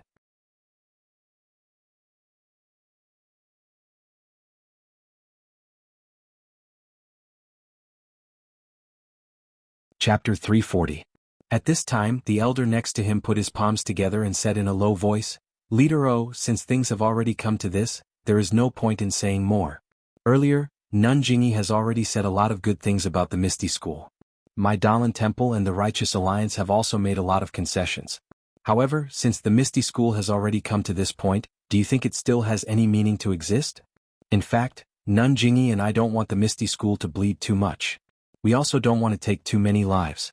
Your junior brother's matter was only an accident. It was done deliberately by some people. I can guarantee that it was not the intention of the Dalan Temple or the Cult of Fragrance. O Peng smiled and said, Thank you, Elder, for your kindness. The elder continued, However, for you, Leader O, there is only one path you can take. Please speak. That is to cripple your own martial arts and take the remaining disciples of the Misty School to join the Cult of Fragrance and be your free son-in-law. Once this was said, everyone was shocked. Only O Peng's eyelids didn't move. He smiled and said, It seems that Elder thinks highly of me. However, I don't know if there is any other path I can take. No. As early as your Misty School's elder who took the disciples to escape from the back of the mountain, you already had no other choice. O Peng suddenly understood. Indeed, the back of the mountain was guarded by the Dalan Temple and the Cult of Fragrance. How could they let his senior brother and a group of low-level disciples escape? It turned out that it was just a compromise. Of course, he still had another path to take. With the Misty School's Qinggong ethereal steps, even if he faced the former number 1 in Jianghu, he still had a chance to escape. However, would he do that? Hearing this, Yang Ruping begged Nanjingyi in a low voice. Nanjingyi just sighed and shook her head slightly. O Peng looked up to the sky and laughed. He said to the Misty School's disciples, Brothers and sisters of the Misty School, I am not talented enough to lead the Misty School to glory. Instead, I have brought disaster to the Misty School. I have mistreated you. After he finished speaking, he bowed deeply to the people of the Misty School and continued, I hope that you can use this crisis to see the dangers of the martial world and see clearly who the culprit behind the destruction of my Misty School is. I hope that one day you can once again rebuild Misty and take back Misty Heights. All the ethereal disciples had tears in their eyes. Zhang Qinghua took half a step forward and said, Master, where there's life, there's hope. Didn't you just educate your disciple? O Peng patted his shoulder and smiled, I know. Qingyu, I've made things difficult for you. Then O Peng raised his eyes to look at Li Jian and Lu Qingyang. He knew that he had been predetermined. How could these two outstanding martial arts brothers escape? Then O Peng looked at O Yen who was standing in the distance. O Peng's eyes were full of love as he smiled and nodded. Finally, his eyes finally returned to Yang Ruping. He smiled and said, Ruping, I really didn't expect that they would prepare such a happy ending for us. Even if we don't grow old together, we can't. Husband. Yang Ruping cried. O Peng continued, Ruping, in the future, my Misty School will rely on you to take care of me. I hope you can promise me a few things. Yang Ruping nodded. O Peng said, I only have one sister, Yen. You know this. We have depended on each other since childhood. I hope you will treat her well in the future. This Huanxi Manor is Yen Er's property. It does not belong to the Misty School. Please uphold justice. Yang Ruping's eyes were wet. She nodded slightly. O Peng said, From now on, your husband will be a cripple. He will no longer be able to protect the disciples of the Misty School. Even if he joins the Misty School, he will be bullied. I hope you can hold up the world for them. Yang Ruping's tears fell. She nodded desperately. O Peng said, One last thing. Ruping, after knowing your identity, I have been afraid of such an ending. I was afraid that we would turn against each other because of the power behind us. So, I didn't dare to have children. Now it seems that this is good. You must promise me that you will take care of yourself. If there is a chance, you will find your own happiness. Yang Ruping's tears fell like rain.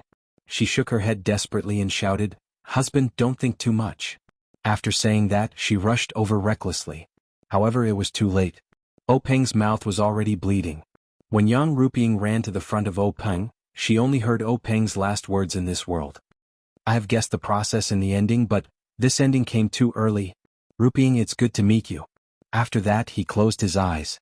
Peng actually broke his own meridians and died. The mountain wind blew. Peng's face was serene, as if there was happiness on his face. His feet stood firmly on the high mountain peak. He stood firm. Big brother, Yin saw this scene from afar. How could she endure it? Her eyes turned black and she fainted. Master, Zhang Qingyue, who was the closest, screamed. He then smiled sadly and said, I know the pain in my heart. Master, wait for me. I will go with you. After that, he put the sword in his hand to his neck and killed himself. Li Jian and Lu Qingyang saw this and were shocked. They shouted, Fourth brother. Then the two of them raised their swords and axes and attacked Zhang San in unison, saying, Old Zhang, leave your head behind. When Zhang San saw this, he hurriedly dodged. What a joke! Old Fifth Lu was naturally not his opponent. In addition, there was also Li Jian, who could use sword light. He could only dodge. His old life was more important. Things like face were all nonsense. Zhang San dodged and shouted, Elder, help me. Nun Jingyi, save me. Nun Jingyi waved her hand. The three consecrators beside her stood up and surrounded the two in a few moves. They began to fight. Li Jian's sword light was rare and Lu Qingyang's axe was powerful. However, they were not invincible. Not long after, they were forced to reveal many flaws by the three former Jianghu's number one. Fortunately, the two had already thrown their lives to the back of their minds. Their attacks were often suicidal. For a while they were not defeated. The elder frowned and whispered a few words. Monk Changxing and Monk Changgung waved their long sleeves and also joined the fight. When the two elders of the Dalan Temple joined the fight, the situation changed immediately. Usually, the three people who were once famous in Jianghu and the two who were now famous in Jianghu would shake the whole Jianghu with a stomp of their feet. It had never been seen in Jianghu that these five people joined hands to deal with two people. The two brothers from the Misty School could be considered to have gained some face. Li Jian and Lu Qingyang had long given up their lives. Why would they be afraid of two more monks? After a few moves, under the attacks of the five people, they were almost powerless to fight back. The two looked at each other and saw the determination in each other's eyes. Haha. The two laughed. They gathered their strength in their palms and suddenly slapped their own foreheads. Unfortunately, under the joint attack of these five people, they didn't even have the chance to kill themselves. The old man in the linen robe suddenly rushed forward, and with a quick move, he actually sealed the meridians and acupoints of the two people, making them unable to move at all. But things didn't end there. When the three turned around and returned to the side of Nun Jingyi, the two monks from the Dalan Temple attacked again. One of them punched Li Jian's dantian. Blood spurted out from Li Jian's mouth. His dantian, which had been refined for many years, was broken at this moment. The other monk's 10 fingers danced like a dragonfly skimming the surface of the water. It didn't take long for him to caress all the joints in Lu Qingyang's body. Lu Qingyang instantly collapsed on the ground. This was Jianghu, pure Jianghu. When they saw this, many of the injured disciples standing around them could no longer remain standing. They had just lost their beloved sect master, and when they saw the two elders screaming in pain, they rushed forward and used their bodies to protect the two elders who were already crippled to the point that they could not be any more crippled. They would forever be the elders in their hearts. Looking at the disciples who were looking at him with eyes burning with anger, Zhang San smiled. If looks could kill, the first one to be killed on Misty Peak would be him. But can looks kill? Of course not, so Zhang San spoke. Sect masters, although Peng has been punished, the whereabouts of the sheepskin scroll are still unknown. What should we do? I ask the two of you to support me in capturing all the disciples of the Misty School and torture them one by one, especially her. Zhang San's finger pointed at Yen, who had just woken up. Her eyes were shining with determination. Before he could finish his words, the sound of a sword clanging could be heard. Yang Ruping pulled out the sword from Peng's waist and placed it on her neck. She shouted, Master, Yen is my husband's younger sister. She has no strength to truss up a chicken. Your disciple has just promised to protect her for life. How can I let others bully her now? And these disciples of the Misty School are all my subordinates. Your disciple has to fulfill my husband's dying wish and protect them under my wings.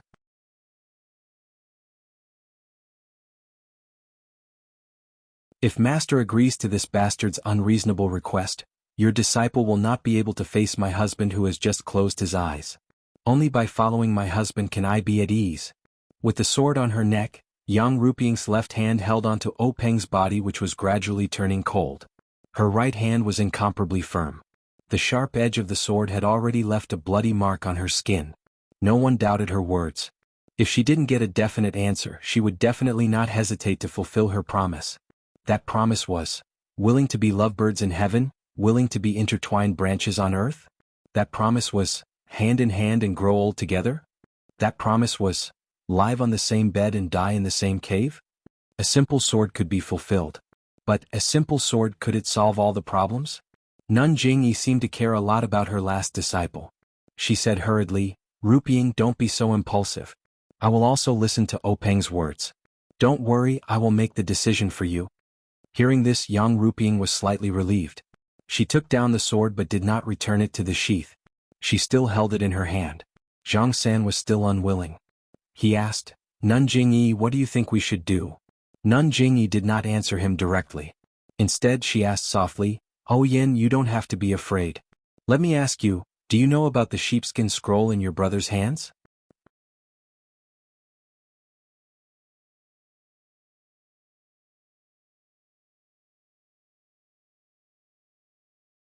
Chapter 341. The delicate O Yin was very determined at this time. She bowed from afar and said loudly, Master, my elder brother didn't tell me anything about the sheepskin scroll. Good.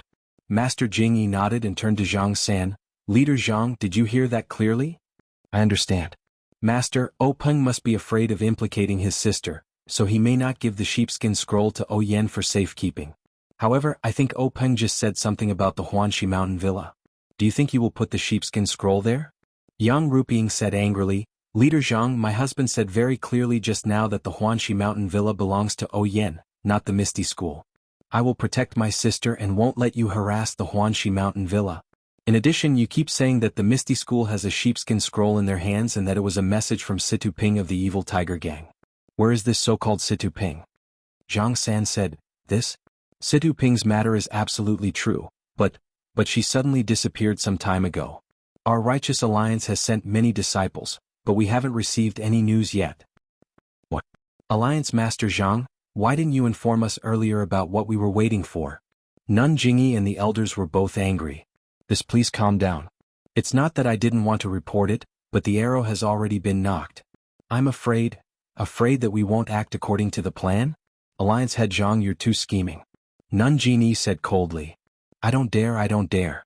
Let's talk about this another time. The key now is the sheepskin scroll in the Misty School.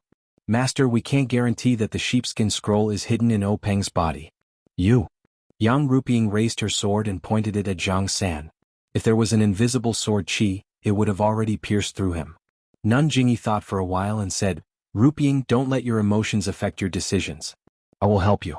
However, since the three sects came here with such great fanfare, if we don't get to the bottom of this, it will be hard to explain to anyone. I'll give you half a day's time. No matter what you find, you must evacuate. From now on, your righteous alliance is not allowed to take a single step into Huanxi Manor. Oh right, you've heard from O Peng that Huanxi Manor is not a part of the Misty School, which means it's not part of our plan. You can't touch a single blade of grass, a single tree, a single person or a single animal in Huanxi Manor. Otherwise, don't blame me for falling out with you. Zhang San pondered for a moment and said, Nun Jingyi is right. We'll do as Nun says. After saying that, he nodded at Yu Zhanfei. Yu Zhanfei turned around and went down the misty peak. On the other side, Chang Gung of the Dalan Temple and one of the consecrators of the incense cult also followed. Then the elder put his palms together and said in a low voice, Nun Jingyi, what Nun Zhang said makes sense. There are many disciples in the Misty School. It's hard to guarantee that someone is hiding the sheepskin scroll. Hearing the elder's words, Nun Jingyi smiled and said, Elder, you worry too much. I won't say anything about the Luo Shui gang. When your Dalan Temple takes over, please pay more attention and don't lose track of the sheepskin scroll. Since the disciples of the Misty School are accepted by my incense cult, they will naturally be under my management. When they come down from the Misty Peak, they will change into my incense cult's clothes. My disciples will inspect them one by one. If the elder is still worried, you can also send people to participate. Also, O Peng's body will be changed and placed in the coffin. Elder, you can recite sutras for him. The elder smiled and said, That's good. Then he turned to Zhang San and said, Nun Zhang, You have to work even harder to take over the Misty Mountain Villa and the Misty Peak. If you find the sheepskin scroll, please inform us as soon as possible. This year's time to enter the forest is approaching. Our 3 sects still need to make more preparations. Zhang San's face showed unconcealable excitement. He cupped his hands and said, that's right. Master and none don't need to worry. This one will definitely worry. I hope that our 3 sects can find a way to enter the secret plains soon so that our 3 sects' strength can be further improved. Others were the meat on the chopping block, while others were the meat on the chopping block. In the blink of an eye, the incense cult, the Dalan Temple and the Alliance of the Righteous Tao had settled the Misty School's 10,000 years of inheritance. As the master of the Misty School, the disciples of the Misty School could only watch from the side and listen. They were at the mercy of others without the slightest bit of argument. Even young Ruping, who was now the barrier, could only wipe her tears and endure in order to complete her husband's unfulfilled wish. At this time, half of the blood-red sunset in the sky was still exposed outside the mountain. The blood-red glow was like the blood dripping from the Misty Peak. When the sun set, there was no trace of people on the Misty Peak. The mountain wind only whimpered and whistled. No one knew that the whole mountain had changed owners in one day. Another sect with 10,000 years of inheritance had been annihilated in the cruel Jianghu. The stars have changed, mulberry fields have changed, and the sea has changed. Chu Yunfei escaped from the back of the mountain with Hu Yuni that day. He did not know the details after that. Many of the details were heard from Jianghu later. However, after Chu Yunfei finished, Zhang Xiaohua sighed and sighed again and again. She only regretted that she was not at the top of the Misty Peak that day.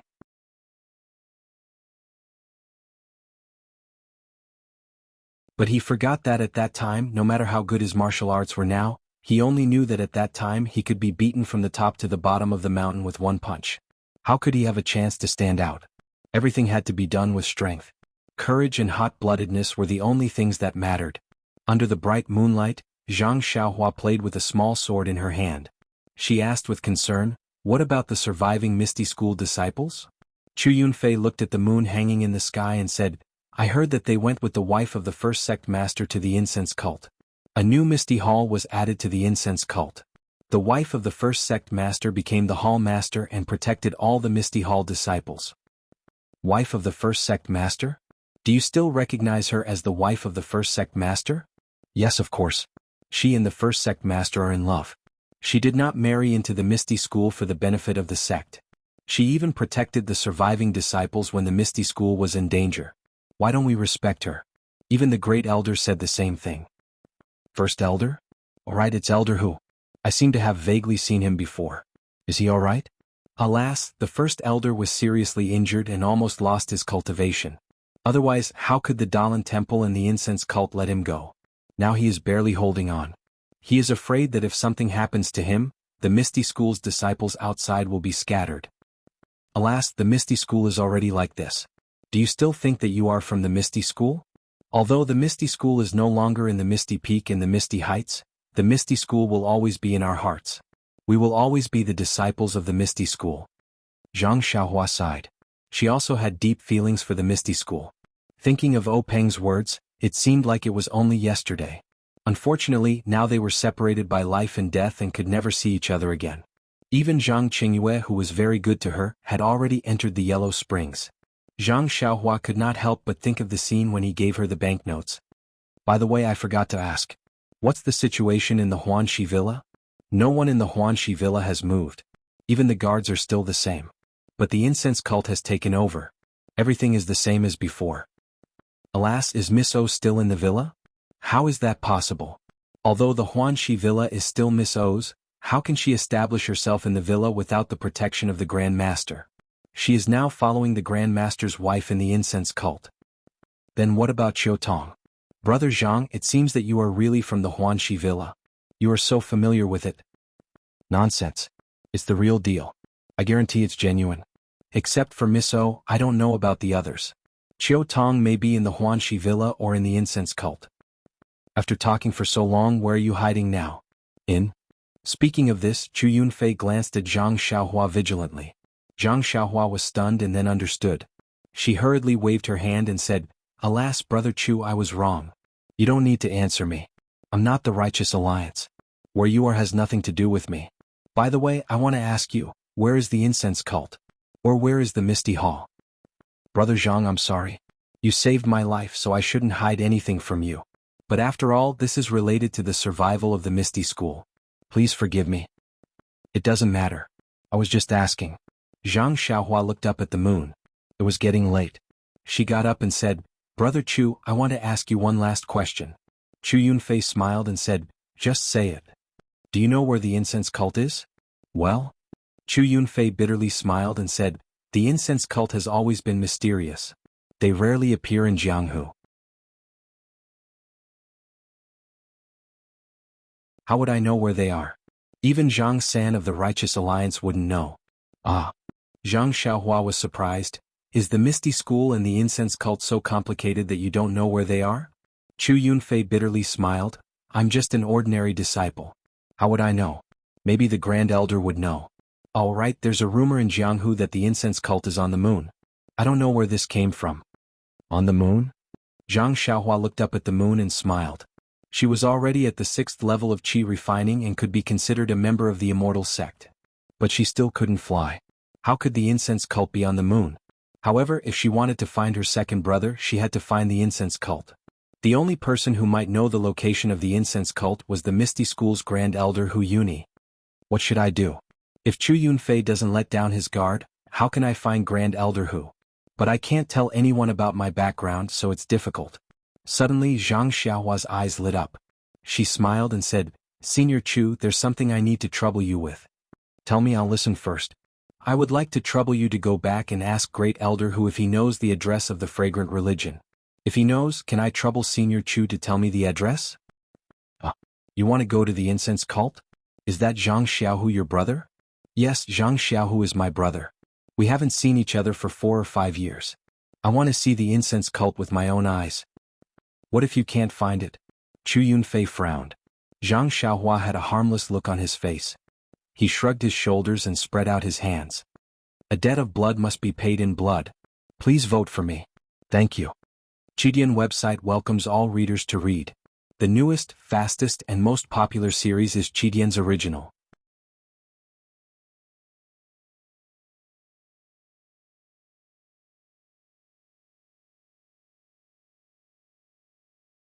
Chapter 342. Chu Yunfei frowned when he heard this.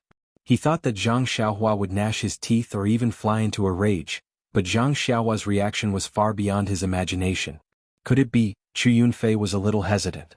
In fact, Zhang Xiaohua had already mentally prepared herself before Chu Yunfei spoke.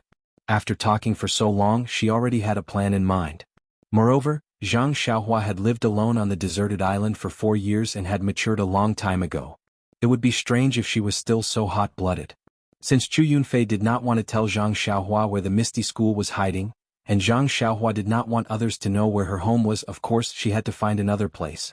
After thinking for a while, Zhang Xiaohua said, Senior Brother Chu, of course you won't go to Pingyang City. You see, not far from here there is a town called Songning Town by the sea. Do you know of it? Chu Yunfei frowned. It seemed that this young man wanted him to go to Songning Town. Although he did not know where Songning Town was, could it be a trap? However, after thinking for a while, he felt relieved. With this young man's martial arts, it would be easy for him to take him down now. Why would he go through so much trouble? Why would he go to Songning Town to set up a trap for him? Chu Yunfei cupped his hands and said, Little brother, please tell me. Although I don't know where Songning Town is, since it is not far from here in the east, it is extremely easy to find. Since little brother has saved my life tonight, I should be able to help little brother inquire about some information. Zhang Xiaohua said, Then thank you, Senior Brother Chu.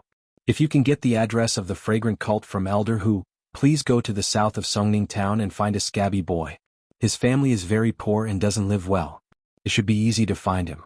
I don't know the specific location. By the way, his name is Xiaohuaji. Xiaohuaji? Chu Yunfei was stunned. Why was there another Xiaohuaji? Was this name very popular this year? Zhang Xiaohua smiled and said, What a coincidence. It's the next name. What else could Chu Yunfei say? You can just say that you're my senior brother wherever you go. Just tell me the address of the fragrant religion. You don't have to tell me anything else. Is that okay? Chu Yunfei pondered for a moment and said with a smile, Didn't I just say that little brother saved my life? How could I forget? This isn't something that requires me to climb a mountain of swords or plunge into a sea of fire. How can I not agree? It's just that I've just come out this year and I've already encountered so many things. This time, I might not be able to come out so easily. However, little brother, you don't have to worry. It's just a message. Anyone will do. If I can't come out, I'll let the other brothers do it for me. When Zhang Xiaohua heard this, she was overjoyed and said, "Thank you, Senior Marshal Brother Chu." Chu Yunfei repeatedly said that he didn't dare. Zhang Xiaohua looked at the sky and saw that it was getting late. She cupped her hands and said, "Senior Marshal Brother Chu, the night is still long. It's a good time to hurry up. I'm in a hurry to go home so I can't send you off. Please forgive me." When Chu Yunfei heard this, he also agreed. He said with a smile, "I also have the same idea. Then let's part here. I don't dare to forget the kindness of saving my life. If there's a chance in the future, I'll definitely repay it." Zhang Xiaohua smiled and used her qinggong to go up the mountain. She turned around and waved her hand at Chu Yunfei. Then she jumped onto the David's deer and left. Chu Yunfei was not in a hurry. Seeing Zhang Xiaohua leave, he took his time to clean up and bandage all the wounds on his body. Then he walked to the 3 corpses that Zhang Xiaohua had just killed. Using his hands, he lifted up their stiff heads and carefully examined the sword marks on the 3 corpses. His face was once again filled with shock. He squatted on the ground and pondered for a long time before standing up with a serious face. He turned around to leave, but after taking a few steps, he hesitated and turned back. He bent down and took out the items on the 3 corpses. Then he used his uninjured hand to carry the 3 corpses to a hidden place. He took off their clothes and used the sword he picked up to stab the heads and necks of the corpses a few times. Only then did he stand up and use his qinggong to fly in another direction. At this time, Zhang Xiaohua was sitting cross-legged in a tree hole in the distance. She smiled in the darkness. With her divine sense, where could she not see clearly? In her divine sense, Chu Yunfei flew for a while, looked around and listened carefully. Then he went in another direction. Zhang Xiaohua smiled again and withdrew her divine sense. She took out some primeval stones and closed her eyes to meditate. As for Chu Yunfei, after walking for a long time, he looked at the stars in the sky and determined the direction. Then he chose a new direction and went in another direction. Luckily Zhang Xiaohua did not have any thoughts of following him. Otherwise, she would have been played by this disciple of the ethereal sect that she had just saved. After a night of silence, Zhang Xiaohua woke up in the morning. She went out of the tree hole and breathed in some fresh air. Then she began her morning practice. Yes, it was naturally the Big Dipper magical fist. After 18 rounds of the fist art, the 9 streams of bone-honing energy flowed through the bones in her body. Zhang Xiaohua faintly felt that her fist art seemed to be showing signs of leveling up. This was a feeling that she did not have when she practiced the Big Dipper magical fist in the past. Zhang Xiaohua thought for a while. Could it be related to the body odor in the tea house a few days ago?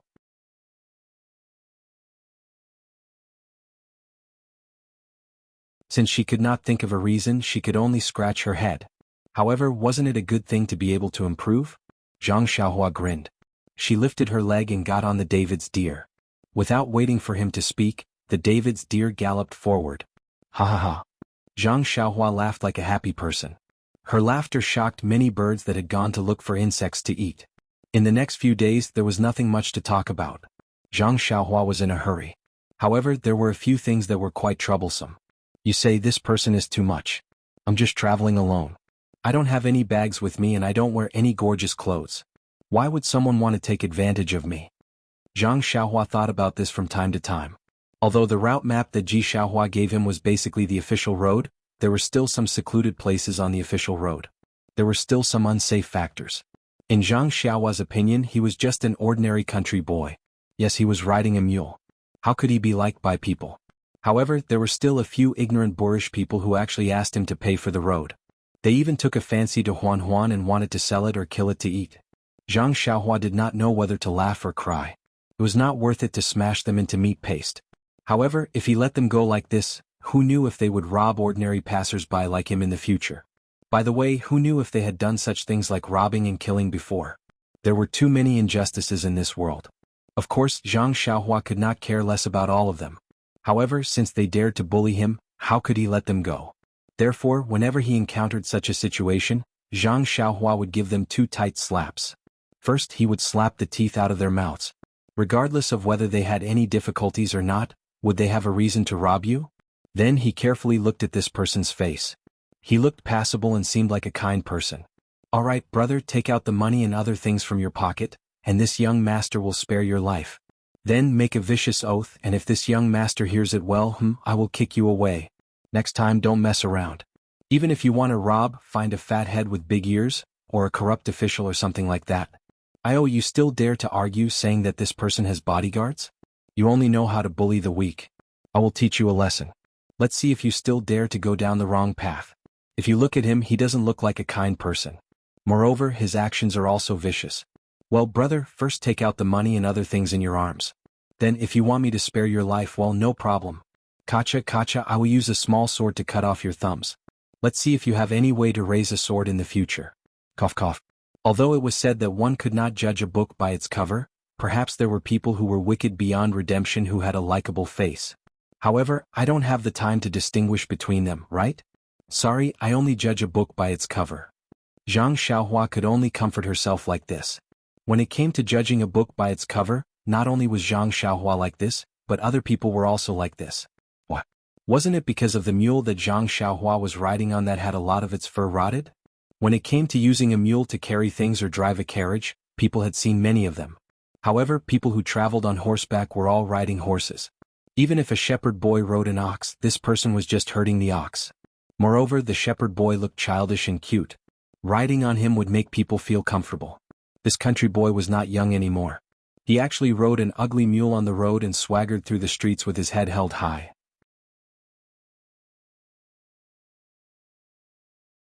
It was as if he was riding on a handsome horse. He even waved a crutch in his hand from time to time. Yes, that's right.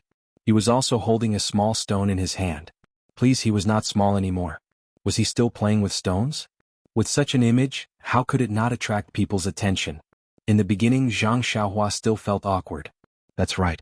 In her divine sense, all the aunties and children on the roadside were pointing at Huan and laughing. Just thinking about it made her want to cover her face and run away. However, after a long time, she naturally turned a blind eye to it. Can't I withdraw my divine sense? Can't I close my eyes and rest my mind and draw the qi into my body? Just as she drew the qi from the vitality stone into her body and refined it, she heard the sound of horse hooves behind her. There was also the sound of the coachman scolding the horse. Without releasing her divine sense, Zhang Xiaohua knew that it was another group of bodyguards protecting the carriage on the official road. Zhang Xiaohua consciously patted Huan. Huan ran to the side of the road unwillingly. These four odd beasts were also strange. Not to mention the mountain road, as long as they walked on the main road they had to walk in the middle. Otherwise, Zhang Xiaohua would not have the reputation of being arrogant. Zhang Xiaohua didn't know how many carriages like this in a day, so he naturally couldn't be bothered with them. When the bodyguards saw that he was tactful enough to make way for them, they also took a few more glances at his ugly Huan and waved their whips to pass. However, at this moment, Zhang Xiaohua heard a bell-like laughter. Miss, quickly come and see. Quickly come and see. There's a strange kid here. He's actually riding a four-odd beast. Moreover, this kid is actually sleeping on the four-odd beasts. Four odd beasts? Zhang Xiaohua's heart skipped a beat. He really didn't know what Huan was.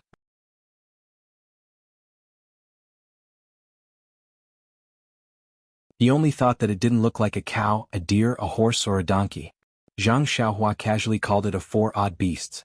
Now, someone actually recognized it and stopped calling Huan a mule. Zhang Xiaohua couldn't help but open his eyes slightly.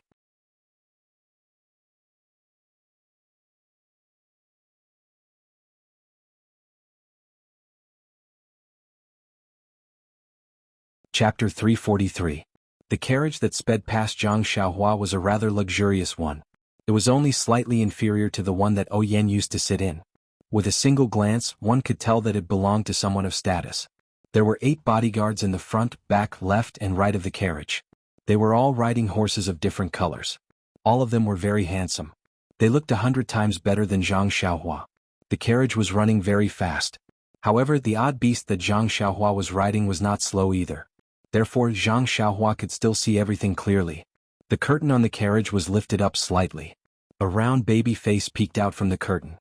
He was looking at the carriage with a smile. Suddenly, the curtain on the other side of the window was lifted up as well. A pair of black eyes appeared. That pair of eyes looked at the ugly odd beast that Zhang Xiaohua was riding. They were also full of surprise. Little Orange, the young man sitting on the odd beast, is a mutant. Lower your voice. Don't disturb him. Oh really? Zhang Xiaohua was a little muffled. She thought about it carefully. Wasn't he just using his hand to cover his mouth? He really thought that he was a mutant. Then someone said in a low voice, Miss, I think this young man looks just like Ma San-er who grows vegetables in our house. He just looks very handsome. Why do you say that he is a mutant? Little Orange, didn't I always tell you that you can't judge a book by its cover? Don't look at the young man's ordinary clothes. Have you noticed that his clothes are not ordinary? He must be wearing very rare clothes. Also, think about it. Although our odd beast is not an adult yet and has a gentle temperament, is there anyone who can get close to it? Our odd beast is very alert. As long as there is any movement, it will immediately run far away. Don't even mention being ridden on its back. That's right, young Mississippi. Now that you mention it, I do remember. Last year, young Master Biao wanted to feed the 4 odd beasts some food, but the 4 odd beasts refused to eat no matter what. This made young Master Biao angry and he starved for a few days. It was almost starving to death, but it still refused to eat. In the end, when old Master Biao found out, he severely punished young Master Biao in front of the 4 odd beasts. Only then did the 4 odd beasts slowly walk away and start eating. The odd beast seems to be able to understand humans. This young man can actually subdue an adult odd beast. He really is a real person, does not show his true appearance. He even fooled me. I miss. What a pity. A pity? A soft and pleasant voice sounded. She asked curiously, what's there to pity? Of course it's a pity. Miss, you see, this young man's age is quite suitable for you. Moreover, his skin looks very good. It's just that his appearance is really too ordinary. He doesn't look like the handsome type. Moreover, he actually has a stick in his hand. Why isn't it a folding fan or something like that? I reckon that he doesn't even know how to recite poems or paint. Otherwise, miss, you can invite him to have a chat on the horse. Who knows, maybe there will be some kind of marriage linked by a thread. Bah, you little girl. You're really bold. You actually dare to say this to me. Is it because you're moved by love? If you like, I'll stop the car and ask about this young man's origin. I'll just let you marry him. With the name of our villa and the rich dowry that I'll give, this young man will definitely be very happy. As the 2 girls talked, they looked outside. At this time, they were already some distance away from Zhang Xiaohua. Presumably, they couldn't hear the soft whispers in the carriage clearly. However, Zhang Xiaohua's eyes and ears were very clear now. They were practically talking beside his ear. Hearing this, he was very depressed.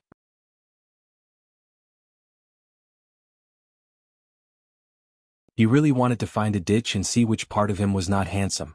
Then he would drown himself. Just as he was thinking, he saw that the 2 girls were looking at him. However, he didn't hear what they were saying. Zhang Xiaohua's heart was moved. He raised his hand and waved at the 2 girls. He smiled kindly, revealing his white teeth. The 2 girls were shocked.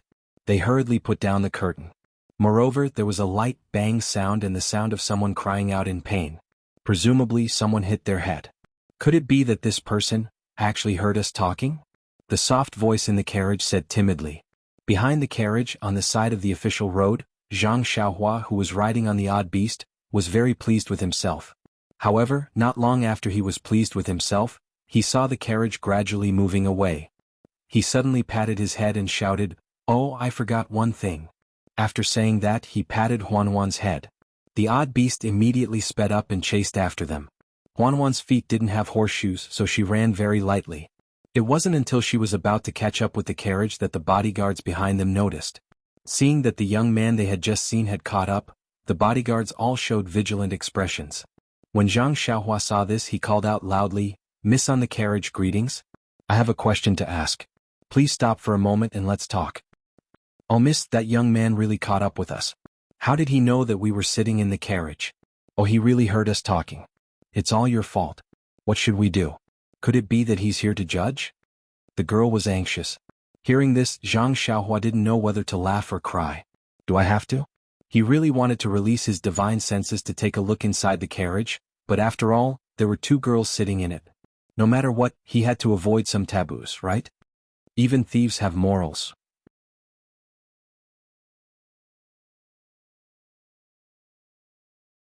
He was also a Qi refinement warrior of the immortal Tao. How could he be so unprincipled? The girl in the carriage didn't say anything. The bodyguards slowed down their horses slowly, and the carriage naturally came to a stop. The leader, a man with extremely thick eyebrows, turned his horse over and shouted, "That brat you, what's the matter?" Zhang Xiaohua cupped his fists and said, "Brother, I have an extremely simple question to ask the girl in the carriage. Please do me a favor." The man immediately put his hand on the hilt of the knife at his waist and asked vigilantly, "How did you know that the person in the carriage is a girl?" Zhang Xiaohua smiled and said, "Just now when you passed by me, the person in the carriage opened the curtain and I accidentally saw it." At this moment, the soft and pleasant voice in the carriage said, "Young master, it was this little girl who spoke rudely and hurt you. Please forgive me." This little girl apologizes. Spoke insolently? What did you say about me? Are you scolding me? Zhang Xiaohua looked innocent. Well, the girl in the carriage was speechless. Yes, she apologized as soon as she arrived. What kind of path was this? Yes, my miss was wrong. She said, in the future, not just now. You're disturbing our journey. Who knows, we might be annoyed and scold you later. I'm apologizing to you now in case you start sneezing all over the place and don't know who to look for, Little Orange said impolitely. Zhang Xiaohua was speechless. How could there be such an unreasonable girl? However, he was too lazy to argue with her. He continued, "If you can answer my question, you can scold me all you want today." Zhang Xiaohua actually called himself a young man. It seemed that he was really holding a folding fan and wearing a scholar's headband. "Young master, please tell me. See if I can answer your question." "Oh, it's very simple. I'm just asking. What do the odd beasts usually eat?" "Fuck, what else can the odd beasts eat?" "However, the odd beasts really like to eat the grass with dew in the morning. If there is a bit of yellow in it, it won't eat it." "If that's the case, then thank you for answering my question." "This young man thanks you. Please go on." Zhang Xiaohua cupped his hands in a polite manner again. The bodyguards were confused by the two's conversation. When they saw the young man cupping his hands in farewell, they also cupped their hands casually. With a wave of their hands, the carriage continued to move forward. However, after a few steps, a scream came from the carriage. "Oh, we were fooled by this guy. Since he didn't hear us, how did he know that we know what the odd beasts eat?" After that, the curtain of the carriage was lifted again. A pair of black eyes accompanied by a thin oval face stared hatefully at the ordinary young man sitting arrogantly on the odd beasts in the distance. At this time there was no one on the official road. That Huan leisurely ran to the center of the road again. In fact, after asking the young lady, Zhang Xiaohua was a little regretful. Wasn't it a waste of time to ask? Cows eat grass, horses eat grass, donkeys eat grass, and deer also eat grass. Could it be that the odd beasts could eat meat? She was concerned about Huan and wanted it to recover as soon as possible. And the key was to make it prettier as soon as possible. That was why she was anxious to seek medical treatment. However, Zhang Xiaohua regretted one thing. Why didn't she release her divine sense to take a look? This girl who spoke so nicely, was she also good-looking? Sometimes, being a gentleman was also not a good feeling. Although she was unhappy, who asked her not to take a peek at that time? Now she couldn't chase after them. Zhang Xiaohua closed her eyes again. Holding 2 primordial stones in her hand, she continued to cultivate in a half-asleep state. In the afternoon, Zhang Xiaohua found a place to rest for a while.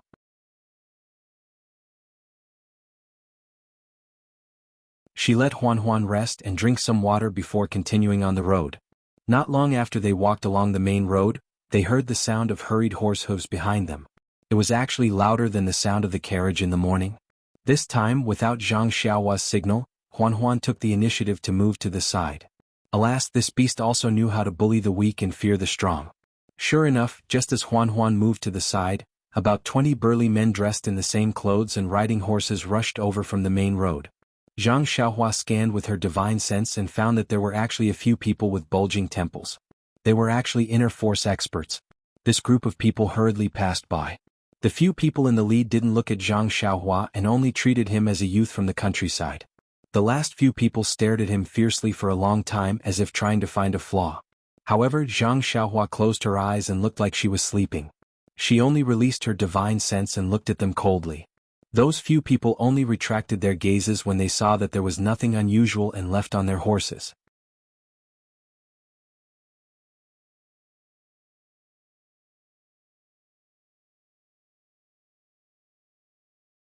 Chapter 344.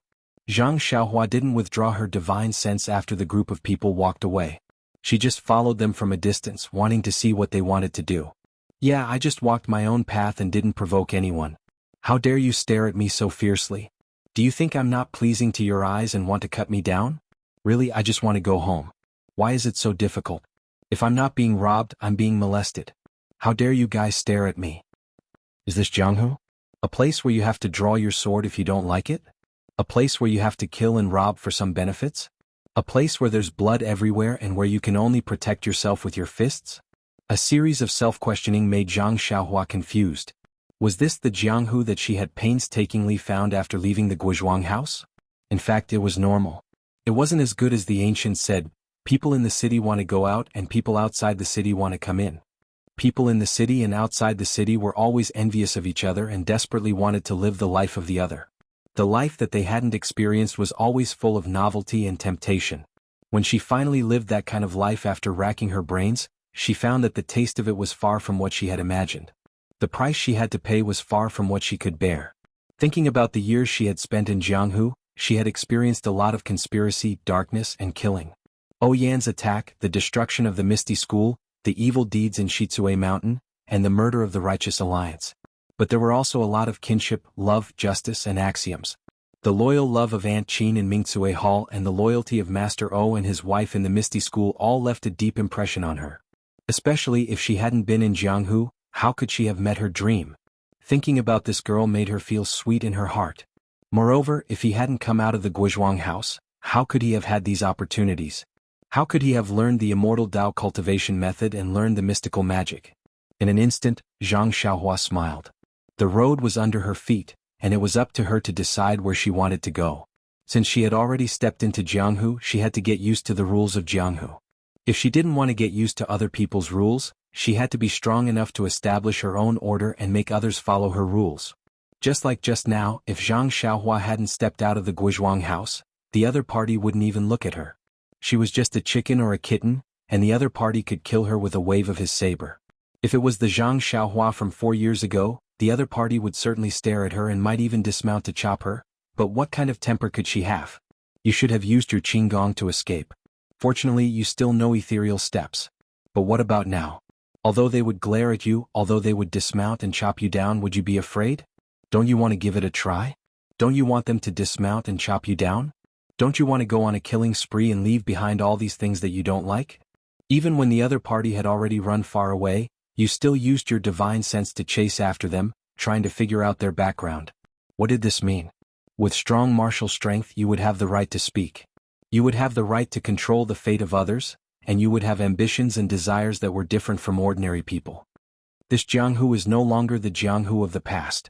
Zhang Xiaohua instantly retracted his divine sense. He seemed to have understood something. The corners of his mouth curled up into a smile. He casually played with the long sword in his hand and walked calmly under the autumn sun.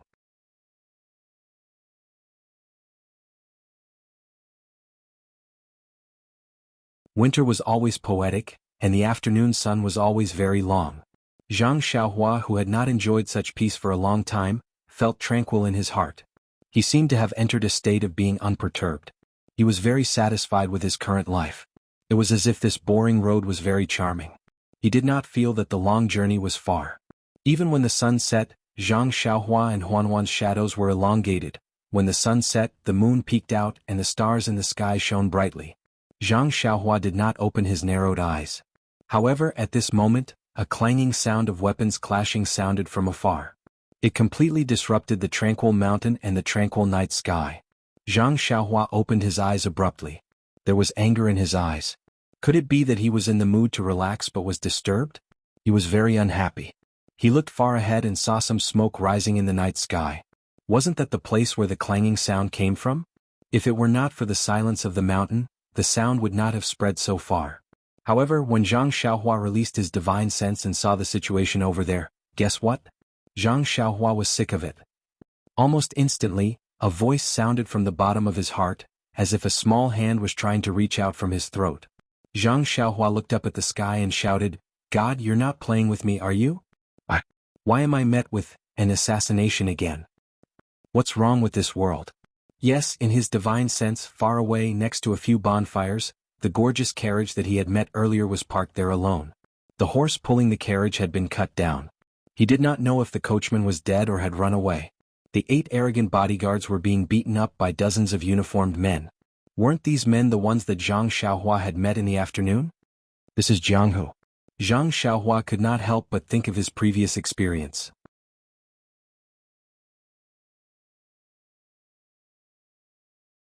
Just like Jianghu, there was no choice. Even if he did not want to participate, he would always encounter such things. Tell me, do you want to help or not? In fact, Zhang Xiaohua was a little sick of it. There would always be a time when one's hands would be soft when killing someone. However, looking at the merciless manner in front of him, if he interfered, how could it end without killing? Or rather, if he encountered it, if the other party did not kill him to silence him, how could it end? Thinking of this, Zhang Xiaohua almost wanted to turn the horse's head. Oh no, turn the mule's head and go back. I really want to go home quietly. I don't want to cause trouble. God, do I look like a naughty child?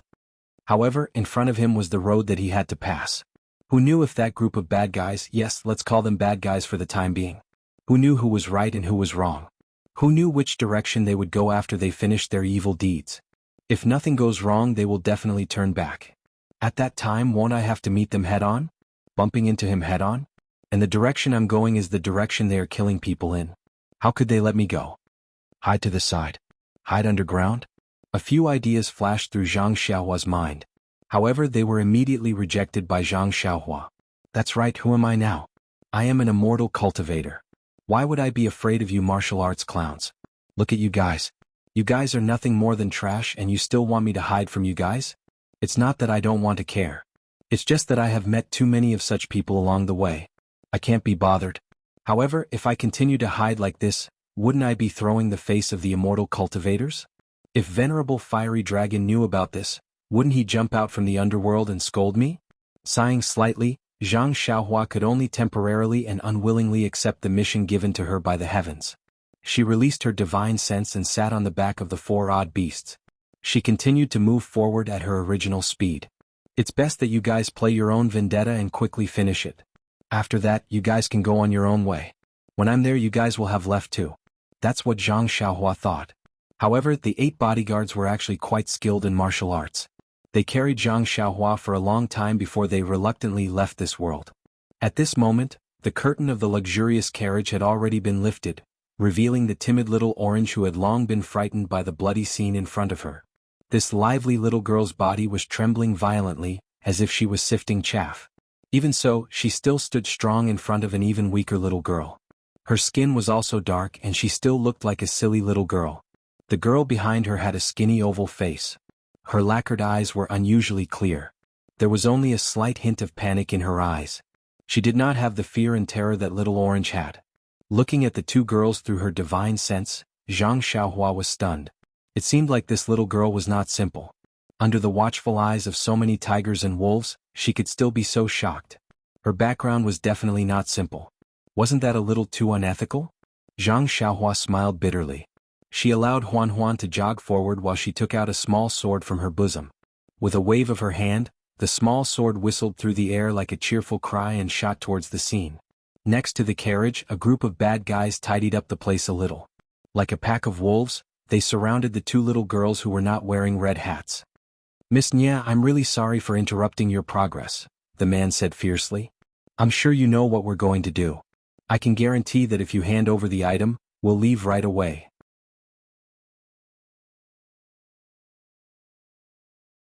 We won't harm you or the girl's life. Miss Nya stood behind Little Orange and asked very calmly, Who are you? How did you know I had something on me? Ah. The man laughed rudely. Miss Nya, are you trying to find out where we came from? If you know, do you think you'll be able to survive? Miss Nya bit her lip, thinking about something. Then she asked, Good man, I don't know who you are, but although the treasure is precious, it's a dead object. It's not as important as a human life. This little girl will hand it over right now. However, I'll have to ask you to swear an oath. What do you think? Haha, the man laughed. If I take the treasure and harm Miss Nya's life, I'll die from the flying sword. This? Miss Nya muttered. Good man, you're trying to deceive me. Why don't you include my maid? Well said, well said. If I harm Miss Nya and this unknown maid's life, I'll die from the flying sword. However, Miss Nya was still worried. This thug's martial arts were powerful. How could a flying sword take his life? However, she didn't dare to say anything else. She was just a little lamb. Whether or not he swore an oath, he could still forcefully take the item. Now that she was given a way out, it was best to quickly accept it. Chidian Chinese website welcomes all readers to read. The newest, fastest, and hottest serial works are all at Chidian Originals.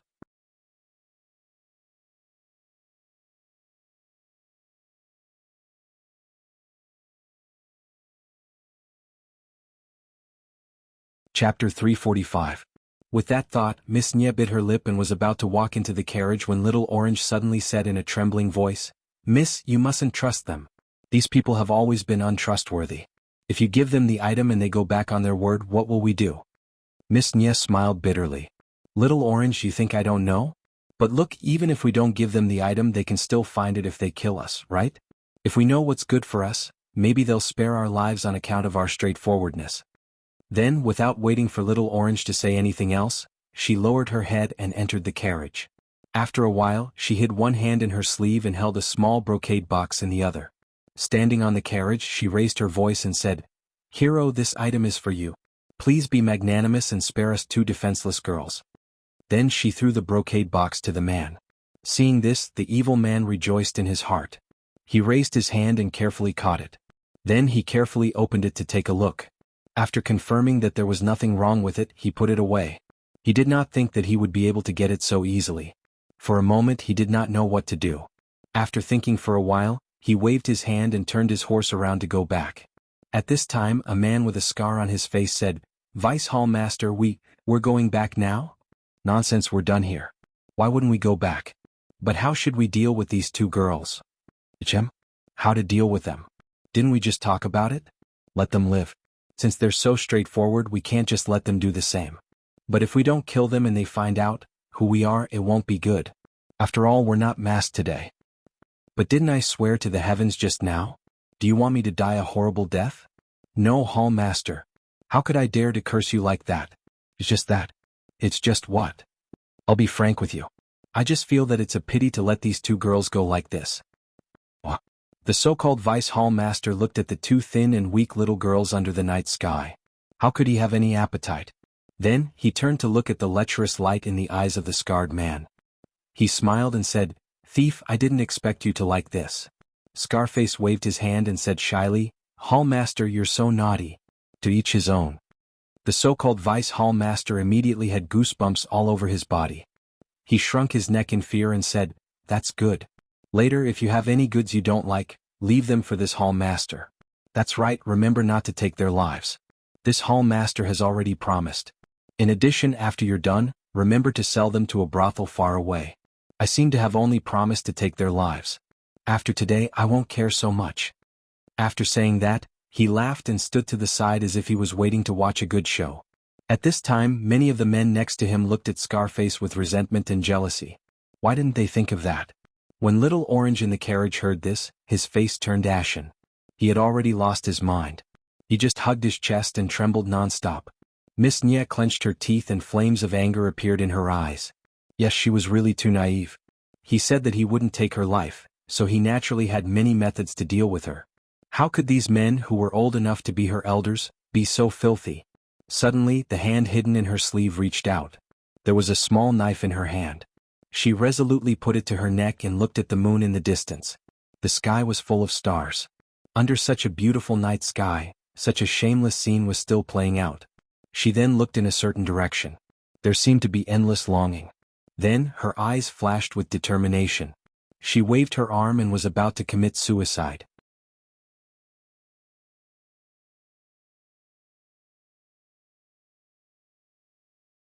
At this time, Zhang Xiaohua, who was sprinting over, saw this scene through her divine sense. She couldn't help but think of O Peng, who was forced to commit suicide, and Yang Ruping, who put a sword to her neck and used her life to show her determination to protect the disciples of the Misty School. Although O Peng was using her in order to repay her for saving O Yen, he treated her extremely well. Regarding this, Zhang Xiaohua had always been grateful.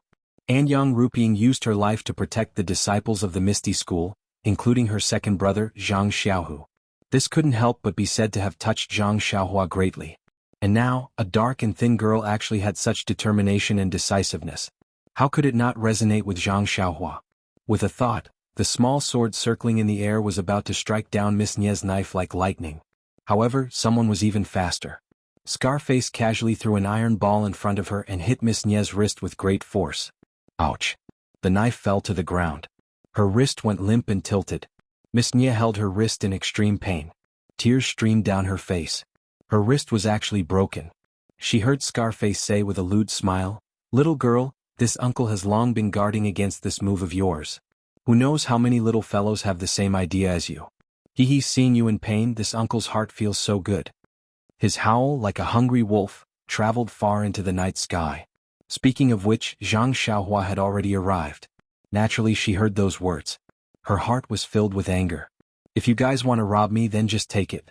I'm not trying to enforce justice on behalf of the heavens, but going back on your words is your fault. Since you promised to let me live, then don't try to deceive me." What's more, from what Scarface said, this scoundrel has done many such bad things. This is good karma sent to my door by the heavens. How can I reject it?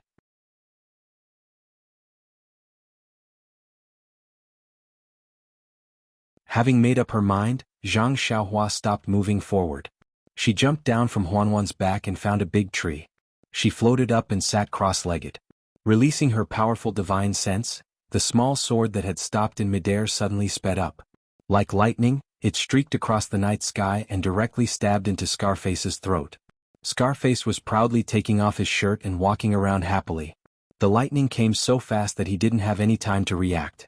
He immediately covered his neck and collapsed on the ground. The Vice Hall Master, who was prepared to watch a good show, couldn't help but laugh when he saw Scarface like this. He said, "Bastard, other people ride horses. Why did you go crazy before you even got on the horse?" While he was talking, he saw a flash of black light. It was the small sword that was shooting towards his throat. Since this Vice Hall Master was able to become a Vice Hall Master, he naturally had extraordinary skills.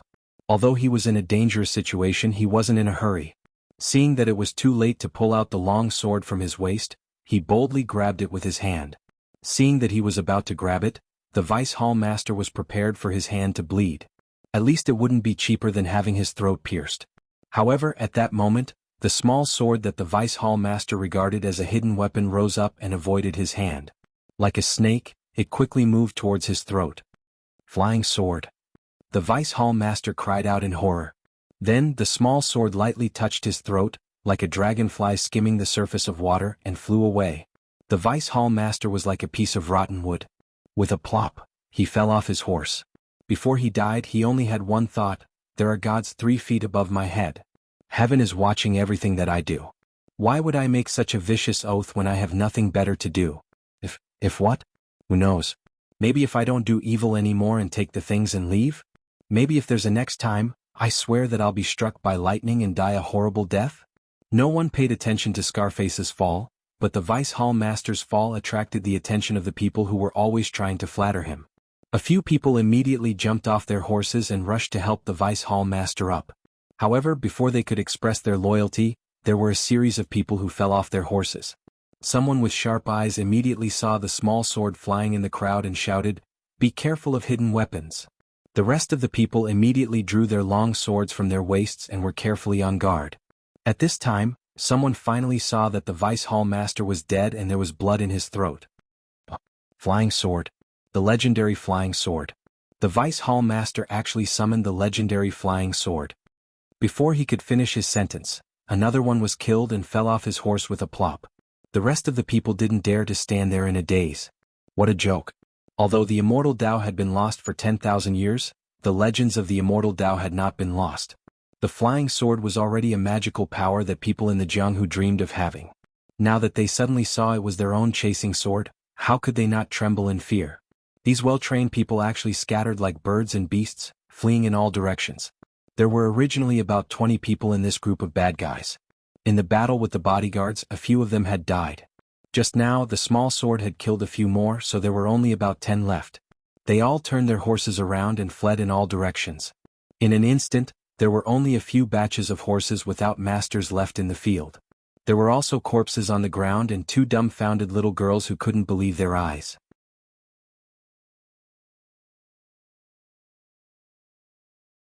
Flying sword. It was a flying sword. It was the flying sword that the bad guy who swindled her trust swore.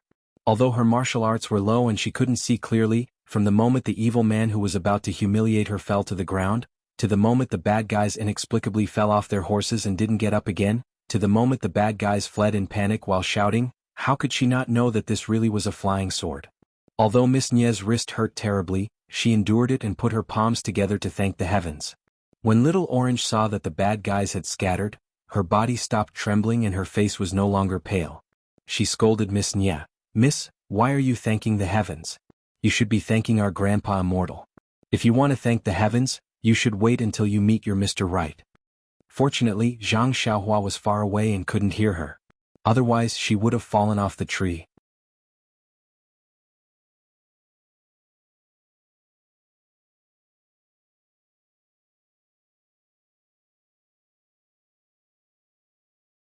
Chapter 346. The remaining dozen or so mounted their horses and fled in all directions. In their minds, even if the flying sword was powerful, there was only one after all. By the time he killed one of them, the others would have already fled far away. Even if he killed the others, there would always be a number of people who would be able to escape alive. As long as they could outrun the others, this path of survival would be theirs. Unfortunately, they were extremely wrong. How did Zhang Xiaohua practice the flying sword? It was a real kung fu that was practiced by killing birds and roasting meat. Even the seabirds on the island, which were not afraid of thunder and lightning, could not escape from Zhang Xiaohua's flying sword. How could a dozen bad guys on horses escape from Zhang Xiaohua's evil hands? Zhang Xiaohua made a gesture with her hands. Like threading a needle, the small sword shuttled back and forth in the darkness. Every time it passed by, it would take a life. Every time it turned back, it would take a little bit of blood. Since the secret of the flying sword had been exposed, it was impossible for Zhang Xiaohua to let any of them go back alive. Moreover, looking at their behavior, it was even worse than the bandits of Shichui Mountain. How could Zhang Xiaohua let them go? Not long after, before these bad guys could escape far, their lives were all taken by the small sword. Everyone died with the same question in their minds, I still can't outrun others. It was not that they did not resist. After all, they were a little scared, thinking that there was a white-bearded old man in the sky staring at them angrily. Moreover, the flying sword was really strange. The angle was tricky and the speed was very fast. They could neither catch nor block it, so they had to use their throats to block it.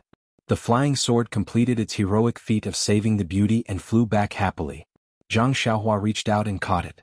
Under the moonlight, she looked at the tip of the sword that had killed a lot of people. There was not a drop of blood. Zhang Xiaohua secretly praised it in her heart. What a necessary weapon for killing and robbing. She put it in her arms casually. With a crooked mouth, Zhang Xiaohua pinched her chin with her hand and looked far ahead. There were still some bonfires shining, but she did not jump down the tree to report the merit and receive the reward. I just used a flying sword to kill people.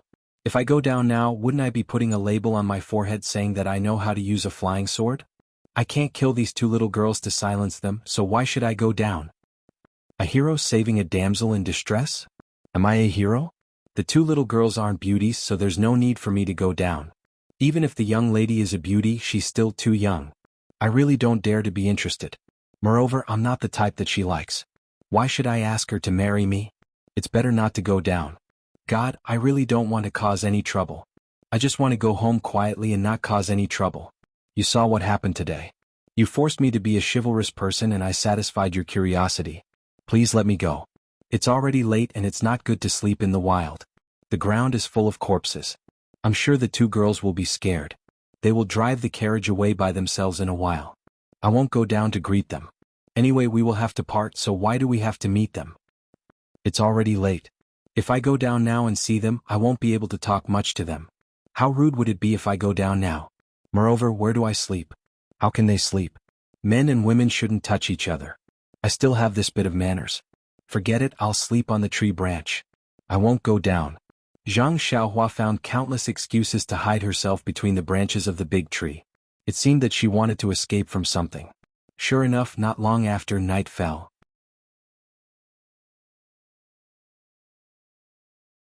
Zhang Xiaohua fell asleep peacefully with a primordial stone in her hand, leaving Huan Huan to walk slowly under the tree. Tonight's tree was found by Zhang Xiaohua in a hurry. It wasn't very tall. When Zhang Xiaohua fell asleep, the starlight in the night sky was still shining around Zhang Xiaohua, forming a cluster of light that was invisible to the naked eye. This cluster of starlight was quite big. At this time it was already close to the ground. Huan was originally pacing under the tree. Suddenly, its nose sniffed as if it had asked something. It slowly walked to Zhang Xiaohua's body and lay down in the cluster of starlight. Its mouth and nose instinctively inhaled and exhaled endless starlight. Zhang Xiaohua smiled and looked at Huan. Suddenly her face changed. She instantly released her divine sense and her face changed greatly. Oh, this is bad. These two little girls still haven't left? Others may not know what Huan's cry is, but they have raised Huan before. They must know that I am here. If I don't appear, won't it be more conspicuous? This Huan is really too much. Of all times, why is she shouting now? Oh, this is bad. Why is that young lady lying there motionless? Why is the little girl crying so sadly? Is she dead? No, she still seems to be breathing. I have to be a good person to the end. I should go and take a look. I don't know what has happened. When Zhang Xiaohua got down from the tree, she rode Huan to the side of the carriage. Several bonfires had been extinguished, leaving only embers. There were many corpses scattered around the carriage. Several horses were also scattered in the surrounding bushes. It was silent and strange. If all of this was not caused by Zhang Xiaohua, she would definitely be scared. Hearing some noise, the crying little orange raised her head in horror. But when she saw that it was the village boy she had teased yesterday morning, she could not help but let out a sigh of relief.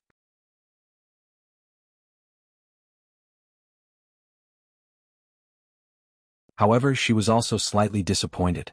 She and the young lady were saved by the flying sword yesterday.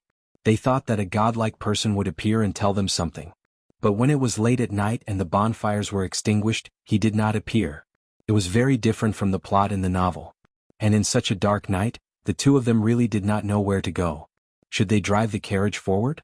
Needless to say, the horse driving the carriage had already been killed, and needless to say, the young lady's wrist had already been broken. She couldn't tame the other horse by herself, not to mention harnessing the carriage. Moreover, so many people had already died here. Even if there were any bad guys coming, they would definitely be terrified and would definitely stay far away. It was much safer than two young ladies traveling alone. After thinking about it, the two of them finally decided to stay in the carriage surrounded by about 30 corpses. However, Miss Nia's wrist had been broken by Scarface's iron ball and was already in extreme pain. In the first half of the night, she fumbled around to fix the bone, applied medicine, and bandaged it carelessly. After that, she could barely hold on. But in the second half of the night, she could no longer hold on. In addition to the shock, she finally fell sick and had a high fever. She started talking nonsense and her wrist was swollen to the point that it was bigger than a steamed bun. Seeing this scene, Little Orange did not even close her eyes for the rest of the night. She kept crying. At this moment, she saw Zhang Xiaohua looking around curiously and looking at the corpses on the ground with curiosity and fear. Little Orange couldn't help but laugh. Could this be the mutant that the young lady mentioned? No matter how she looked at it, it didn't seem like it. However, thinking about how this guy waved his hand with bad intentions yesterday morning, he probably wasn't a good person. Would he take advantage of the situation to rape her? Thinking up to this point, Little Orange became a little scared again. Seeing Little Orange's worried expression, Zhang Xiaohua was very depressed. She had already worked hard enough pretending. Big sister, can you please say something? Left with no choice, Zhang Xiaohua could only timidly say, Miss, did you meet some bad people? This guy was really good at pretending.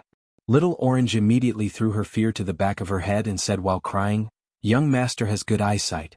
That's right. Yesterday when we came here, some bad people tried to rob us. Thankfully, our bodyguards were capable and killed them all. However, our bodyguards also died together with them. Only one of them survived and he was also heavily injured. Last night he already went ahead to seek help. I believe he'll be back soon. Oh, is that so? Zhang Xiaohua blinked and said, I thought that Miss would need some help. Since that's the case, this one will take her leave. It's not proper for a man and a woman to be alone in the wilderness. After saying that, she turned to leave. However, it wasn't easy to find someone to vent her anger on. How could Little Orange let him go? She hurriedly called out, Young master, although our bodyguards will be back in a while, there is still some time. Look at us two weak girls, it's not good for us to stay in this pile of corpses. Does Miss have any orders? However, this one is scared to death of these corpses. I want to leave as soon as possible. Little Orange heard this and was delighted. That's good. I wonder if young master knows how to drive a carriage? Drive a carriage? Zhang Xiaohua scratched her head. Don't you know how to drive a carriage? You don't seem to be very good at it. Do you really not know how to drive a carriage? Little Orange was a little anxious. Zhang Xiaohua smiled and said, Don't worry, Mississippi.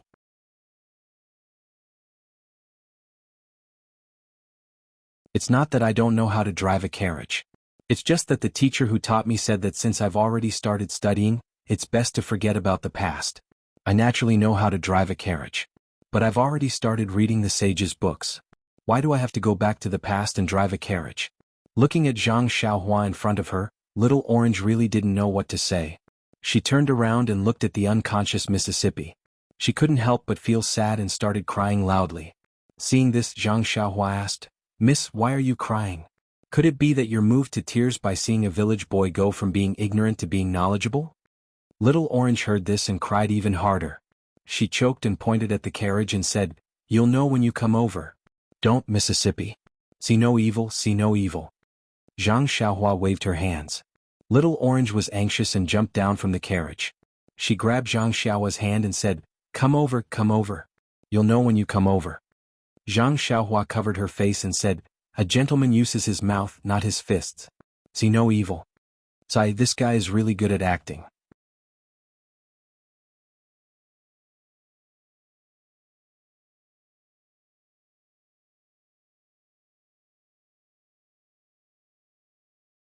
Chapter 347.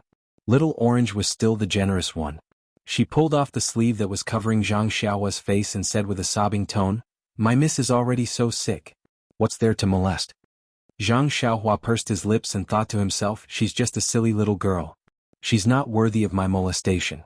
However, when he looked at her, he really couldn't bear to do it. Miss Nie's face was flushed, and there were small blisters on her lips, which were dry and pale. Her wrists had been carefully bandaged, but they were bulging. She lay there weakly, mumbling something indiscernible. Zhang Xiaohua looked at her delirious appearance and frowned slightly. He wasn't a doctor, so he didn't know how to treat her. Even if he was full of vital energy, what could it do? He asked weakly, Miss, have you fed her water? Seeing Zhang Xiaohua acting like an amateur, Little Orange was a bit angry. She raised her arm to block his view and said, Go, go, go, don't look. It's enough to know how sick my miss is. How can you stare like that? I'm the miss's personal maid. How can I not know how to feed her some water? They all say that scholars are useless.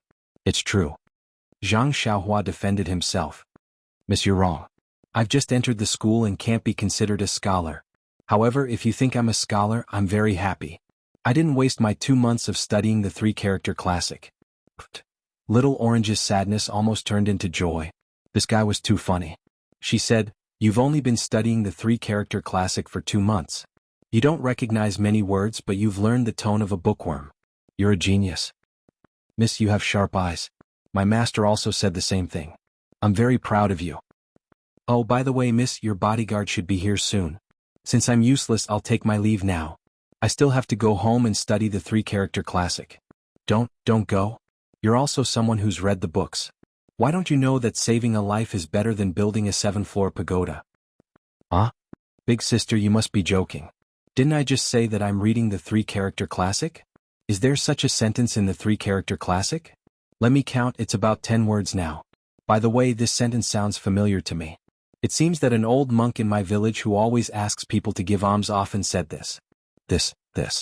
Little Orange didn't know how to convince this fake scholar, but she felt that it would be a pity if she let this fake scholar go. According to this scholar, he was just from the countryside and had just become a scholar, so he must have some strength. Moreover, although his nose was a little flat and his eyes were a little small, he was honest and kind. If she asked him to help send the seriously ill young lady to the clinic, he would definitely be the most suitable person. When Zhang Xiaohua saw that the girl didn't know what to say, she was secretly happy. She cupped her hands and said, If that's the case, Xiaoxing, I'll take my leave first. If I meet your bodyguard on the way, I'll tell him to come back quickly. After saying that, she turned around and was about to leave. In fact, the reason why Zhang Xiaohua was like this was because Little Orange said yesterday that he looked ordinary and wasn't a good match. He didn't like it when he thought about it. An 18-year-old handsome young man being belittled by someone else's appearance, no one would be happy. Secondly, Little Orange lied to him and said that there was still a bodyguard alive and that she was asking for help. This feeling of distrust made him a little unhappy. With these two factors added together, he acted as if he was purposely making things difficult for her. Of course, he also wanted to let this girl know that he was just an ordinary person and that she shouldn't associate last night's violence with him.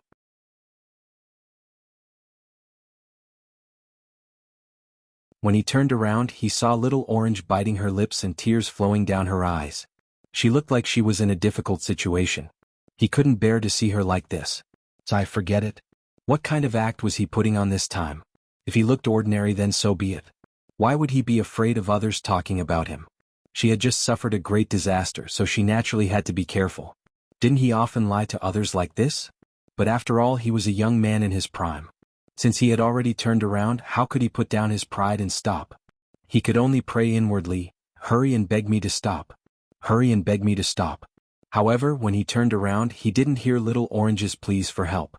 Helpless, he had already turned around. Zhang Xiaohua felt a little remorseful.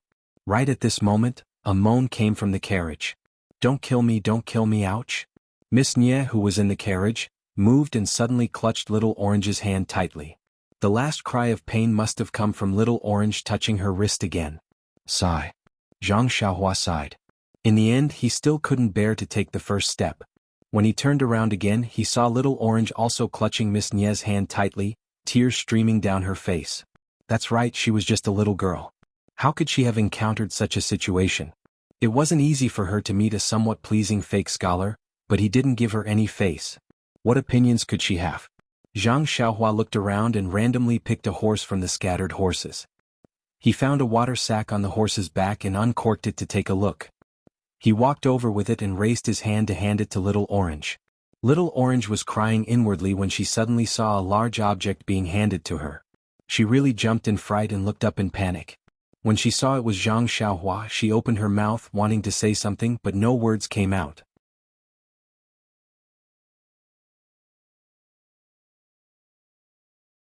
She took it with difficulty and carefully fed it to Miss Nye. The water sack was really big. Although Little Orange was careful, she still spilled quite a bit of water on Miss Nye's face. Perhaps it was because of the refreshing water or because she wasn't thirsty anymore, but Miss Nye lay quietly in the carriage again. While Little Orange was feeding Miss Nye, Zhang Xiaohua didn't stay idle. He walked over and brought over the black horse with the water sack. He threw the saddle and other things on the ground and put everything from Little Orange's carriage onto the black horse's back. That black horse was already trained. When Zhang Xiaohua took the water sack from its back, it dodged to the side. Now that Zhang Xiaohua wanted to take it away, it was even more impossible. Zhang Xiaohua didn't panic and only pressed her hands on its back. With a bit of force, the black horse couldn't take the force and fell to the ground.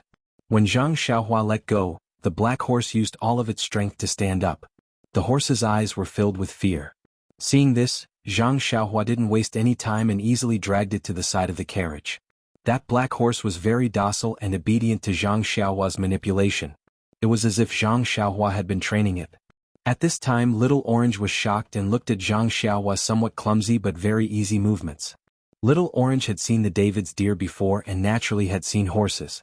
Of course, she knew that horses weren't easy to be controlled by strangers, not to mention that this horse was specially trained. Otherwise, she would have already gotten off the carriage and didn't need to wait for Zhang Xiaohua to come. Although Zhang Xiaohua had never set a carriage before, when he went with Yan'an last time, he was just a servant. It was very normal for him to help the coachman unload the horse and set the horse. It was just that he had forgotten about it. The reason why he said it was very easy was because if you had the strength of thousands of pounds, what kind of work wouldn't be easy to do? Not long after the carriage was set, Zhang Xiaohua said, "Miss, I don't know how to drive a carriage. However, I think that you wouldn't be able to either. Then I will reluctantly give it a try." Little Orange said gratefully, "Young master, my name is Little Orange. You don't have to be so courteous. Just call me Little Orange. Now that my young mistress is seriously ill, she can't thank you in person. I thank you in advance." Zhang Xiaohua waved his hand and said, "You don't have to be so polite. Miss Little Orange, I'm not a young master. I am just a boy from the countryside who has been studying the three-character classic for a few days. The way I spoke just now was very awkward. I'm not used to it. Alright, I am Ren Xiaoyao. You can call me Brother Xiaoyao." Seeing this fake scholar reveal his true face, Little Orange's face revealed a trace of a smile. Her anxious heart had a little bit of sunshine. She said, Young master's personality is very good. So straightforward. My mistress will definitely like it. Ah? Zhang Xiaohua was stunned and said, "This is a good personality? Little Orange, are you saying that all the people in our village are straightforward people? Will your mistress like it?" Little Orange's face turned red and said, "Then I won't be so polite. However, it is not appropriate to call you brother. You are quite tall, but you are about the same age as my mistress. You may not be older than me."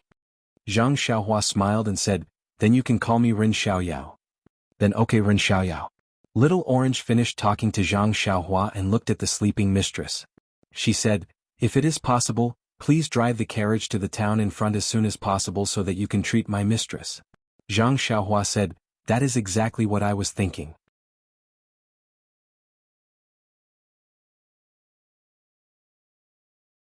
After saying that, she jumped onto the carriage and sat cross-legged on the coachman's seat. She thought of how the coachman used to drive the carriage and imitated him. She picked up the reins and prepared to drive the carriage out. But Little Orange suddenly thought of something and called out, "Ren Xiaoyao, wait." Zhang Xiaohua was stunned and said with a smile, "Could it be that you know that I don't know how to drive? If you can, then just come." Little Orange said embarrassedly, "No, I just thought of something. This. Little Orange said this for a long time but couldn't say what it was. Zhang Xiaohua thought for a moment and knew what she wanted to do. She smiled and said, "Could it be that you want to go to the toilet?" Bah! Little Orange's face immediately turned red. She spat at Zhang Xiaohua and said, "No." Actually, how could Zhang Xiaohua not know? She was just saying it casually. Thinking about it, Zhang Xiaohua was now 18 years old. She was in the prime of her life. When would she have the chance to talk to young girls in the past? She had just returned from the deserted island and met these two young girls. Although she didn't have any romantic thoughts, it was normal for her to say something inappropriate.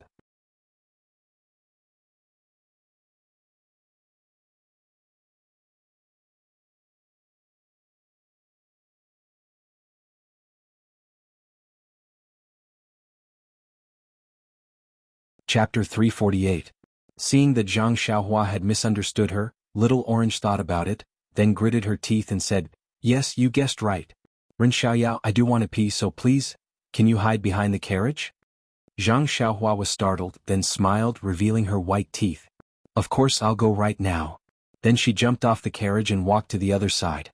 After Zhang Xiaohua left, Little Orange gently placed Miss Nie's hand on her body, then slowly and painstakingly got off the carriage. She looked behind the carriage and said, "Ren Xiaoyao, you're not allowed to peek." OMG, Zhang Xiaohua almost fell. She thought, do I have to do this? If I wanted to look, I could have just used my divine sense. Why would I need to peek? Plus, do you think I don't know what you're doing? As expected, Little Orange carefully walked and looked behind her. She walked to the place where the vice hall master had fallen off his horse last night. She looked left and right and saw several corpses lying there. Because of the fear last night, no one saw the vice hall master's face clearly. Little Orange had no choice but to crouch down and search the corpses one by one. Soon she found a small brocade box from one of the corpses. Little Orange was overjoyed and looked behind her again. She didn't see Zhang Xiaohua peeking. Little Orange stood up and put away the brocade box.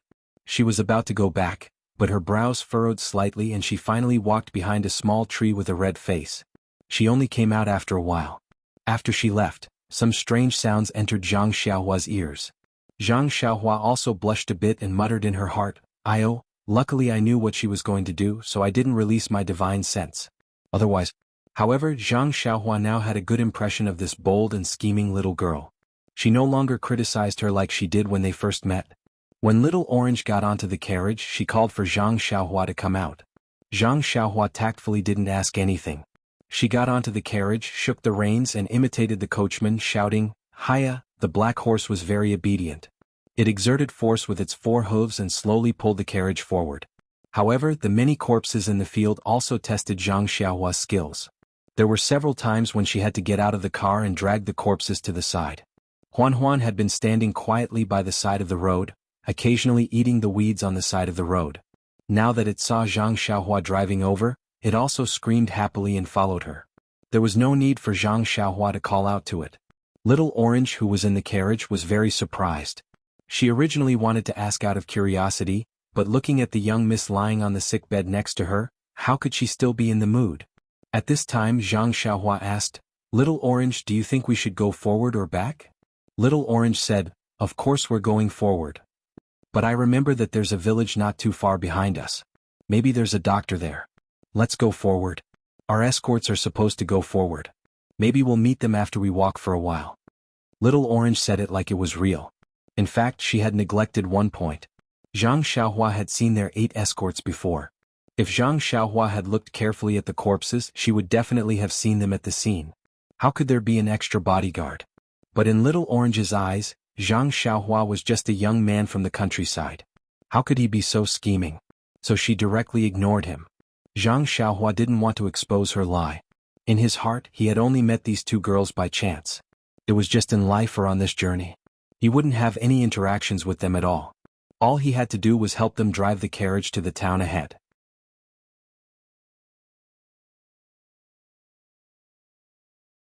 At most, he would help them find an escort agency and let a real escort escort them to where they were supposed to go. I'm not a curious baby, so why should I care about you? It didn't take long for them to reach the main road. Zhang Xiaohua didn't care about the 2 maidservants in the carriage and focused on driving the carriage. Although he hadn't really driven a carriage before, the horses he used to pull the carriage were trained by others. They were much better than ordinary horses, so he didn't have to worry too much about them. Moreover, the carriage didn't go very fast, so naturally, it became more and more convenient for him. Sitting in the carriage, Little Orange could feel that the carriage wasn't going very fast. Although she was burning with anxiety, she didn't want to rush them. It wasn't until it was almost noon that they arrived at a slightly larger town.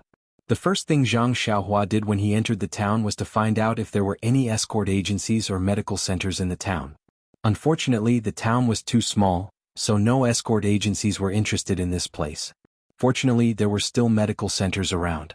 Zhang Xiaohua didn't dare to be negligent and chose the largest one to drive the carriage over. Miss Nie's wrist was broken, so Zhang Xiaohua didn't dare to move it too much. He wanted to get the doctor to take a look at her in the carriage, but the doctor only sat in the hall and didn't come out. He only asked them to send the patient over. Later, Little Orange had to secretly bribe him with some silver before he was willing to go out to see the patient. Zhang Xiaohua was depressed. Everyone said that doctors should treat their patients with care, but why was this doctor like this? Because he had received the silver, the doctor was especially meticulous. After examining her, he frowned slightly. Zhang Xiaohua asked curiously, "Is there a problem?" The doctor was puzzled and said, "From the way you bandaged her and the medicine you applied, they're all excellent.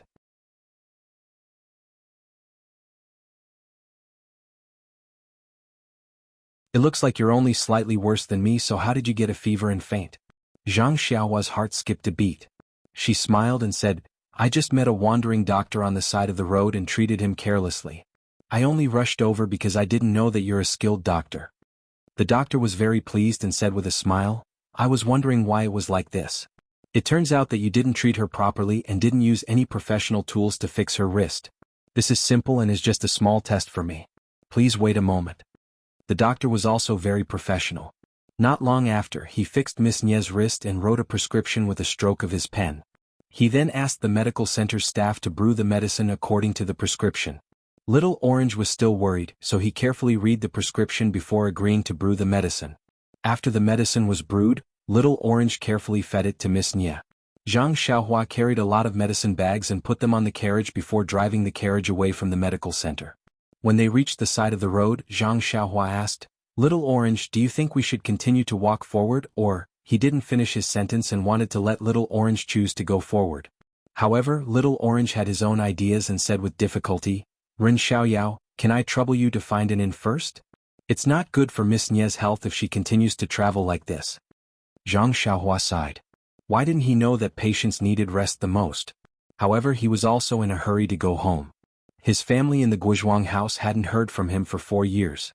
His mother must be missing him every day. He just wanted to hurry back. Forget it. Anyway, a few days won't make a difference. I'll wait until I find an escort agency. After making up his mind, Zhang Xiaohua wanted to drive the carriage to find an inn. However, just as he was about to start the carriage, Zhang Xiaohua thought of something. He turned around and asked, "Little Orange, I have an idea. Do you think it'll work?" Little Orange said, "What is it?" "Just say it." "Here's the thing. I saw so many corpses in front of your carriage this morning. You said that someone wanted to kill you and steal your things.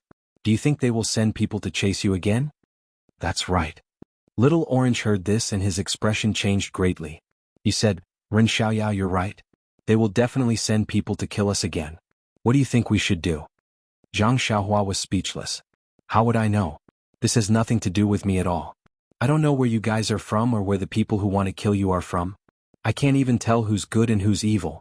After thinking for a while, Zhang Xiaohua said, since they can chase after you, I'm sure they must have some clues. Maybe it's the carriage or maybe it's your looks. Looks can't be changed, but carriages can be changed. Don't you think so? That's right, Ren Xiaoyao. You're so smart. Are you really a farmer in the countryside? Little Orange clapped his hands and praised him. Zhang Xiaohua shook his head proudly and thought to himself, what do you mean by that? Following that, Zhang Xiaohua said, let's get out of this town first. Once we're out, you guys can wait here. I'll come back and find a carriage to pick you guys up. What do you think? Of course, Little Orange would follow Zhang Xiaohua's lead. Thus, Zhang Xiaohua drove the carriage onto the main road. After traveling for a while, they turned into a secluded area. Zhang Xiaohua tied the black horse to a tree and prepared to ride the deer back to town.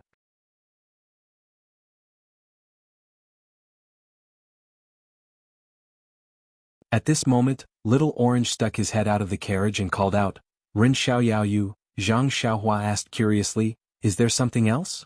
Little Orange looked at him eagerly and asked, You won't not come back, right? Zhang Xiaohua's heart skipped a beat. This wasn't a bad idea at all. Of course this was just a thought. Zhang Xiaohua wasn't that despicable. With a look of disdain he snapped his fingers and said, Look, do I look like that kind of person? No matter what, I've studied the 3-character classic for a few months. Little Orange almost fell off the carriage. But after a while, seeing that Zhang Xiaohua still hadn't moved, Little Orange felt strange again and asked, Why aren't you going yet? Don't tell me you're angry with me for saying that? Zhang Xiaohua looked at her from head to toe as if he didn't know her. He asked curiously, Is this still the smart Little Orange? Doesn't Little Orange know that buying a carriage costs money? This carriage is what you want. You don't want the salary I give you to drive the carriage. Do you want me to pay for the carriage as well? Little Orange blushed and quickly shrank back into the carriage. After a while, she came out with a small green pouch in her hand. She handed it to Zhang Xiaohua and said, Ren Xiaoyao, this is my pouch. There's some money inside. Take it. Zhang Xiaohua took the pouch and opened it to take a look. He couldn't help but cry out, you guys are really rich. There's even gold inside. After saying that, he took out a small piece of gold from the pouch and looked at it fondly. Looking at Zhang Xiaohua's greedy look, Little Orange didn't know whether to laugh or cry. She said, Take the flowers first. When it's not enough, come find me. Miss has more.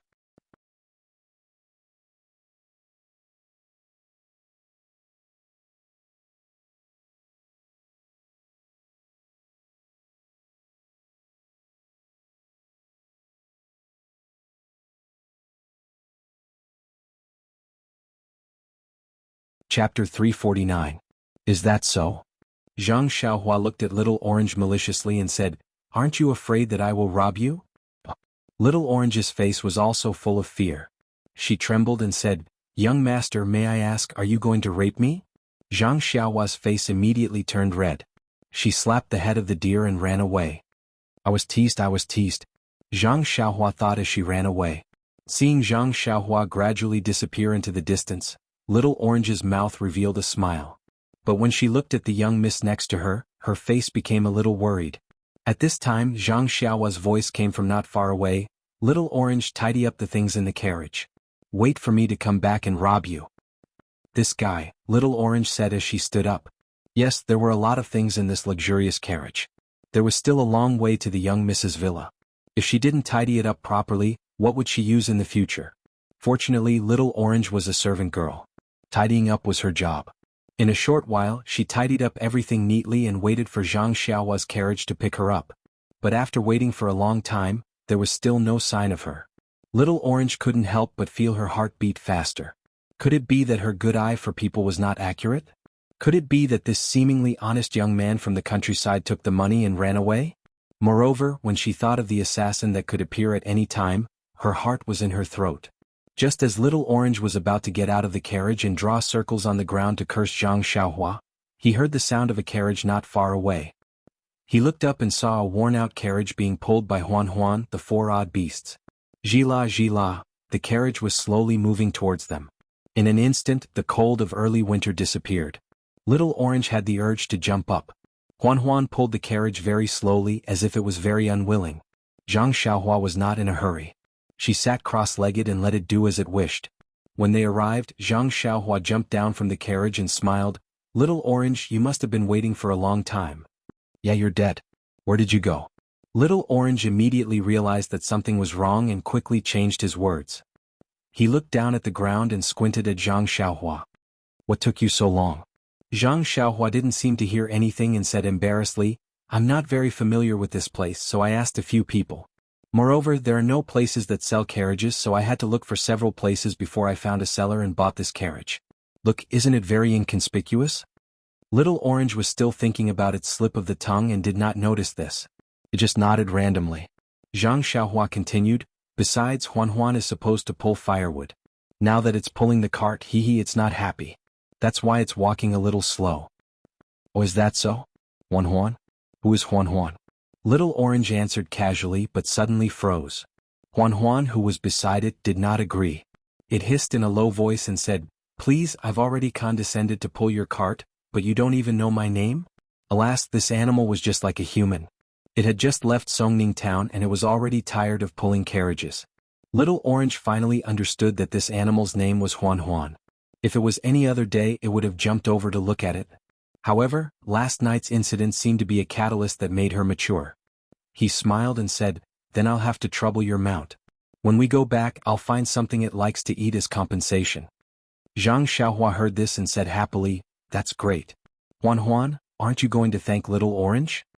Huan Huan shook its head and wagged its tail.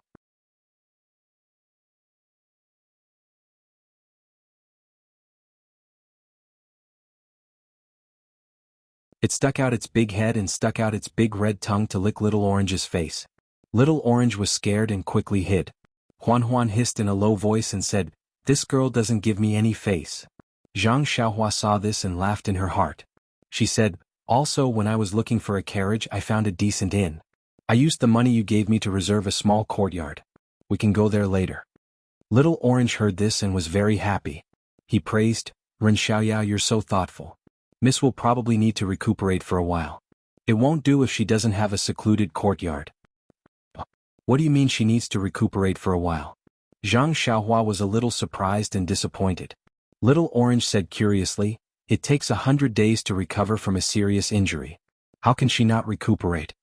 She did not hold back and directly treated Zhang Xiaohua as one of her own. However, she did not think that Zhang Xiaohua had something to do. "Then, okay." Zhang Xiaohua could only be speechless. Then he took out a package from the small carriage and threw it to Little Orange. He said, "You change first and then help your miss change. If you need my help, I don't mind." Little Orange was stunned. He reached out and took the package that was not heavy. When he opened it, he saw that it was some clothes that were not too shabby. She immediately understood what Zhang Xiaohua meant. She and her miss were dressed in this luxurious carriage. If they were to sit in a small carriage, wouldn't it be more obvious? It was better to change to a carriage. In addition, she had just shown her face at the medical hall. If she did not change her clothes and was seen by others, they would know that she had just been to the medical hall. If an assassin came, he would definitely ask around and find out. Why didn't she think of this? Little Orange could not help but pat her forehead. Usually she was the smart one in the manor. Otherwise, her miss would not have brought her out.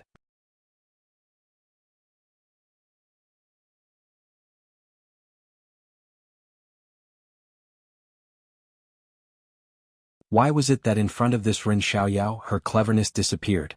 With that thought in mind, she spat at Zhang Xiaohua and said, "You're self-reliant and have plenty of food and clothes." After saying this, she turned around and entered the carriage. There was a rustling sound from inside. Not long after, a simple peasant girl appeared. However, she encountered difficulties when she helped her miss change her clothes. First, her miss was unconscious and could not cooperate at all. Second, her wrists were fixed with splints and could not be moved carelessly. Little Orange tried a few times, but in the end she still could not help her miss change her clothes. At this time she could not help but grit her teeth and secretly said, "Sigh, I really have to ask him for help. This country boy is too lucky." Little Orange raised her head from the carriage and said, "Ren Xiaoyao, Can you come up and help? Damn, Zhang Xiaohua almost fell down. Just now she was just joking. Did he really need her help?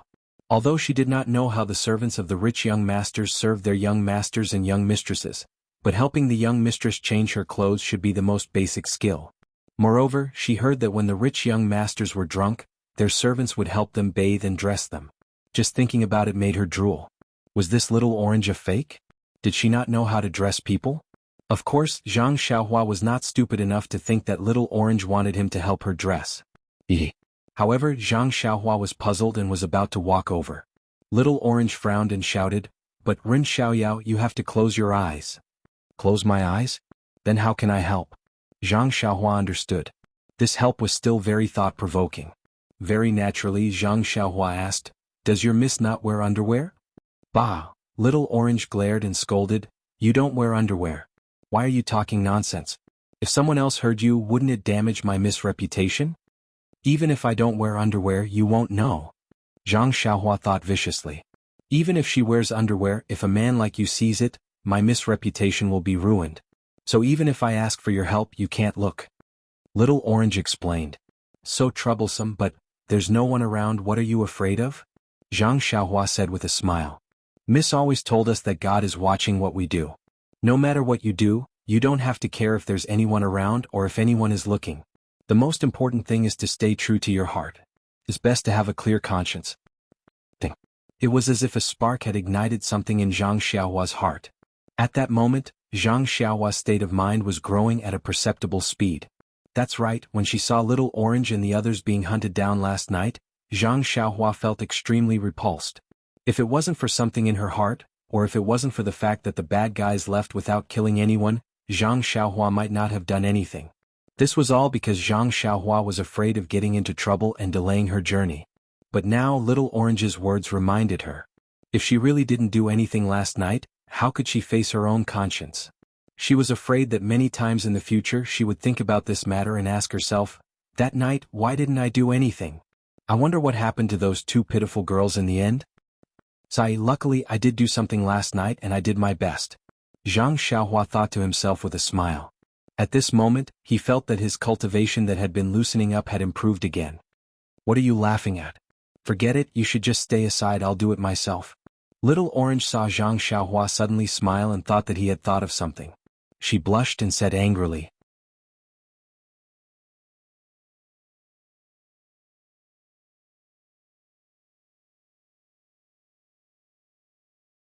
Little Orange, you're saying that it's a misunderstanding.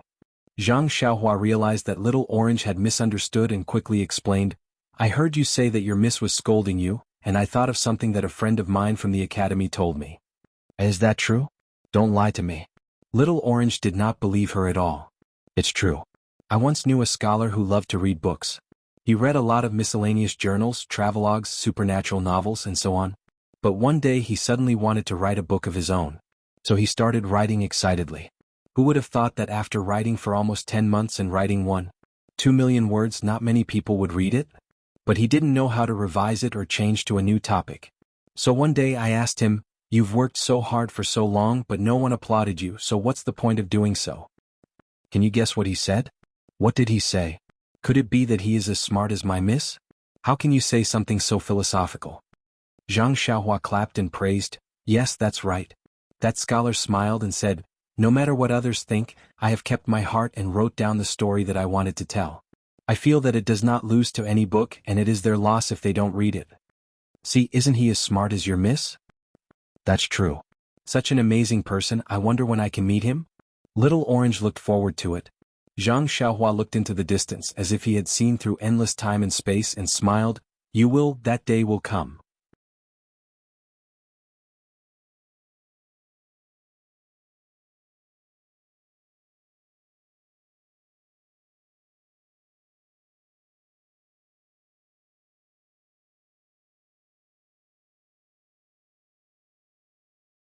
Chapter 350. Although Little Orange was worried that her young miss would be taken advantage of by Zhang Xiaohua, she couldn't do it on her own. She was also afraid of being hunted down by bad people, so she could only hold her nose and ask Zhang Xiaohua for help. Thankfully, Zhang Xiaohua was a gentleman. She closed her eyes and even wrapped her hands with clothes as if it was something she really needed to do. She helped Little Orange support Miss Nye and successfully changed into the farmer's clothes. After changing, Zhang Xiaohua opened her eyes and couldn't help but praise, "Little Orange, look at your young miss. She's wearing farmer's clothes and looks even more authentic than me, an authentic farmer's child. Could it be that your family is a landowner in the countryside?" But Little Orange almost spat on Zhang Xiaohua's face again. This guy looks ordinary and unattractive. He was still acting like a serious nerd in the morning. How did he become so glib in just one morning? She actually couldn't help but want to hit him? "Sai, let's drink some water first. We'll talk again when you're hydrated." Little Orange looked at Zhang Xiaohua exasperatedly. She picked up the water skin from the carriage and drank several mouthfuls in succession. After she finished, she thought for a moment and handed it to Zhang Xiaohua, saying, "Ren Xiaoyao, you've been busy all morning and didn't even drink a sip of water. You must be tired. You should drink some too." Zhang Xiaohua took it with a smile, but as soon as she handed it over, Little Orange regretted it. What? She drank from the waterskin's mouth just now. Now, if Zhang Xiaohua also drank from his mouth like her, wouldn't that be? Thinking of this, Little Orange's face flushed red. Unfortunately, the waterskin was already in Zhang Xiaohua's hands. Even if she wanted to take it back, she didn't have a good reason. She just needed to lower her head, look sideways and glance at it from time to time. Zhang Xiaohua saw her strange behavior and did not understand at first. But when he was about to drink, he felt Little Orange's body tremble slightly. He looked at the water bag and immediately understood. He smiled and said, "I'm not thirsty. I'm not tired. I'm working hard for Little Orange in Mississippi. My heart is sweet." Then he threw the water bag back into the carriage and said, "This water bag belongs to someone else. Let's not take it." When Little Orange saw that Zhang Xiaohua did not drink any water, he could not help but heave a sigh of relief. But immediately, a trace of disappointment appeared in his heart. Then, with Zhang Xiaohua's help, Little Orange carefully carried his miss onto the worn-out carriage. Actually, Zhang Xiaohua thought that he could do it by himself. Who knew that this Little Orange was so loyal? He was afraid that his miss would be bullied and insisted on doing it himself. So Zhang Xiaohua could only help hold his miss's injured arm. So he had no choice. Zhang Xiaohua put on some clothes on his arm and went to help. After moving the most important Miss Nye onto the worn-out carriage, the rest of the things were naturally taken by Zhang Xiaohua. This time Little Orange did not stop him at all. The luxurious carriage was not too big, but there were a lot of things inside. It was hard for Little Orange to clean it up so well. It almost filled up all the extra space in the worn-out carriage. Zhang Xiaohua looked at it and could not help but frown. How could this be? It did not look like something from a country family. Zhang Xiaohua told her concerns to Little Orange. Little Orange also felt that it was inappropriate. But looking at these things, he could not bear to throw this away or throw that away. He wanted to use this and that too. He was really a money grubber just like Zhang Xiaohua.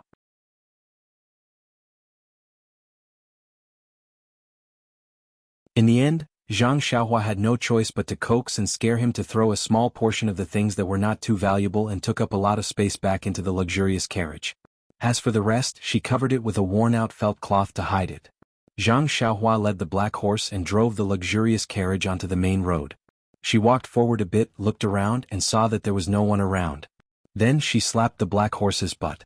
The black horse cried out in pain and galloped forward. Zhang Xiaohua easily jumped down from the carriage and ran back. Little Orange sat in the small and narrow roof of the worn-out carriage and felt extremely uncomfortable.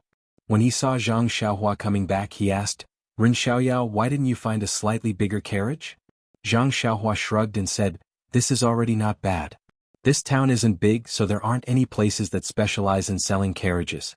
Besides, we're just farmers in the countryside now. If the carriage is bigger, it won't look like it." Little Orange muttered, "I know the reason.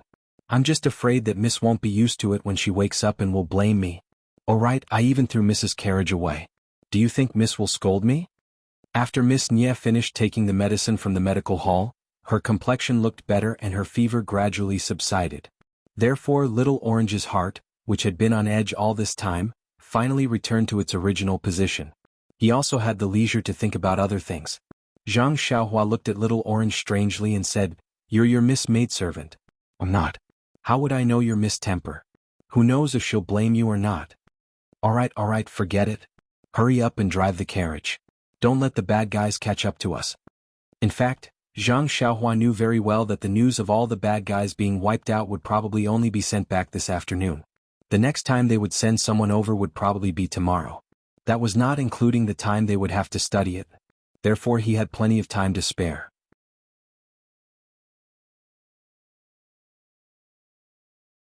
However, since Little Orange was urging him, he did not say anything else. He walked in front of the David's deer and patted its head affectionately. The David's deer slowly pulled the cart forward while Zhang Xiaohua walked beside the David's deer. The inn Zhang Xiaohua found was not big or new. It was located in a rather remote part of town. She didn't know what the innkeeper was thinking. Why would anyone come to a place like this? However, looking at the innkeeper's indifferent attitude when he saw the customers, she could probably guess the reason. The courtyard Zhang Xiaohua rented was not inside the inn but next to it. It was a very small courtyard that was similar to the one Ji Xiaohua lived in. The shabby appearance of the courtyard was also similar. Presumably, a family used to live there. The courtyard had its own entrance and a small door that was connected to the inn. Zhang Xiaohua led the carriage to the courtyard under the guidance of a waiter. Then Zhang Xiaohua gave the waiter a few copper coins and sent him away. The waiter was very happy when he received the copper coins. It seemed like there weren't many people who tipped him, which made Zhang Xiaohua feel very regretful. If she had known earlier, she wouldn't have tipped him. There were 3 rooms in this small courtyard. Little Orange carefully tidied up the largest one before carrying Miss Nia onto the bed with Zhang Xiaohua's help. Before Zhang Xiaohua could say anything, Little Orange kicked him out and said nicely, "Miss Nia's boudoir is not for trespassers." Zhang Xiaohua didn't know whether to laugh or cry. This little girl didn't regard herself as an outsider at all. She couldn't wait to get rid of this big burden so she could go on her way. Who would want to provoke her? Of course she was just thinking about it. Since she had already helped to this extent, there was a saying from ancient times. If you do a good deed to the end, send Buddha to the Western paradise. 1 or 2 more days wouldn't make much of a difference. If she just gave up now, would she still be human? Looking at Little Orange's appearance, Zhang Xiaohua swallowed the words she wanted to say. She turned around and went out.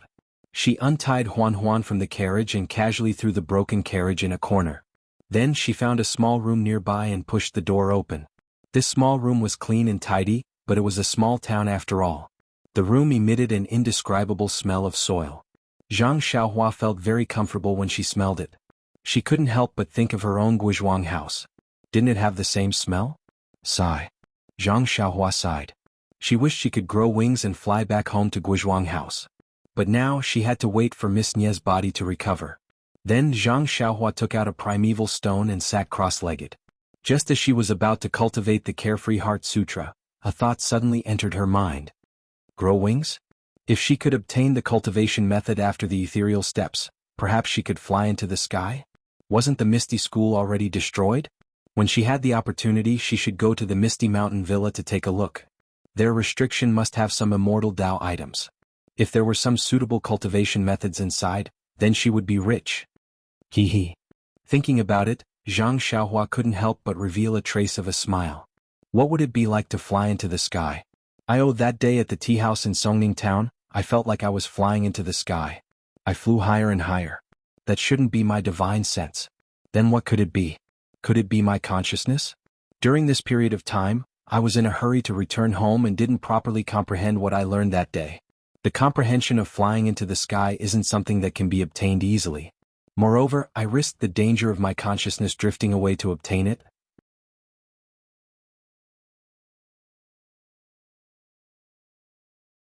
After thinking about it, Zhang Xiaohua secretly operated her cultivation method to absorb the primeval qi while carefully comprehending what she had learned from flying into the sky. That day Zhang Xiaohua sat in the tall building and looked down at the bustling crowd below. It was as if she was high above, looking down at the various states of the world. In an instant, her consciousness left her body and flew towards the boundless horizon.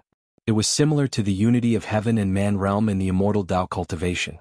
The unity of heaven and man realm, as the name suggests, was to combine one's consciousness with the consciousness of the heavenly Tao. The boundless horizon in Zhang Xiaohua's perception was only the simplest manifestation of the heavenly Tao. The cultivation of the immortal Tao was the process of exploring and grasping the heavenly Tao.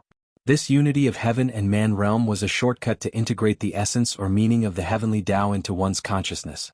And the appearance of this realm was extremely rare. Even during the peak of the immortal Tao in the ancient times, there were only a few that appeared. And these few that appeared were all the outstanding cultivators of the immortal Tao. They all borrowed the moment when they glimpsed the essence of the heavenly Tao and grasped some of the rules of the heavenly Tao. From then on, they had a great improvement in their cultivation, reaching a level that ordinary cultivators could not imagine. The reason why Zhang Xiaohua was able to enter this exceptionally precious realm was not only because of the deep accumulation of his 4 years on the deserted island, but also because he had left the mortal world for a long time. When he returned, he had many feelings. It was as if there was a saying, "There is no Bodhi tree, nor is there a bright mirror. If there is nothing at first, where can there be dust?"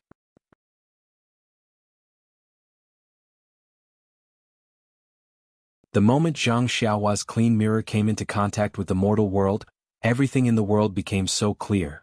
It could not help but arouse his feelings towards the heavenly Tao.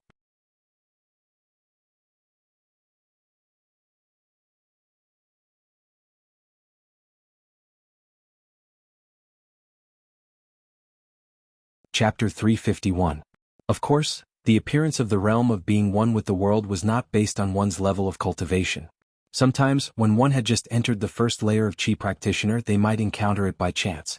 Furthermore, in this realm that cultivators yearn for even in their dreams, the amount of comprehension and benefits one could obtain was not based on one's level of cultivation. Two people with the same level of cultivation might experience a situation where one's level of cultivation made a breakthrough while the other gained nothing. With Zhang Xiaohua's current level of cultivation that was close to the edge of the 6th layer of Qi practitioner, it was truly rare for him to enter this realm by chance. However, because his level of cultivation was too low, he had never received any systematic education in this area.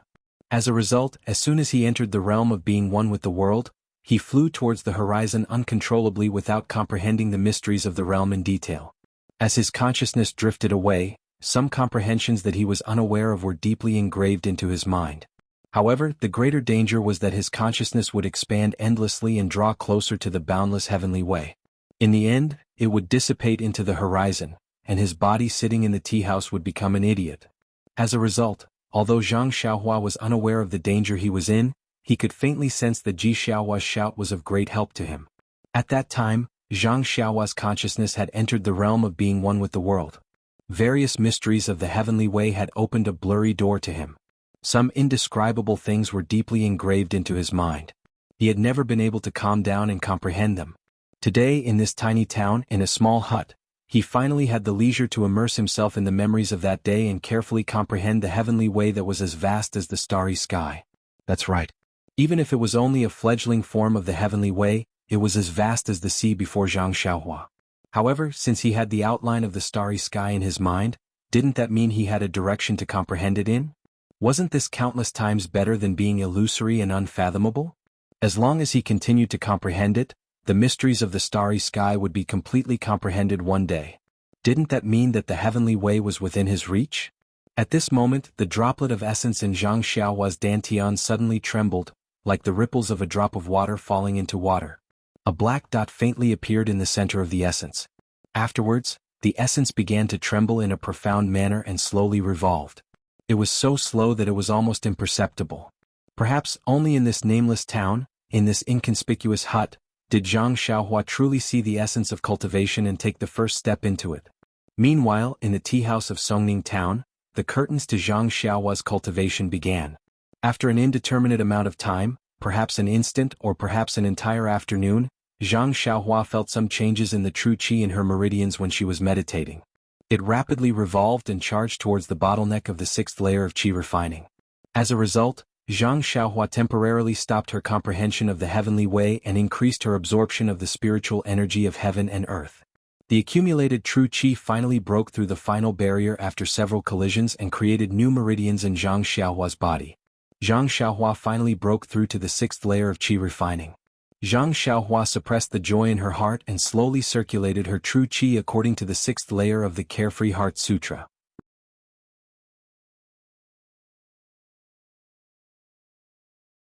She absorbed spiritual energy from origin stones and refined it in the new meridians before flowing it into her dantian, gradually stabilizing her 6th layer of qi refining. Just as Zhang Xiaohua was comprehending the heavenly way and cultivating the Carefree Heart Sutra to a new level, Miss Nia also slowly opened her eyes in the hut next to her. Miss Nier opened her eyes and felt weak all over. She turned her neck with difficulty and examined her unfamiliar surroundings. Only then did she see Xiao Orange sleeping next to her. Miss Nier was startled and stared at Xiao Orange's clothes for a long time. If it weren't for the fact that Xiao Orange's hair was very familiar, she would have thought it was a stranger. She called out softly, but her voice was weak and hoarse. Xiao Orange's head didn't move at all, as if she was deeply asleep. Miss Nier smiled bitterly in her heart. Of course, Xiao Orange must have had a sleepless night after such a big incident last night, and she even had a high fever. She looked outside and saw that the sky had already darkened, so it should be the afternoon of the next day. Xiao Orange must have used up all her strength to drive her from the wilderness to this place by herself. With her body, it would be strange if she could still endure it. Looking at Xiao Orange's clothes, Miss Nier lowered her head and looked at herself, gratification filling her heart. This careless girl knows how to change her appearance. At that moment, pain came from her right wrist. Miss Nier couldn't help but look at her arm on the bed out of the corner of her eyes. It was actually also in a splint. Although it looked sloppy, it had fixed the broken bone in place. She had treated it simply last night, so she wasn't sure if the bones were aligned properly. With that thought, Miss Nier raised her arm worriedly and placed it in front of her chest. Her light movement immediately caused Xiao Orange, who appeared to be deeply asleep, to shiver. She lifted her head and opened her hazy eyes. Mississippi, seeing Miss Nier open her eyes, Xiao Orange's sleepiness immediately disappeared.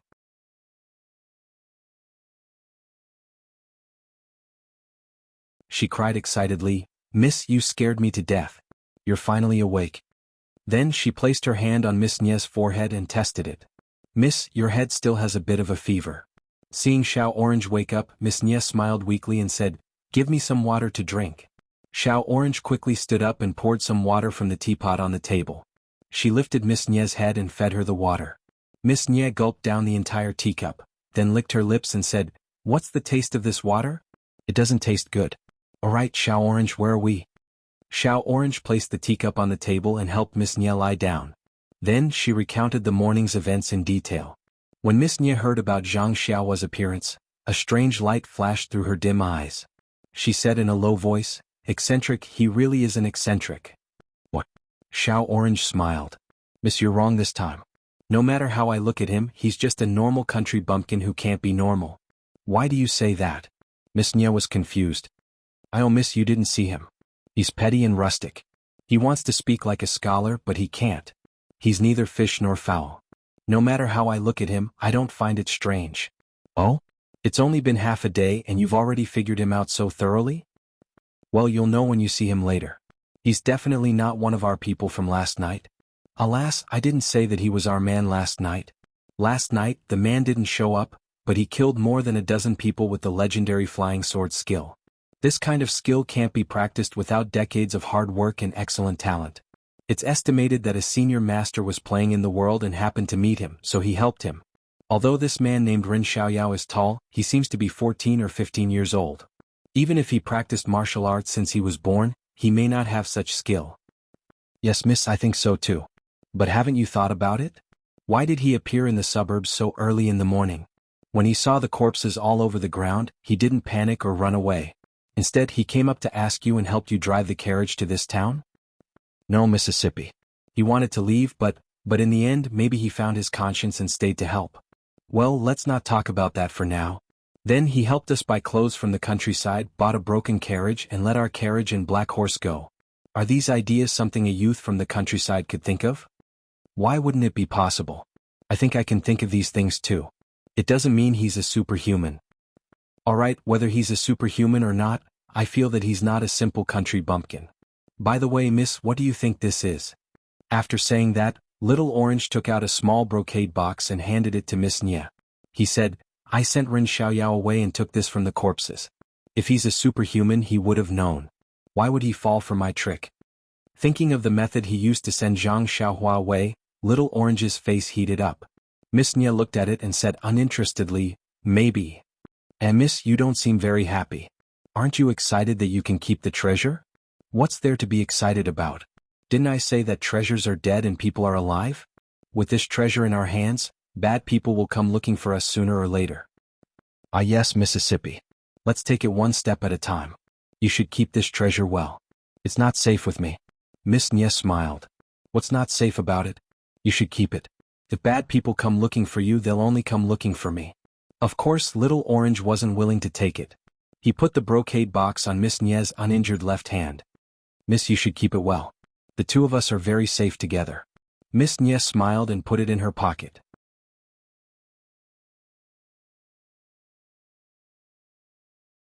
Then, Miss Nia brought her right hand to her chest and carefully examined it.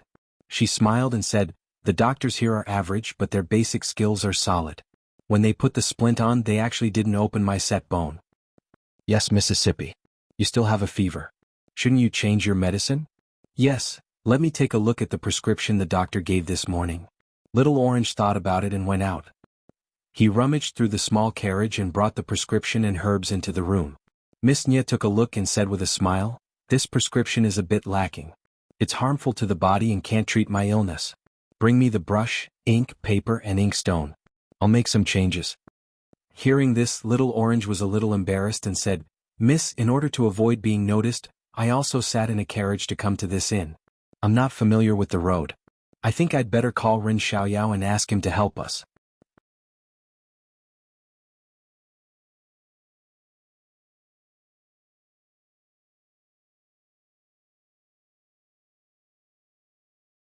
Chapter 352.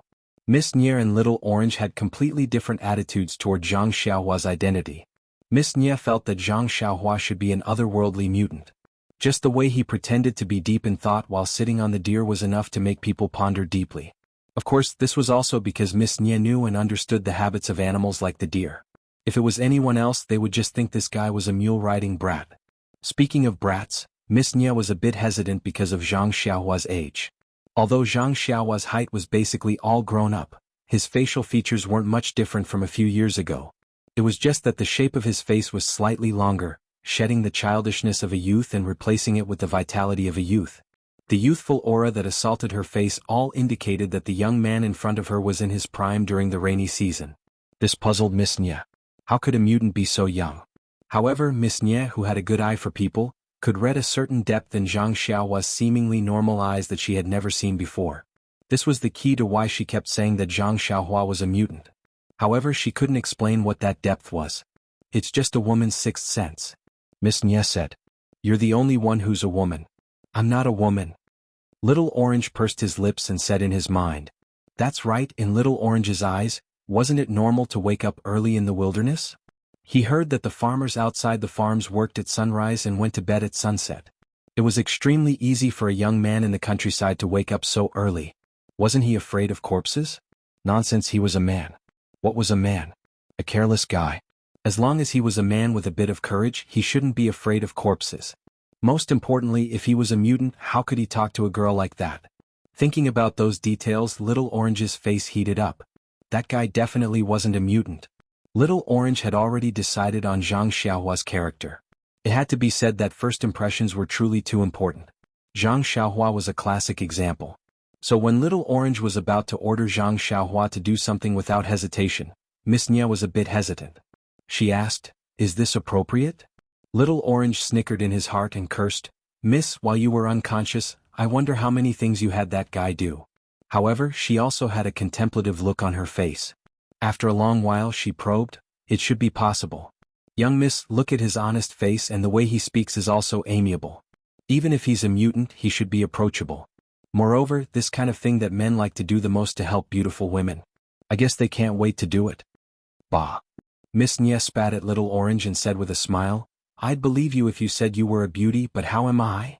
If Zhang Xiaohua released her divine sense, she would know why Little Orange liked to beat him up. Xiao Juezi's face blushed and she smiled.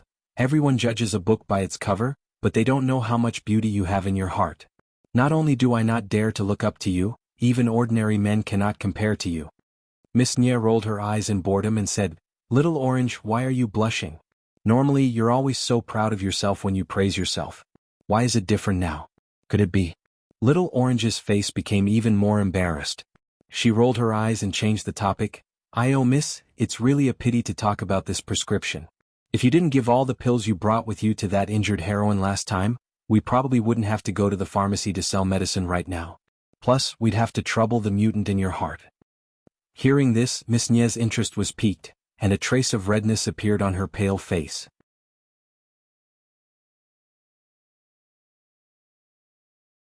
She said in high spirits, "Speaking of which, Little Orange, you're wrong. If we didn't meet Heroine Shui and help her by taking care of her for half a day, our journey would have been delayed. Think about it, if we were attacked yesterday morning or the night before, it would have been a problem whether we could have met someone to save us. Who knows, we might have been 2 corpses by now. This is the cycle of karma, 1 drink, 1 peck. It's really fated." Little Orange also nodded thoughtfully. Then Miss Nye became even more interested. She seemed to have forgotten about her illness and continued, looking at Heroine Shui's valiant appearance, "I'm so envious. Sai, it's a pity that I'm still young. Father only wants my daughter to take over his business and doesn't want me to practice martial arts. But father doesn't know that I've always liked to roam the Jianghu since I was young. It's a pleasure to repay kindness and revenge." Little Orange didn't want to disturb Miss Nye's mood and could only say half-heartedly, "That's right. If Miss Nye was skilled in martial arts, you wouldn't have to bring along a maid. You wouldn't have to hire those 8 bodyguards either. You could have just used Qinggong to move around. Naturally, you wouldn't have encountered such danger." Little Orange's words hit Miss Nye's soft spot. She was a little dispirited and said, "Sai, even if I've been practicing martial arts since I was young, I might not be able to fight against 8 bodyguards right now. Do you know who that expert with the flying sword is? If I have the chance to meet him, how good would it be to have him as my master?" Then Miss Nye's eyes turned and she said, "I wonder how that mutant's martial arts are? Miss, didn't I tell you before? His name is Ren Xiaoyao. You can just call him by his name. Why does this mutant sound so weird to me?" "Oh right, Miss Nye, we just wanted to chat. Don't you still need to go get the medicine? Hurry up and tell me. I'll write down the prescription first."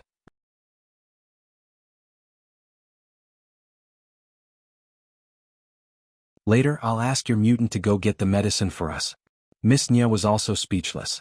Although she was still sick, she was overjoyed to be out of danger.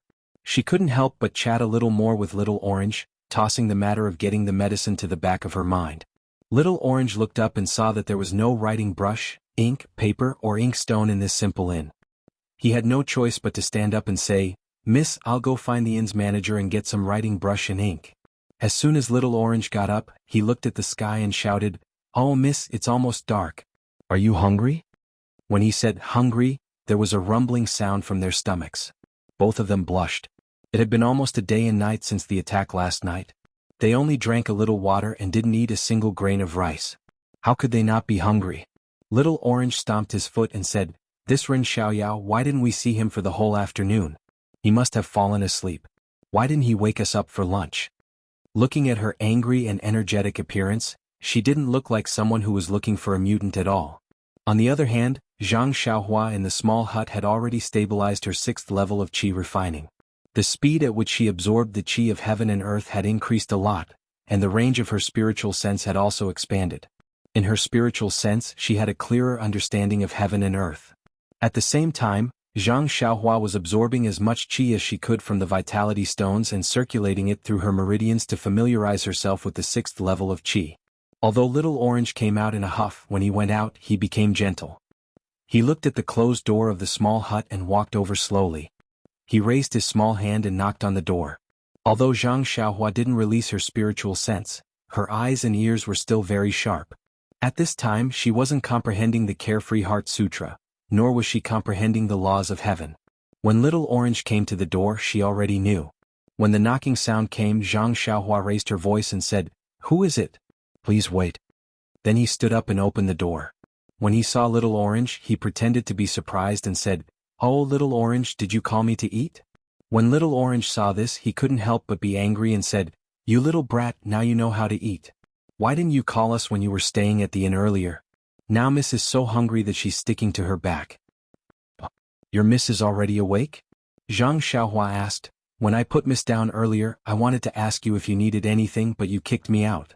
How could I have the time to ask about this?" Little Orange was a little speechless. Yes, at that time Zhang Xiaohua wanted to say something, but he kicked her out first. How could he blame her now? Therefore Little Orange quibbled, "Even if you didn't say it in the hut, why didn't you say it outside? Didn't you want to see us make a fool of ourselves?" Zhang Xiaohua smiled and didn't say anything. Then he asked, "Has your young miss recovered from her illness? Can she eat now?" Little Orange was a little worried and said, "Yes, Miss has woken up, but her fever hasn't subsided yet.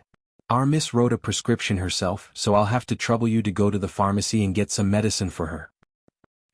Zhang Xiaohua was a little surprised and said, "Your Miss knows how to write a prescription herself." "Of course my master is." Little Orange said proudly, but he knew he had misspoken, so he quickly shut up and said perfunctorily, "Our Miss is very smart. These are just minor illnesses, so she'll be fine with just a dose of medicine. Unlike the doctors in town who have been taking medicine for almost a day, their fever hasn't subsided yet."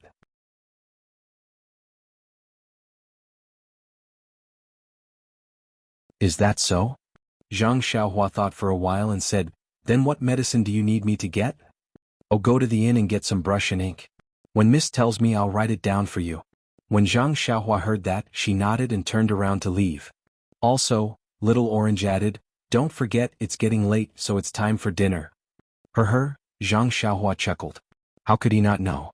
In order to cover his tracks, Zhang Xiaohua did not ask the waiter to send the food over. Instead, he brought it back in a food box. The inn in town was also very simple, and there were only a few types of food available.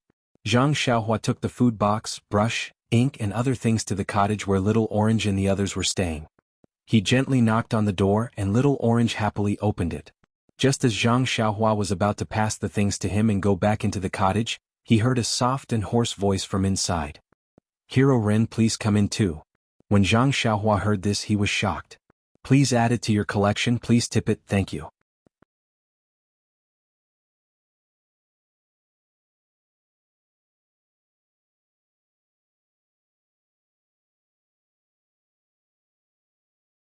Chapter 353. Hero. Zhang Xiaohua was a little puzzled and a little surprised. It was impossible for this girl to see him using a flying sword. She also did not see him using any martial arts such as Qinggong. Why did she call him a hero? Hearing Mrs. Greeting, Little Orange flashed and invited Zhang Xiaohua in. Zhang Xiaohua entered the room and put the food box, pen, ink and other things on the table. At this time the room was already lit with candles. The light of dusk and the dim light made the whole room not clear. Miss Nia was nestled on the Kong with her back on the thick quilt. Her upper body was slightly raised, and her lacquered eyes stared at Zhang Xiaohua without blinking. Zhang Xiaohua coughed and said, "Miss, did you recognize the wrong person?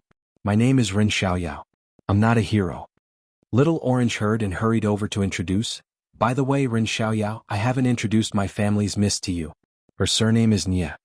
Zhang Xiaohua cupped his hands and said, "So it's Miss Nia. I heard from Little Orange that Miss Nia's health is still not good. Do you need to get medicine?" Miss Nia nodded and said, "My surname is Nia and my full name is Nia Qianyu. If you don't mind, you can call me Little Yu or Little Qian." Zhang Xiaohua touched his nose helplessly and said, "Miss Nia is too polite. I'd better call you Miss Nia. I'm just a country bumpkin with little experience.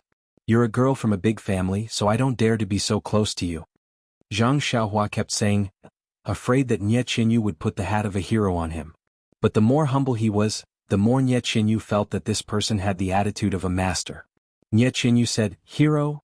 Just as she opened her mouth, Zhang Xiaohua waved his hand and said, "Miss Nia, you'd better call me Ren Xiaoyao. This hero makes my hair stand on end." I suddenly thought of the pile of corpses in the morning. I guess that was the masterpiece of a hero. Nia Qinyu thought for a moment and said, "If that's the case, don't be angry. I'll call you by your name." "And that's great. Miss Nia, you don't have to be so polite. I'm not some hero." "Ren Xiaoyao, I think Little Orange has already thanked you in the morning, but I still want to thank you in person now. Thank you for lending a helping hand when we were in danger. I will never forget this kindness. When I return to the villa, I will definitely report it to my father and give the hero. I'll give you a big reward." Upon hearing this, Zhang Xiaohua had a strange expression on her face. She smiled and said, "Miss Nia, you're being too polite again. I was just passing by.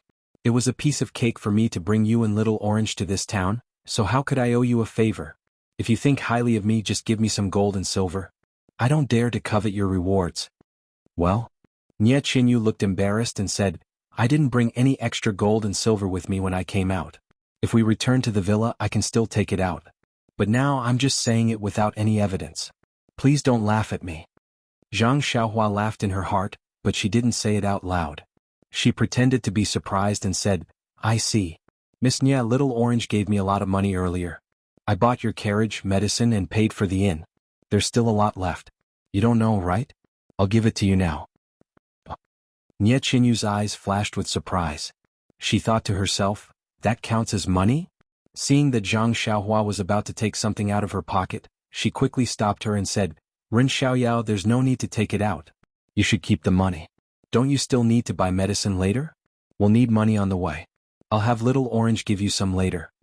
Zhang Xiaohua scratched his head and said, All right then, Miss Nie. This humble one is just a country bumpkin and has never seen money before. Little Orange has already given this humble one a lot of money.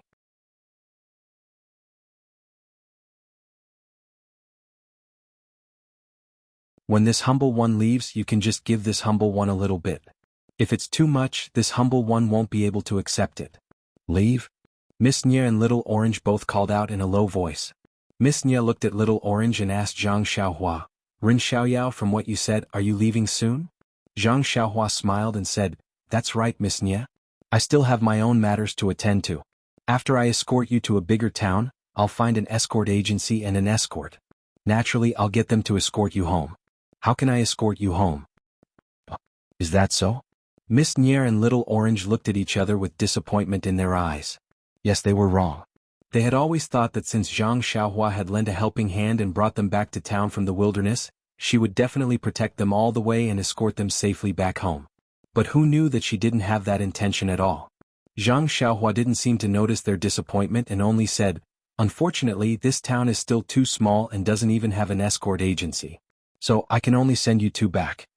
Ren Xiaoyao, can you send us back to the mountain villa? Little Orange bit her lip and asked in disappointment. However, Zhang Xiaohua still refused and said, Little Orange, it's not that I don't want to, but I really don't have the ability to escort you two back. Actually, when I saw the ground full of corpses this morning, I was scared out of my wits. Wasn't that because I didn't want you to laugh at me? That's why I pretended to be indifferent. Didn't you hear that I kept dropping my satchel? That was just to cover up my fear. I think, Miss Nie, you two must have encountered some enemies or robbers. Even if I were to escort you back, I wouldn't be able to ensure your safety, so I might as well leave it to the professionals. Besides, I really have an extremely important matter to attend to. I can't afford to be delayed at all.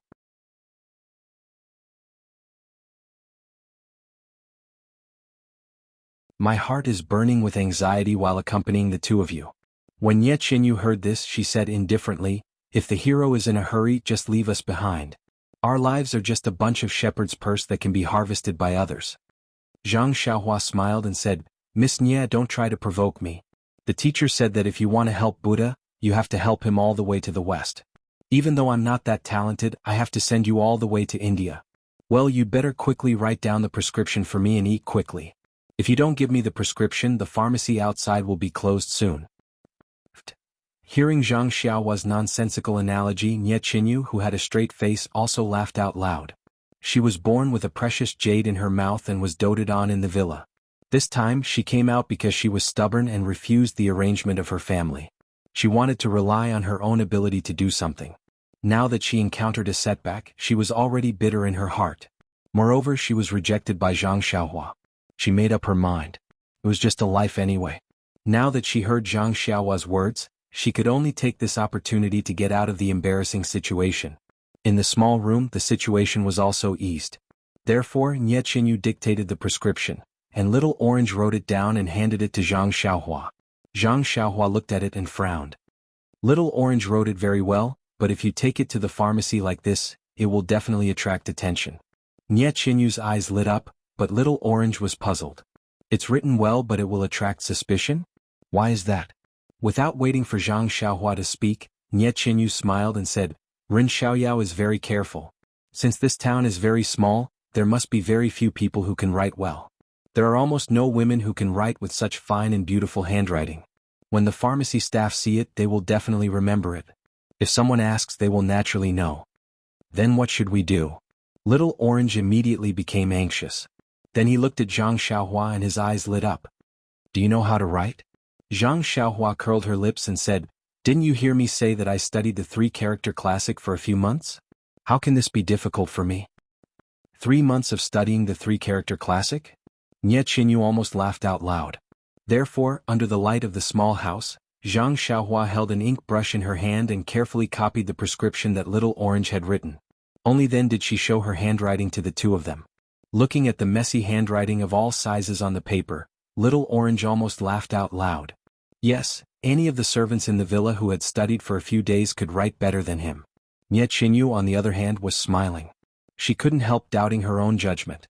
She had been writing since she was young, so she could naturally see that this was Zhang Xiaohua's handwriting. There was no trace of falsehood. Could this young man really be a country boy? And not the hero she had imagined? Zhang Xiaohua was a little embarrassed by Little Orange's unladylike laughter. She said angrily, "Little Orange, you don't have to. Even if I can't write well, it's because I haven't practiced enough. If I practice for a few more days, I may not be worse than you." Little Orange held back his laughter and said, "Well, Ren Xiaoyao, if you come with us and send us to the villa, I'll teach you how to write on the way. How about that? By the time we reach the villa, your handwriting will be well proportioned." Zhang Xiaohua curled her lips and said in a low voice, "You wish." After saying that, he put away the paper with the prescription and said, "Then Miss Nie, please eat first. I'll be right back." Nie Qinyu nodded and said, "Thank you."